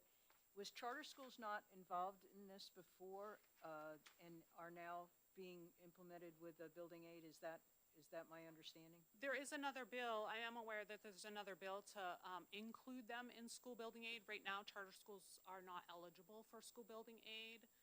And so right now, charter schools can't apply for building aid. But if that bill passes, then they would be eligible for building aid. But to keep in mind, this isn't specific to charter schools. It would be for all school districts. And there are a lot of school districts that struggle to put together a building aid application because it takes a lot of planning money that they don't have access to. Yes, you may. So what happens to this bill if the other one doesn't pass, or vice versa? So if the other one doesn't, so let's say this bill passes, but the other one passes that specifically includes charter schools in school building aid, public school districts could still use the state revolving fund. The way it's written, it's just for all public schools to use this fund. And I believe that Representative Mooney included that in her testimony. But if the other one passes, then obviously charter schools could tap into the state revolving fund as well. One more question. And actually, I'm sorry, I think I did misspeak or mislead anyway. Keep in mind that this is not only for building aid. So regardless if that bill passes, charter schools could still use the state revolving fund. I don't think I clearly said that before. So charter schools could still use this even if they're not eligible for building aid, at least the way it's written, because this does not require schools to use this money to apply for building aid. Do you have a follow-up question? Yes. Go ahead. So for the ranking based on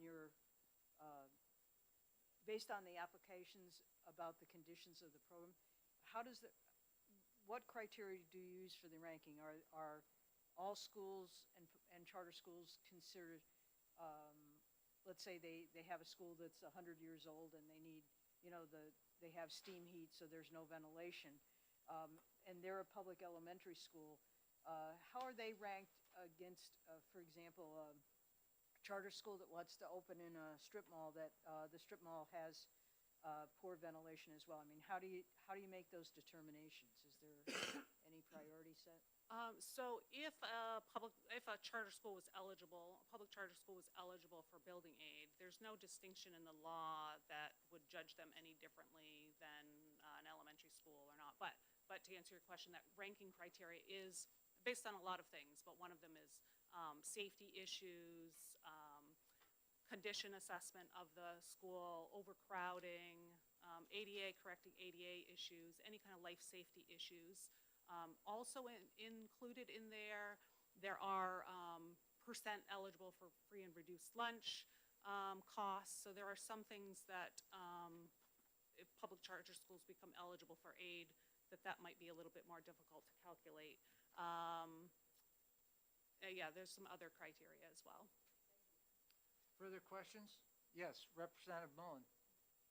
Thank you, Mr. Chair, and thank you, Amy, for taking my question. I just want to make sure that I understand what's happening here. So this bill establishes the program and a revolving loan fund, but it doesn't appropriate any money for it, nor does it give us any indication of where the money might be coming from or how much money might be needed in that fund. Am I correct in that? Correct. That's a very, very good point. In here at the bottom, it talks about establishing a fund. So that fund would need to be established.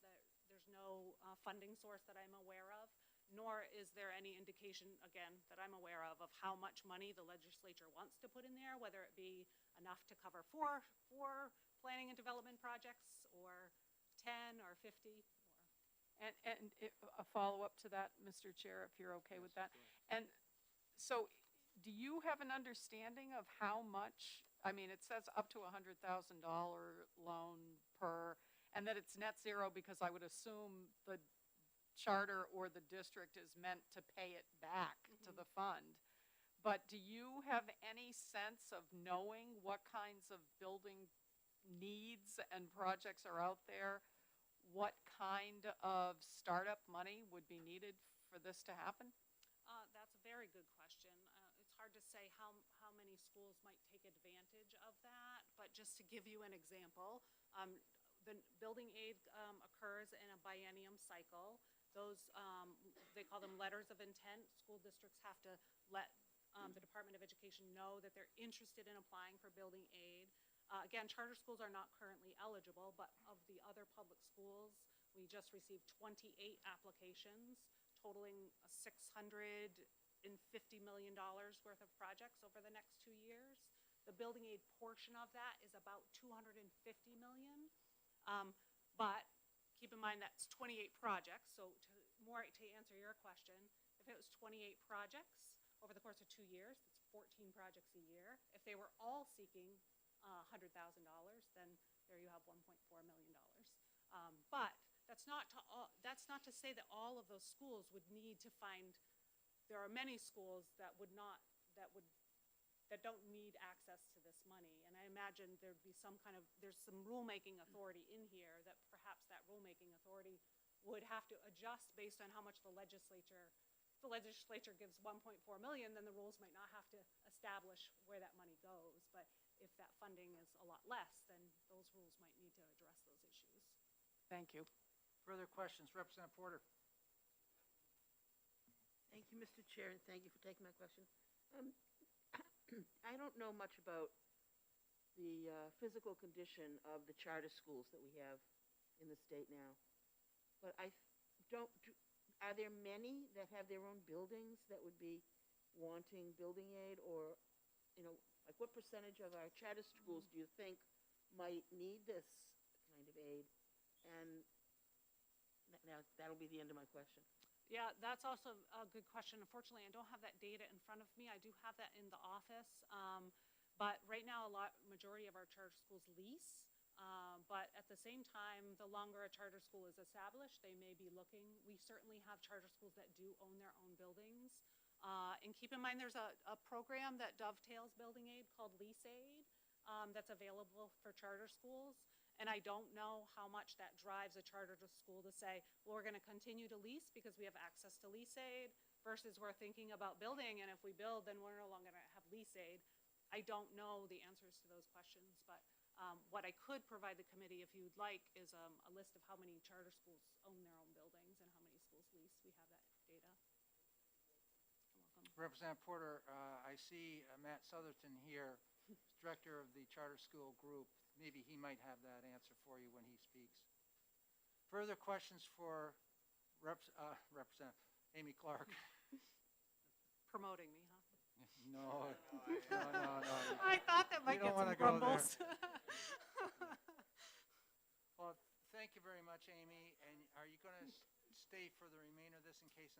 technical Sure, I'll be questions, available Bryce. if you have Thank any you very questions. much. You're welcome. Matt Southerton, are you available?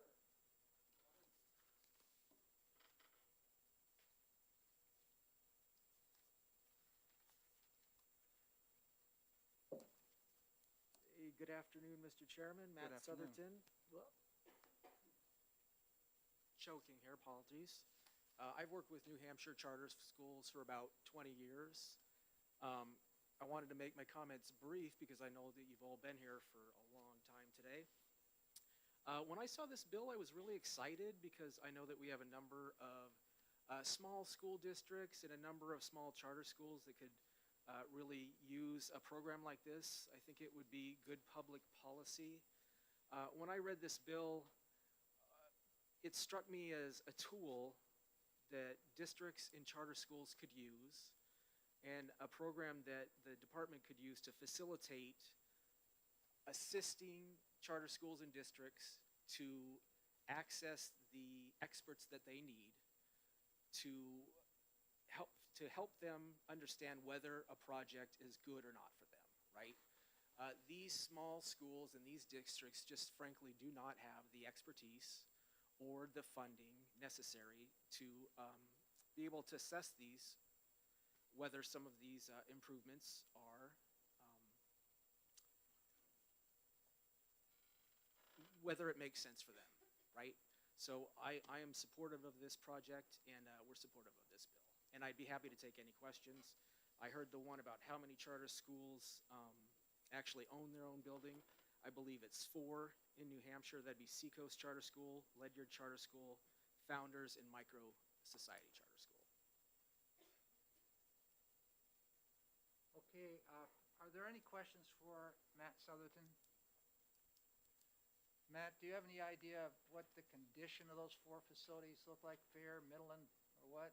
They are in pretty good condition.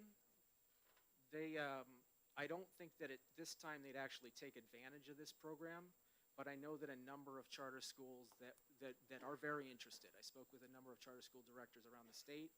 I think that they're supportive of this bill and they would like to have been here. However, due to staffing issues, they weren't able to attend this session. Thank you. Are there further questions? Thank you very much. Last one is Bill Phillips. Bill Phillips, National Alliance for Public Charter Schools.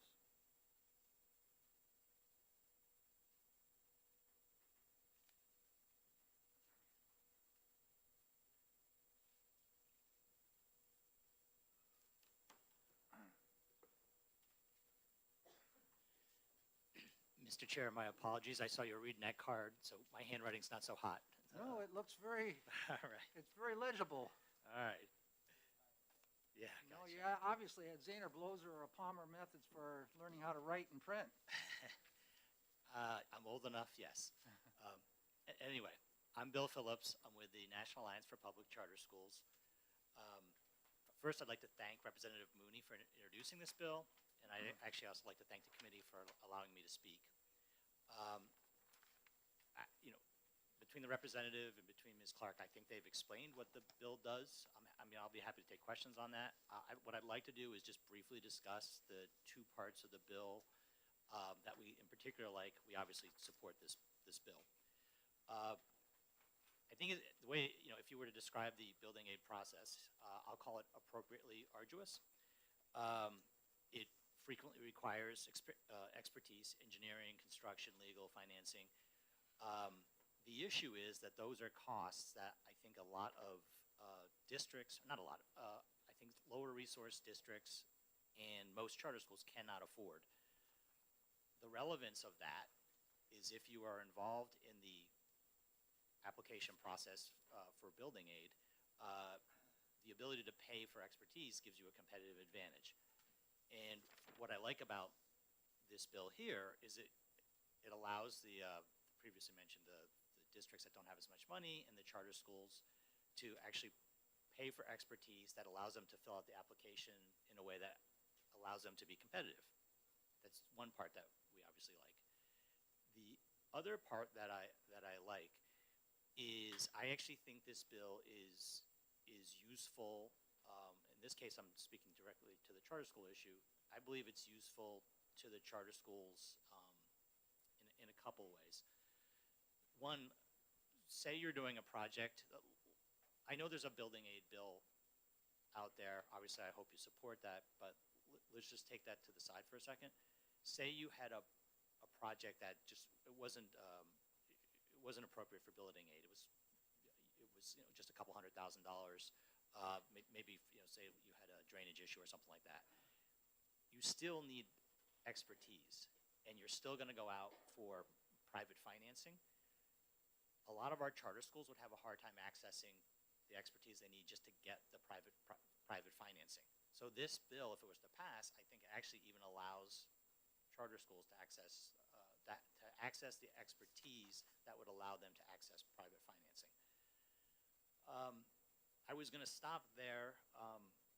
Representative Tanner, you asked a question that actually I would like to answer if I could. If it turns out that the charters are not made eligible for building aid, I think this bill would still actually be useful. Right now, what they have to do is they have to get their own private financing. So which is obviously very difficult, but say a charter school was trying to do a major expansion, they're still going to need access to that expertise to go get the private financing. So this would actually still be helpful even if the school building aid bill was not to pass. Again, I hope it does, but if it wasn't, this would still be helpful.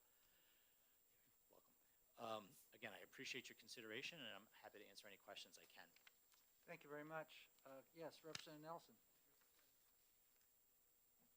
Forgive this ignorant question here, but is this money purely for ones that are owned or ones that are rented? You lease a space. Yeah. Do they get to use the money to do something around a building they're leasing? So I don't think the bill speaks to it. Not obvious to me why, if you were leasing a building, I would actually think you'd want the owner to actually do that renovation, because you don't own it after that, right? But I don't believe the bill speaks to it. You ask a good question there. My brain, as we're thinking about this, I was thinking of ownership situations, frankly. Further questions? Not seeing any hands up. Thank you very much. All right, thank you. Yep. That's it on the guards. That's it. That's it on this bill, 1685. We'll close the hearing, and that concludes the bills for today. Yeah.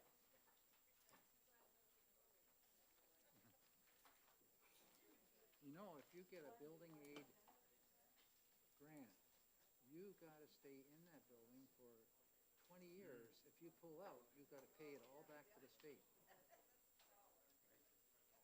So what happens here if you get this? Yeah, that's a tough deal.